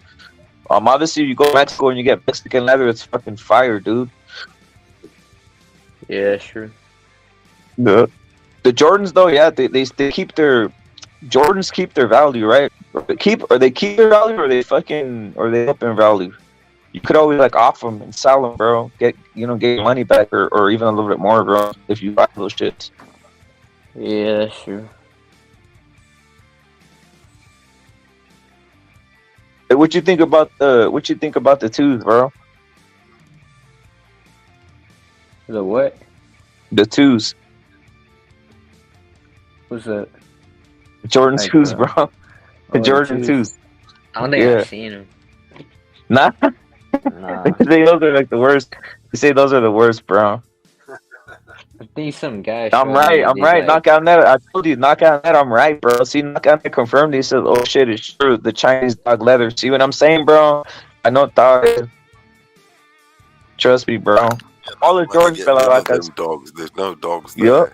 They said, Yep. I saw the documentary on that Vice thing where they say this the best dog is the best fucking skin. It's nice and soft, nice for making little purses and perfect. Yeah, I Yep. believe it. I saw the documentary, them slaughtering the dogs in line waiting for the slaughter. Yep. Crazy, squealing like a Well, that's why. You ever seen if you guys get suede sneakers or suede tennies and it says made in China, that's a dog, bro. That's a fucking Rottweiler, whatever the fuck. It really is, bro. Is you know suede has that like texture to it, bro? So it's like that's what texture do, bro. Put it that way, 50% chance. Yep. That's crazy. Yep. Is that the typical fit of fools that go in and want to get the Edgar? Is it the fucking Jordans or what? You said you're walking in with Jordans. Yeah, what's the typical fit, bro? Is it like Jordans and a Maybe Gucci some belt or something like that, or what? With the Gucci maybe belt? some like beating up fucking Air Forces and shit, and like some Yeah. Gucci Louis belts and shit. How much does a Louis belt cost, guys? I don't know about the belts, but I know the belt game kind of took off in a sense. You know, it's all about the Yeah. belts now, bro. Well, I never really got into it. Like I be seeing these guys with like crystals and shit on their belts and shit. Lol. Hey, wait, I'm gonna say something. Towns is telling the truth, dude. I think they're valuing inspirational. Everybody salute to L Dog. That's facts, bro. But I think inspirational. I think they're valuing now, bro. In Mexico, they're valuing the Jordan more than they do over here. Like I always see like Canelo with ones. I seen Ray Martinez with fucking with some ones, bro. Like they're really loving it now, bro. They're they're really like catching up with that shit. Now that you mentioned Ray Jordans Martinez. everywhere. In Lisbon, everyone has Jordans. White people, black people, blue, everyone. I see just everywhere. Even here, Jordan is like fucking. They've made him like Michael Jackson, didn't they? Let's face it. Everybody rocking the Jordans since the end of fucking, and that ain't no stopping right now. The thing I'm surprised is like now that you mentioned it, the Ray Martinez guy, that he finally changed his boxing shoes because he had this for like every single fight, and they were like, oh that shit. The Jordan ones, he had the Jordan ones, bro. They were about He had the to, Jordan like, one fall boxing apart. shoes. I think pretty sure he's had them since like his first fight. Hey, fucking Ray Martinez, bro. He's fucking Ray Martinez is on some. Do you follow Ray Martinez on Instagram? I don't know. Yeah.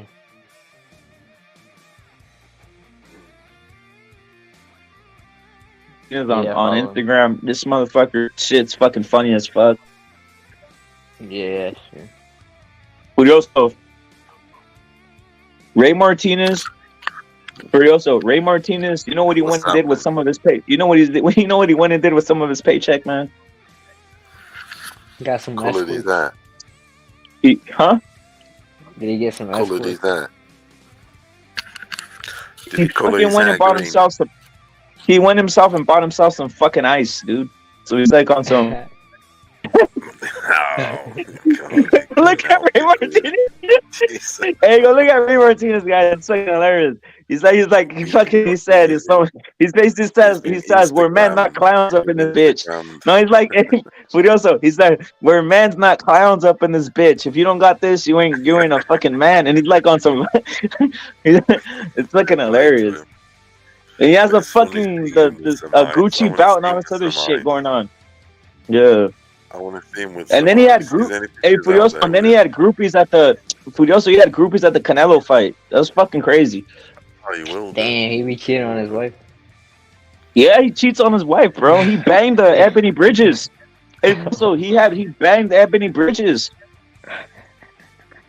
Ebony Bridges. Yeah, wouldn't surprise me. He's been on some. This fucking yeah. He fucking banged Ebony Bridges, bro. It's insane, dude. Yo, wasn't Ebony Bridges supposed to collab with Boo Tennis on OnlyFans? Oh, was she? Yeah, I agree what she said. She like Exposed, guys. Exposed. Ebony Bridges blacked on. Ebony Bridges blacked on OnlyFans by Boo Tennis. Exposed. Yeah, I think that's what everyone was commenting and like it was on Twitter. They were commenting. They were Yeah. like, she's gonna get blacked. He's guaranteed some on good money OnlyFans. coming up, though. Someone like Martinez, he's got a big fight coming up with Sonny eventually. Yeah. It's possible. You know, there's a video on YouTube. Furioso. Do you know there's a video on YouTube? It was from the. I saw this on the Mexican news, the press. They had a video of Ray Martinez. Somebody was taunting him or whatever, or some shit like this. I guess they didn't know who he was. He got out the back of a fucking SUV and knocked out like 4 motherfuckers over there in Mexico, Furioso. Who did Martinez? Ray Martinez. He got out the back of fucking. He was with some girl. He was with some girl, and then he fucking. He's a little motherfucker though. He got out there and knocked out 4 motherfuckers. He's a street Yeah, fighter. shit's fucking hilarious. styling the ring. Inspirational. He gets off and he knocks out like four motherfuckers, dude. Damn. Yeah, he is that type of dude. He's a street dude. You can tell he's a street dude. That's Yeah. why you give him the sort of money. He's icing it. He's bitching it. I don't blame him. Yeah. Hey, That's yo, the but type of back. guy. Look at Ray. Ray's the Stay on type. the If he was a path, bro. welter, it'd be fucking like it'd be nuts, bro. If he was a welterweight, you'd be fucking like that's your personality like Yeah, that. It'd be crazy, bro. bro. Like Haney, someone like Haney, he ain't fending no dudes off his girl. That's for sure. Yeah. On in the street, Hey, yo, but now getting that I knocked think out in about the it, street. you know how I Haney in the talked about street that. getting knocked the fuck out. You know how I talked about that boots thing with Yeah. Andy Bridges. Now that I think about it, yeah, it could actually be happening because Boots don't get no fight dates from PBC, so he's not busy. Ray would beat up on Haney in the street, is what I'm saying. Basically, yeah. Smaller weight. If they fought in the street, Ray Martinez, right, or Haney, I'm going Ray Martinez. I'm going Ray. Well, the thing about Ray was beating up on Pitbull. Did you? I don't know if you knew that. Yeah. So Ray was beating up on Pitbull in those You've sparring. mentioned it. You've mentioned it Yeah. loads of times. Was he actually? So I have Yeah, heard of it. they were in the same gym. They were in the same gym, and he beat them in lights out of fucking Pitbull Cruz, dude. So, Damn. Who you picking, Haney or Martinez down at the local arcade? I'll pick Ray to beat fucking Haney's ass, bro. Seriously, Fighting over on the just pinball machine. yeah, Haney's just a gonna- fucking fight in the Fighting over the streets. pinball machine. He's gonna pull out his hug and be like, "Where my hug at?" Before anything happens. So Yo, that's crazy Dang. though. Inspirational. You broke it out, bro. I didn't even know that fucking Ebony had a Boots Ennis on. You think it's because Ebony is brainwashed that Boots Ennis is something, right? Like no one knows who Boots Ennis is, bro. yeah, I mean, it's because they be putting him on like fucking paywalls and shit. Like they be putting him on pay-per-views nobody buys. So like, what do they expect? And he also fights like once a year as well. So Hey, Furioso, do you Inspiration? You guys still rank Ebony as hot or what? Yeah, I do. I mean, fuck You it. still banger? Yeah. Yeah, of course. Fuck it. I mean, Inspirational. What do you yeah. think of Ebony? Were you banger or what? shit, probably. Probably. Yeah. Yes. Yeah. I mean, the thing is she has an aggressive face on her. You gotta really dominate her ass, bro. She has that face. You gotta dominate her, dude. I don't want to. Not when she's in camp or anything. Yeah. When she's off season and like her tits are bigger. You could and tell. everything. You could tell she's a nasty, freaky bitch, though, Furioso. You could tell she's a nasty, freaky bitch. So you really need to dominate her. Yeah. She's done it. She's done it all. Yeah. She's done it all. She's fucked her way to the top. She's your typical, stereotypical fuck your way to the top. Come on. Yeah. She got the Eddie Hearn / Rolly special treatment. Yeah. You know what? You know what's kind of fucking mind-boggling? Why were more fools pissed off with the Rolly shit, bro? Why were more With fools what? pissed off with the Rolly, with the fix on that, bro? They don't pissed off when black fools are fixed, bro. That's what's kind of weird to me, bro. Yeah.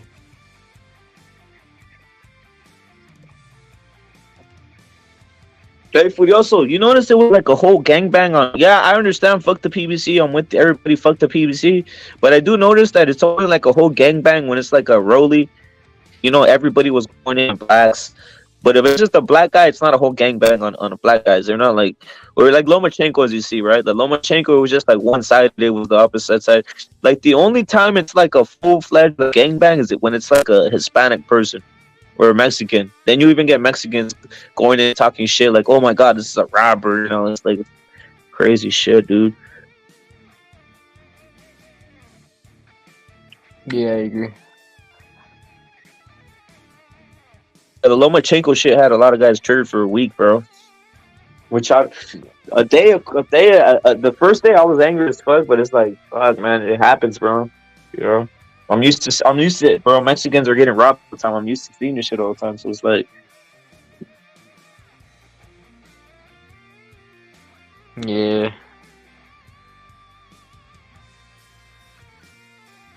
hey, do you have any SBs? Who? Me? You? Yeah. Nah.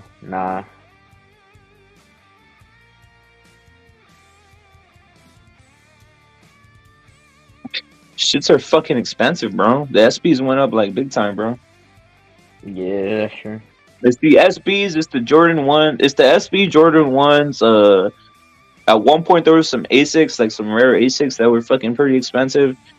Obviously the what's this shit? The off whites. Yeah. The off whites and all that bullshit. Oh yeah, those I think didn't those go up like the off-white ones? Yeah, those off whites went up right away, bro. And some of the Yeezy shit. I'm not sure. I haven't kept up on the Yeezy shit recently, but that Yeezy shit, those shits were going at a certain point. They were getting like out of hand, bro. Facts.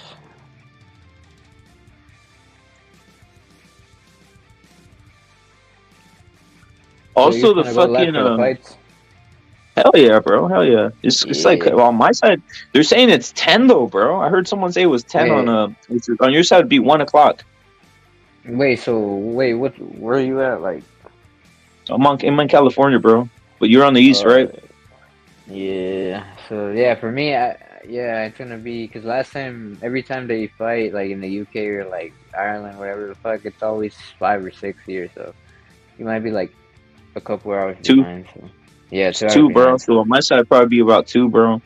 Yeah, like 2, 3 in the afternoon. But... Wait, so what time is it over there? On my side, it's fucking 1:12 a.m., bro. Right now, bro. Yeah, well, so you're on your side. When you be staying up all night, like with these live streams, like when do you find time to sleep? Or, like you just grind all day. I sleep like fucking 3-4 hours a day, dude. To be honest, just 3 to 4, bro. I think one time I got off and then I went to sleep and I woke up and you're still on. And I was like, damn. Yup. But I don't think I'll be able to do that. I would fall asleep. I'd leave the stream up all night, just falling asleep off. Hey, that's what I was gonna tell you. Inspirational. You've been on boxing YouTube for how long, bro? No. Longer than me, probably, right? Longer than me, bro, right? You've been around a while, right? When did you start? Like about 2 years ago or some shit. When I started this channel, probably about the same. When I started making videos and shit. I mean, I used to make like videos a while back, but then I stopped, and then I think the whole quarantine thing started and all that, and I was just like chilling. I think basically the thing that got me back into like this like YouTube and like making videos and shit like about boxing and stuff like that. It was that whole what's his name? Wilder. I know, and a lot of people don't like him, but it was like that Southpaw guy. It was just funny. Like even though a lot of shit he was saying was stupid, but it was just funny. I just had to get back into it because it was funny. Even though I don't support that guy, but his videos are just funny as fuck. Like he would get trolled on TikTok and shit. It was just too funny. Yeah, and I think that's basically when I got back into it. Like talking to creators about boxing and stuff like that. That was like in 2020. Like late 2020. Did they say you were a master troll, bro? Did they say you were a master troll and shit like that, or no? Nah, not really. So you weren't like a fucking a bully out there, bro? Nah, I was just like talking and shit. Like I was like, it was weird because I never really talked because like around here, like there was nobody really to talk to about boxing. Like it's literally just me. So when I finally got to talk to people about it, it was just like it was actually fun because I actually got to talk to people that knew about the sport and stuff like that. I think one of the first panels I came on was like I think when it was like some guy was like the talking on a live stream, and I came on his panel, but it was during the fight when I think Morel knocked out the Mexican Casares. Cáceres. We knocked out Yeah, Cáceres. yeah. I was surprised. I was like, cause I didn't see the fight. Like, I just hopped on Instagram and I saw Casares like sleeping on the ground, and I hopped on that guy's panel. I was like, damn, like Morel really beat the shit out of him. Like, stopped him bad. Yeah. Yeah, I think that was the first time I ever like got on a YouTube panel and stuff like that to talk about boxing. Yeah. You ever shake? You ever put a fear in the motherfuckers, bro? I think I did, but I forgot for what live stream. It was like in 2021, but the dude ended his panel. Like, he just straight up ended it. Like, he was like a good like 3 hours in, and he just ended it out of nowhere, and then he like restarted it and didn't let me in. And I was just like, bro. Yeah. Dude, I think it was what's that guy's name? Shit, bro. Like, what's his name? It was like man. some shit boxing. I forgot what it was. Yeah. Fuck, bro, that's just funny. Yeah. That shit's hilarious, dude. That shit's hilarious. Oh man, would you say that fools told you sound like Rolly? Huh? I remember you told me you said some fools told you that you sound like Rolly or some shit. Oh yeah, that was in the comments. That's when I used to make videos like back in the day. Like, I think my voice was. What type of videos, bro? Do I know the channel or no? Do I know the channel or do I not know the channel? I think it got taken down. It was like I used to like maybe post videos, but it was like on TikTok about boxing, but it got taken down. Oh yeah, that was when that guy Southpaw was like #1 on there. Like, he had like 300,000 followers on it before he got deleted. Cause, yeah, I think it was around that time. But I used to like just talk about whatever was going on boxing, but try to make it entertaining and stuff like that. But then it got taken down because I think I don't know, some dude got pressed in the comments. Cause I forgot what happened. He just got pressed, and then he's like spam reporting and shit. And he takes out to like take you down for like the smallest thing ever.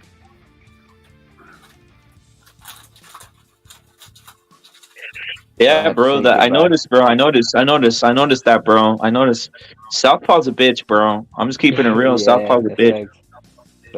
He's a bitch. He's a coward, bro. I got Southpaw shook, bro. I got Southpaw shook. He's a fucking coward. Remember that guy he was supposed to fight like that, that rivalry he had with that other like Hispanic guy. He goes and chooses, bro. I punked his ass. I punked Southpaw already. I punked him already. He goes around. That's why you never seen him come around there. I punked him, bro. He's a fucking bitch, bro. Yeah, I think he only goes on. I think the only. He goes if he's on a channel. If he's on a channel, he's paying. Hey, if he's on a channel, bro, he's collaborating. He ain't gonna collaborate here, bro. I'm gonna fuck his ass up in life and in fucking These fucking Southpaws and all that, they're a joke, these dudes. Yeah, they are, bro. They're a joke. What the fuck? I'll cook his ass and I'll fuck his ass up too, by the way. Like, what the fuck? Yeah. Absolutely. His channel is basically like soft as hell. Like, if you try to comment something on there, like they just time you out and shit. Like, they don't like hearing anything. They just time your ass out. Yeah, bro, it's soft as fuck, bro. Yep. Yeah. I think he was supposed to fight that one like 130 guy on TikTok. He's like Hotboxing Minute or something like that. He was supposed to spar that guy, but apparently Southpaw backed out. Yeah, he's fucking blowhard, bro. He's not gonna fight anybody, bro. Yeah, cause he posted this clip of him beating up this guy in California with like. Nah, come on, that was best fuck, bro. That's not even the match. He had a whole like winning gear. The other guy, he was like, it looked like he was beating him up, but then the guy came out with his own footage and showed the rest. And Southpaw was getting his ass beat by that guy. It was just Southpaw clipped it up and like just posted his highlights. And it was like a minute of highlights. The other guy posted like 9 minutes of him just beating the shit out of Southpaw. Before I think they just completely slapped. It was funny. I just recently saw it like last month. Yeah, he's the fucking bitch, dude.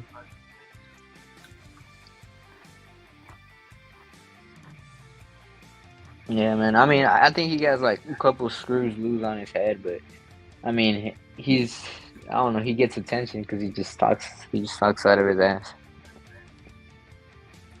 You know, even Tank's coach even acknowledged him at one point. Yeah, yeah. Just cause he like dick rides and like like blows them I off to tried. the side and shit. Yeah, bro. I could actually. I've seen it, Chad. You ever had Sakanis, bro? You were cutting off. What? Have you ever had Sakanis, the tanning, bro, or sneaker? Nah. I've had those, bro. Like light. They're like light. I've had every fucking type. I have packs. I have all the ones. I've had all that shit. Bro. I've had the fucking Sakani. I was gonna say something like, these guys, they're easy to slap, bro. But the problem is that they're gonna see you. Like I'm pretty sure you probably slap a couple of these motherfuckers, right? Yeah, I mean the easiest guys I like to school are like the fucking, like pro blacks and all that. Like the guys that be saying like Andre's like being ducked by Canelo and all that. Like it's easy to school them. Like you say something to them and they just repeat themselves until like they act like they didn't hear you. Like you just spit facts at them and they just completely like fucking turn off their ears or like fucking go deaf. That's what they do, especially now on Twitter Spaces, because that's what they be going now. Twitter Spaces, or bro, guys, said I entered the Twitter. It's gonna be a video, bro, by Killer Be Killed process. Me, one of these Twitter Spaces, bro, and dog, I rip them. I rip. It's just fun. It's just what you guys are gonna see it as Killer Be Killed the lose. Into one of these Twitter Spaces and I ripped these motherfuckers to pieces, bro. Quick, bro. Quick. Because I can't even do it. To tell the truth, aspirational. I can't even rip motherfuckers here, bro. Because, first of all, I'm moderating for the most part. And, like, how the fuck is it if I'm right here and I'm just ripping a motherfucker to pieces? Like, I half-ass it, but if I was just me, if I literally would say, hey, someone moderate and let me rip motherfucker, it'd be fun for me to do it all the time, bro. Like, the fuck? See what I'm saying? So it's like, yeah, that's the thing, dude. Like, guys can't debate or they can't talk shit very well. I noticed that, bro. Yeah. But I say you should do a Twitter Space with the Don, bro. That should be funny. Yeah, shit, the dollar, bro. Yeah, that would be good, bro. That would be. Did you subscribe to the channel, right? Yeah. Yeah. Did you? Were you there in his first live, bro? Were you there in his first live? Yeah. Yeah, I think I was there. How far in did you see, bro? How far in did you see that live, bro? I don't know. I think I just saw the introduction, then I left because I had to do something. Oh, okay. So you didn't see much of it. You didn't see what happened in the middle. Nah. I think it was only like 17 minutes, right? Like serious short. Yeah, it was like 17 minutes, bro. It was like 17 minutes. Think that? Yeah, I be trolling the Don, but I be following. It's fun.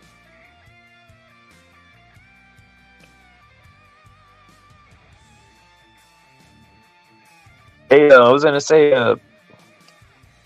the top fight tomorrow, then Venado, right? Venado versus Conlan. Yeah, bro. I'm cool right now, but in the morning I know I'm gonna start shaking and shit. Especially when they're making the way to the ring. That's what happened when I saw him fight Warrington, bro. I was shaking, bro. I was like, fuck, they're gonna rob this guy if he doesn't knock him out, bro. I thought he was gonna get robbed, bro. Yeah. I thought he was gonna get robbed, bro. Especially because I told you, like, I've seen him, like, I've been following him for some time now. And if they just rob him completely, it's just, like, it makes it more sad. Because, like, he gets this big shot. Like, they try to use him as a journeyman for fucking Gabriel Flores. And look at him now. He's a champion and shit. But, what they're going to try to do, they're going to try to sabotage him.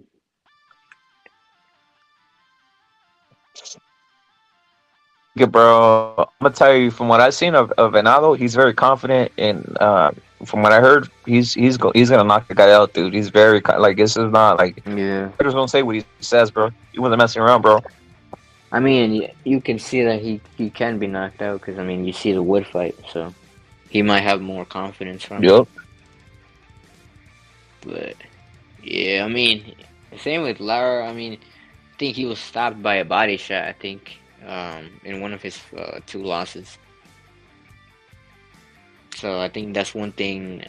I mean, if you saw it in the first Wood Lara fight, he was getting Yeah. tagged up to the body, and then he was like backing up and stuff. But then he managed to come back and knock him out. But I think that's one thing Lara needs to watch out for is the body shots. Even if he might not think it might Yeah. affect him, but he was stopped by a body shot. I mean, yeah, I think he was stopped in the first round by a body shot, or like he quit in the corner or something like that. By a body shot. That's the problem. The weight dehydration makes guys weaker to the body, bro. That's the only thing I'm Yeah. thinking of tomorrow for a Lara fight, bro. Yeah, I agree. Have you seen Venado off season? Like when he's not in training, when he's not like cutting weight, Nah. dude. He's he's huge, but not in a fat way, bro. Dude, that guy's basically every time I've seen him, he's always ripped. Like I don't know, like that dude. Bro, Like, but what I'm trying to say is like he's fucking like.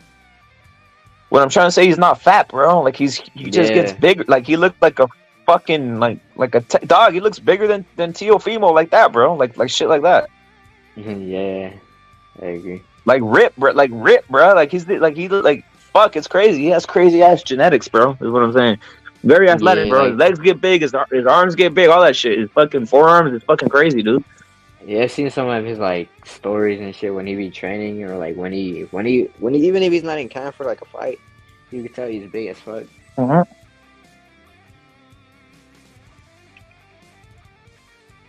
But yeah, that's one fight I'm trying to see, like Lara versus Venado and stuff like that. Like we're already getting involved. That's a great fight for him. Navarrete.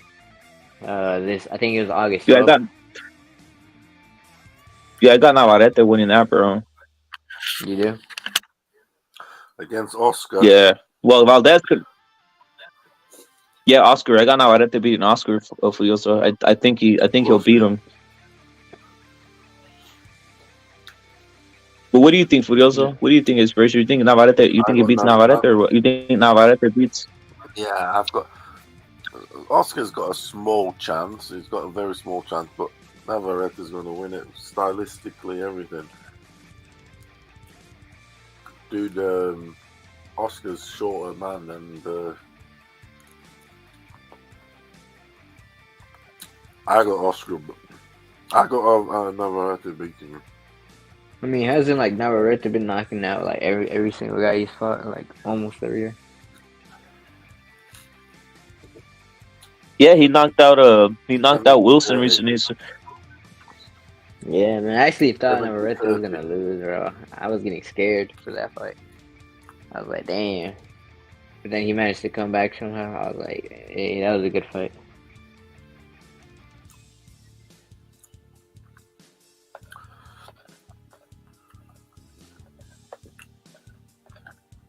Only Navarrete can beat himself in that fight if he's not like prepared and shit. Because Oscar will, he's dangerous, isn't he? He's a championship fighter. Yeah. Of course he's got a chance. He's a championship fighter. So he got a chance. He's paid off or some shit. That's another thing, man. Paying motherfuckers off is another thing, yo. That's the thing, see, so we don't know how they come in with this. But Nava beats him. In the ring and in the street.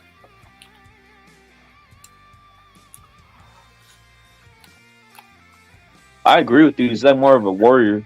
He's more of a warrior than Valdez. You see the memes they be making on Valdez. Valdez's win against is it Brechelt?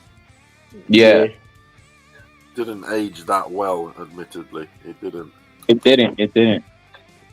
That's all I'm saying. I mean, yeah, obviously Brechelt's what it is. Well, we gotta also take into account that fucking. We also gotta take into account that Brechelt walked in with Capatillo, bro. Come on, I was like, what the fuck? Yeah, and he's like running. Of course. We walked out with that guy. Yeah, we know that, but of course. I was like, what's going, dude? Furioso. I was like, what's going on here? He's fucking running on the back foot. Never forget, it cost me nearly £900 that fight. I had all that all shit of was them right fucking all day hilarious. and night. And it went down to Yeah. that one. He was a 7-1 odd favorite to win. So it was in the bank. I even said to you, should we cash it? I don't know. Fucking couldn't believe it. 900. No, what's his name? Furioso. John Blaze told you to cash it out, and you're like, no, make it right. Remember? And you're like, we're make it right. Well, And he's like, yeah. 7-1 favorite in the bag. Fuck, you know, then Cappuccino.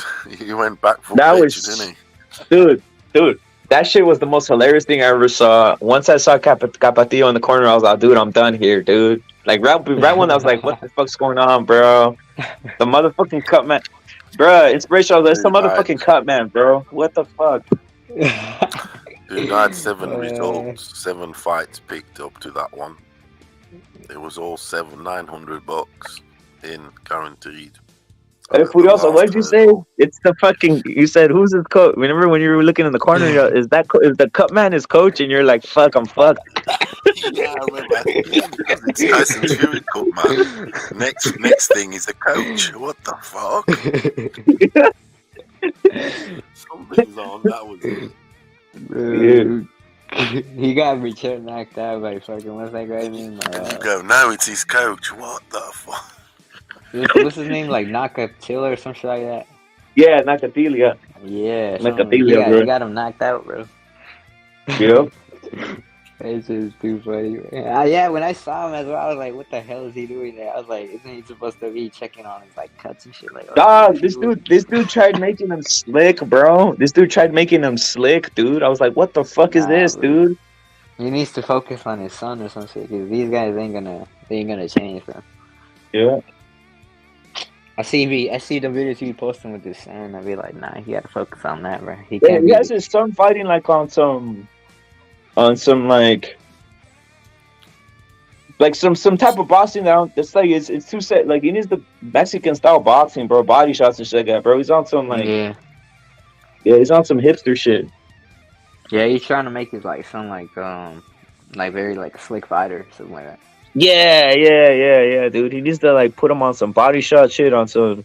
From the outside is basically how he has him fighting, right? From the outside. Yeah. Because I've seen his exhibitions that he had. Like, I think he even fought on one of, like, the undercards of Chavez versus, Yeah.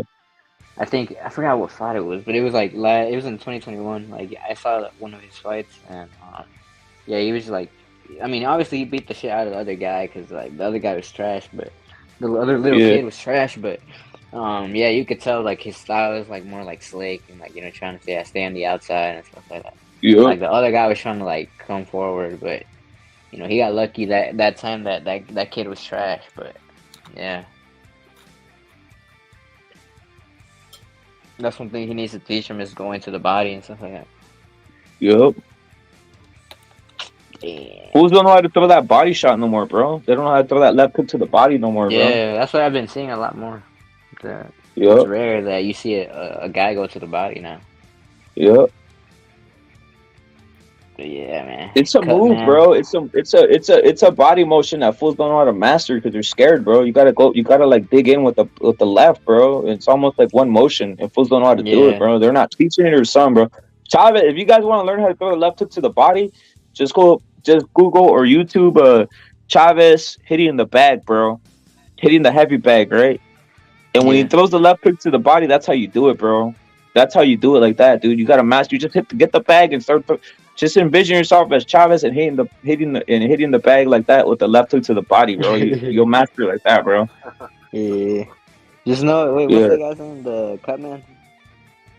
Tapatío. Yeah, just know if you have him, if you're like sitting down and you see that guy as your coach, right? Yeah. If you see him in your corner, bro, come on, bro. You lost, bro. Take your money out. He's the luckiest man alive. He went from cut man to coach in months. Yeah. From fucking, he was a cut man.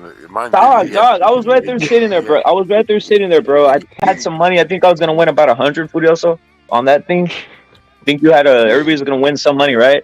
And I look in the corner, I'm like, who the is that? Where's his coach? And I said, well, his coach is that. I was like, that's the fucking cut man, bro. What the fuck? I'm done, bro. The coach went home early, bro. Yeah, And they bro. Then probably he's got. dude. Then Burchout went in there, bro, and he started like moving his head and on the back foot, bro. I was like, what the fuck? Nah, Yeah. like get the fuck out of here with this shit, dude.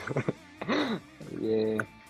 And I think after that they went both on a podcast and shit. And they were talking about like the success they were having and shit. I don't know what the hell they were on. No, that they went before the fight, bro. Before the fight, they went Oh, on I think it was the Poly podcast, yeah. I and don't they were remember what talking about podcast how it he was, but turned into how he turned into a slickster and all that. I was like, what the fuck? yeah, man. I saw all the hype they were doing for the other guy. That's not What's his name? Nakatila or something like Brachel's that shit. for the That fight for that one. on the back foot.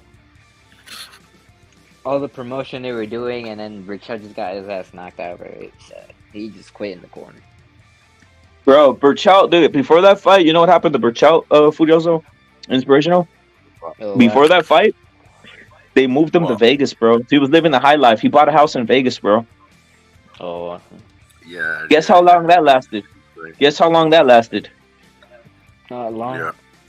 Now he's back in Mexico, Oh, bro. that's He don't even have a trainer, bro, and he's fucking Nah, it's fucked.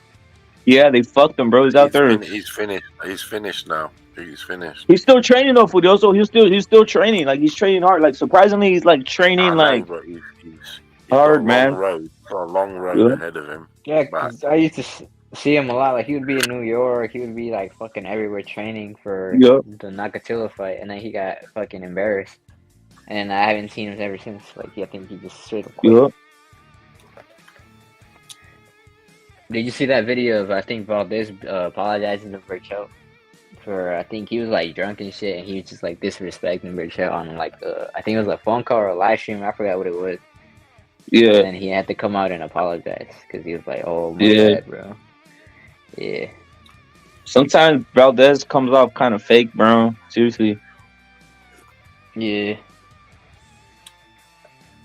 I think the one thing I'm still trying to find is that video of the Leo Santa Cruz video.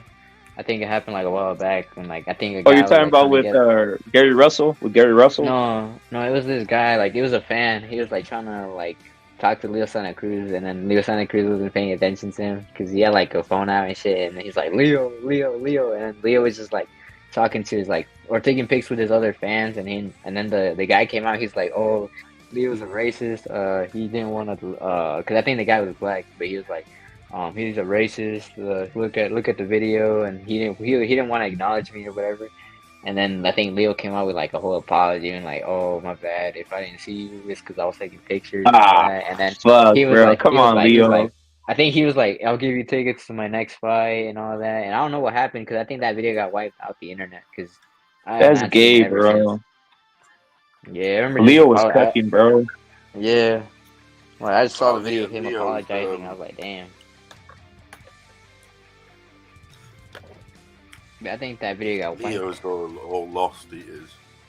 Yeah, he's cucking like a motherfucker, dude.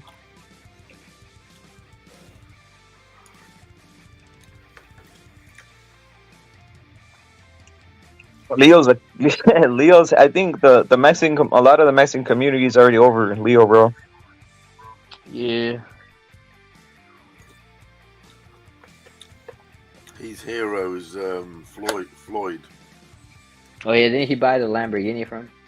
Yeah, he bought the white Lamborghini off of him, bro. He bought his Lamborghini off him, and he said it was an honor. You know what I mean? Yeah. The Don would be crying right now if he heard that. Pride and joy having Floyd's Lambo. Second hand. No doubt. See, he buys second hand. He said he got a very cheap price. Floyd did it very cheap for him. He might be cabbing. Delivered. And Floyd delivered. He is capping, bro. He paid 10 times the price what Floyd paid for that shit, bro. That's the fucking sickening. He did, bro. He's probably paid like fucking $1 million for He some said shit. or Floyd did it really something. cheap for him. He even delivered it. He said it on the video, Yeah. the build-up of his fights. I saw it. He showed it off, didn't he? The Lambo. Yeah. Very nice. I'll be watching that. I know I'm on it. They Damn, fucking love man. it. I mean, Hey, you have Rio's any gonna of be like around 130 now, so. But he's It with is a nice PBC, white so Lambo. he ain't gonna fight till like 2026. So Yeah, I think he's retired, bro. To be honest, bro. yeah, he's on that Mikey Garcia timing. He's ready to retire. Yeah, dude. He's He's finished. He had a lot of issues with his father also and stuff. But Yeah, in fairness, he had a lot of shit going on. You know, I mean, I don't want to get soft on him, but yeah, he has. His dad fought cancer for years, didn't he? yeah, and I think he was really bad for the tank fight. So He was always fighting for his dad, really. Always like, oh, this last one's for my dad because he might not be here. He might not be here. He might not be here all the time. I think you should just spend time with him at this point. Like, he's I So don't know, man. He's made a in good a amount way, he of was money. lost in his soul because he had other priorities, and they got him there. They got him there. Played at his emotional heartstrings. That's how PBC did him.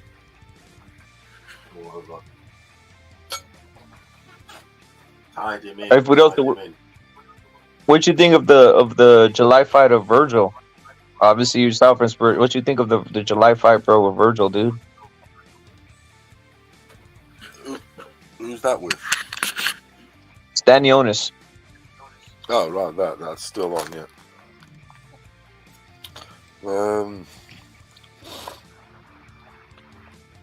I mean that should be fair. But I'll tell you what, I'm not sure going into that fight, you know, because fucking hell, Virgil's unfortunate a little bit. He's had two little illnesses. Okay, now I don't know. Yeah, I think Virgil's also been on that, like, even though he's not with them, but he's been on that PVC timing. Like, he's been fighting like once a year. A little bit. He's definitely lost a little bit of momentum because I don't care who you are, you just do. That's just the way it is. You know what I mean? It's fucking hell. So he'll definitely have a little rust. That's for sure. So it's going to be, you know, testing early on. That's for sure for Virgil because he's going to have to, as they say, get back in the swing. You know, I know it sounds like he hasn't fought for 5 years. No. But he's had a couple of illnesses in between fight. That's all I'm saying. So, you know, we're only human. And fight night, we don't know how the body is going to react. I'm pretty assured that he will still be in destructive mode, but there is that to take into account. That's for sure. We can't get away from that. You think he's having any complications? I wonder if I don't even want to get into it. I wonder if Virgil or any of these fighters have gotten any complication of taking any type of injection, like not Virgil, but in general, boxers from taking the shot, the jab. Side effect. I tell Yeah. you what. Oh yeah, that one. I think the percentage is out there. I wouldn't be surprised, you know. Because they say that fucks with your blood. It get blood clots you. It blood clots you. It does a lot of things. Yeah, clots, immune systems, your blood. Basically, your blood inflowing is good. The engine is cogging. In essence, the engine is cogging up easier. Yeah, it's a car engine, and if you don't keep it all clean and oiled, it's gonna cog, isn't it? Like anything, your bike chain, you name it, and that's it. It makes that happen quicker, essentially. So, who knows, man? Yeah, we'll never know, to be honest. We'll never know, man. Yeah, anyway, yeah. But yeah, But one thing's for sure, we don't know how he's going to be because he has had a couple of illnesses. Because he hasn't got the fights. He's been fucked around, and he's your typical guy who, he's not Mr. Party Animal, is he? He's a bit of a gym rat, I think. Guitar and hitting the bag. So what's he got to do but train hard? Train hard and not get any fights. That's what he does.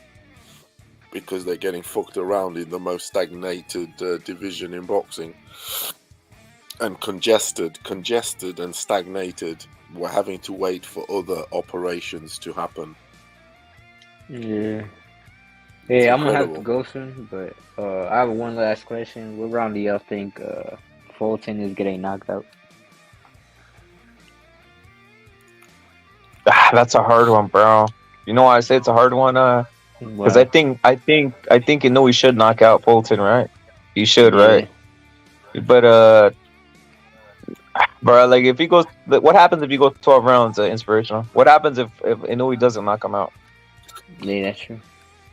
No, I'm asking that. What do you think happens? You think even in Japan he gets a decision or no? Yeah. I think it is. So, Wait, who? Fulton? Yeah, does it Fulton rob Oh, Inoue? That's what I'm trying to say. Does he hell rob nah, Inoue just for hell being nah, a? Okay, hell okay. nah. I thought you said anyway. I was about to say. I didn't hear you well. So if it goes 12, you think because if it goes 12 and Inoue outbosses them, you don't think Fulton will get the decision like the what black how black guys usually get the decision just out of nowhere. No, nah. If he somehow makes it 12 rounds and in a way, takes the win, they're gonna here in the States it's gonna be robbery all day for Fulton. Yeah, they're gonna complain about it. Yeah, they're gonna be like they robbed Fulton. That's why he wanted Yeah. it in Japan or whatever. I think a majority. I'll say Inoue knocks him out in 8 rounds, bro.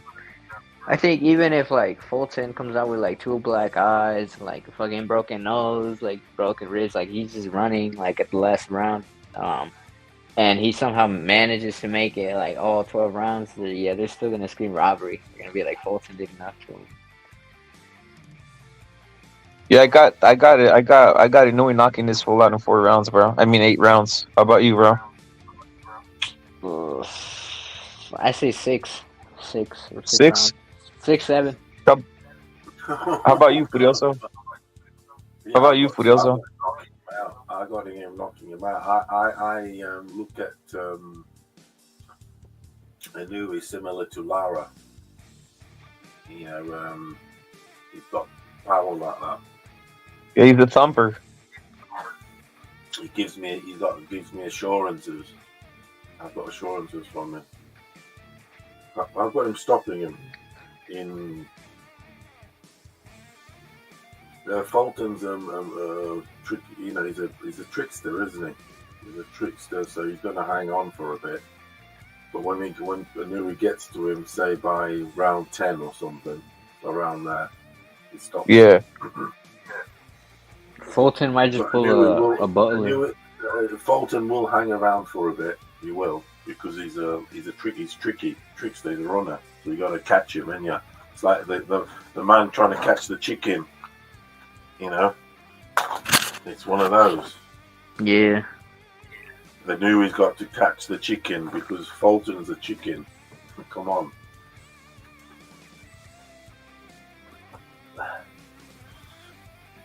So that's what's happening with that one. Inouye's hunting him down. So what's your prediction? If it was a knockout or what? Yeah, stoppage, knockout, stoppage on the floor. Ref separates them. Stoppage or knockout. Wouldn't be surprised a knockout. Body shot with a knockout body shot. Broken rib shit. Good, man. I actually kind of want to see it like an actual knocker instead of going to like the body, like slapping him to the body. He has a pretty good body shot, bro. Yeah, but I don't know. I feel like that would be more entertaining. Knocking. Yeah, body shot. He got that beard and shit. Yeah. Hey, they should make him cut off that beard, bro. That's not legal, dude. A lot of people want to pick that up, bro. You can't walk around with a beard like that, bro. Yeah, sure. It's a cushion. That you know what? That tells you he's chinny. Yep. No one's hit him. He's hiding the chin. If I'm Inoue, dude, and I'm in Japan, I humiliate them. I tell them they have to shave off the beard, dude. I humiliate them. Yeah. Wait, who was gonna do that? I forgot what fighter was that. They were like last minute. They said, "Oh, I think it was Caleb Plant." Yeah. They said he had to shave off his beard or something. If I think if he wasn't gonna allow Benavides to wear braids or some shit like that. I don't know.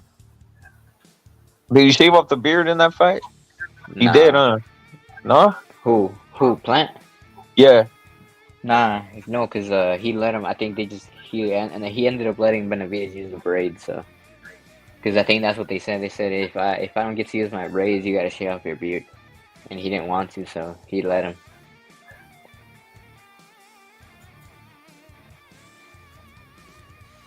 No doubt, bro. Well, I'm about to clip off this live. It's a fucking Mauricio Lara got robbed live. Salute to Inspirational. Salute to Paulo. Subscribe to Paulo if you guys want sporting and more. Already 1,000 subscribers, guys. Paulo has 1,000. Salute to Paulo for getting 1,000. This is fucking great shit, dude. But we're out of here, bro. Nice one. So you do on live later, you're up. Facts. Yeah, I'm already I'm already amped right now, but I'm just gonna end it. I'm gonna get something to eat. That's no reason I'm in these shits. I gotta get something to eat, bro. Yeah, I'll hop on the one later. No doubt, bro.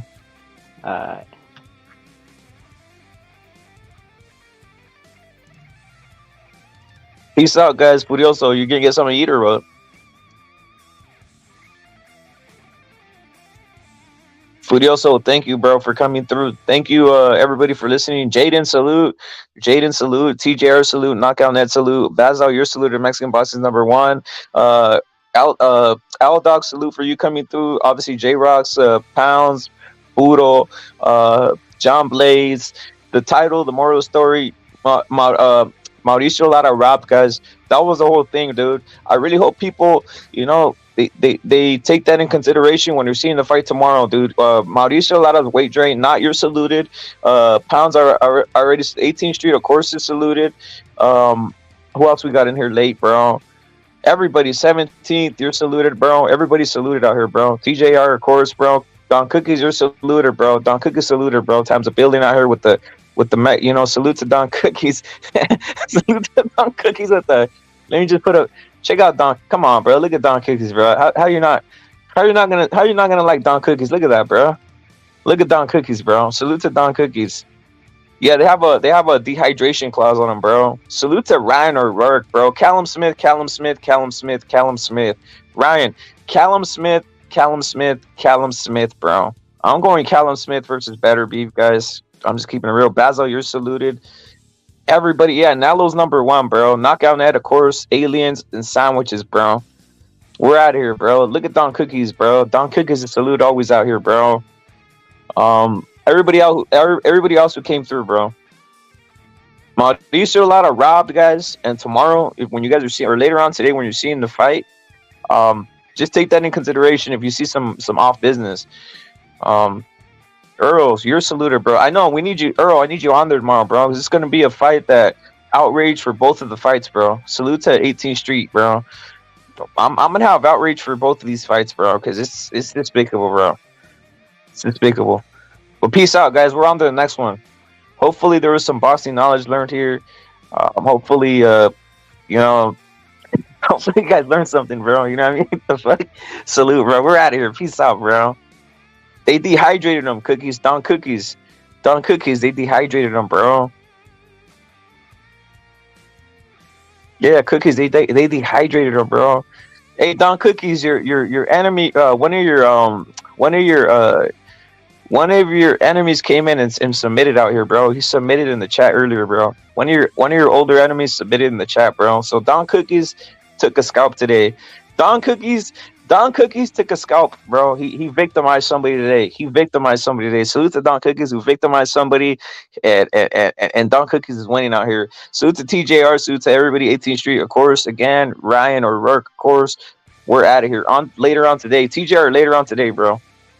Nah, TJR later on. There's some fights later on today, bro. Peace out. We're out of here, bro. Sergeant, of course, saluted.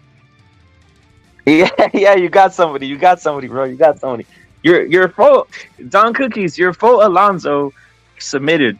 Your foe Alonzo said, why you let Don Cookies around? I'm submitting. He said, why you let Don Cookies around? I'm out of here. You know what I mean? So that's what happened. Peace out. We're out of here, guys. Don Cookies took Alonzo Amazing scalp, guys. Don Cookies took Alonzo Amazing scalps. Peace out. We're out of here.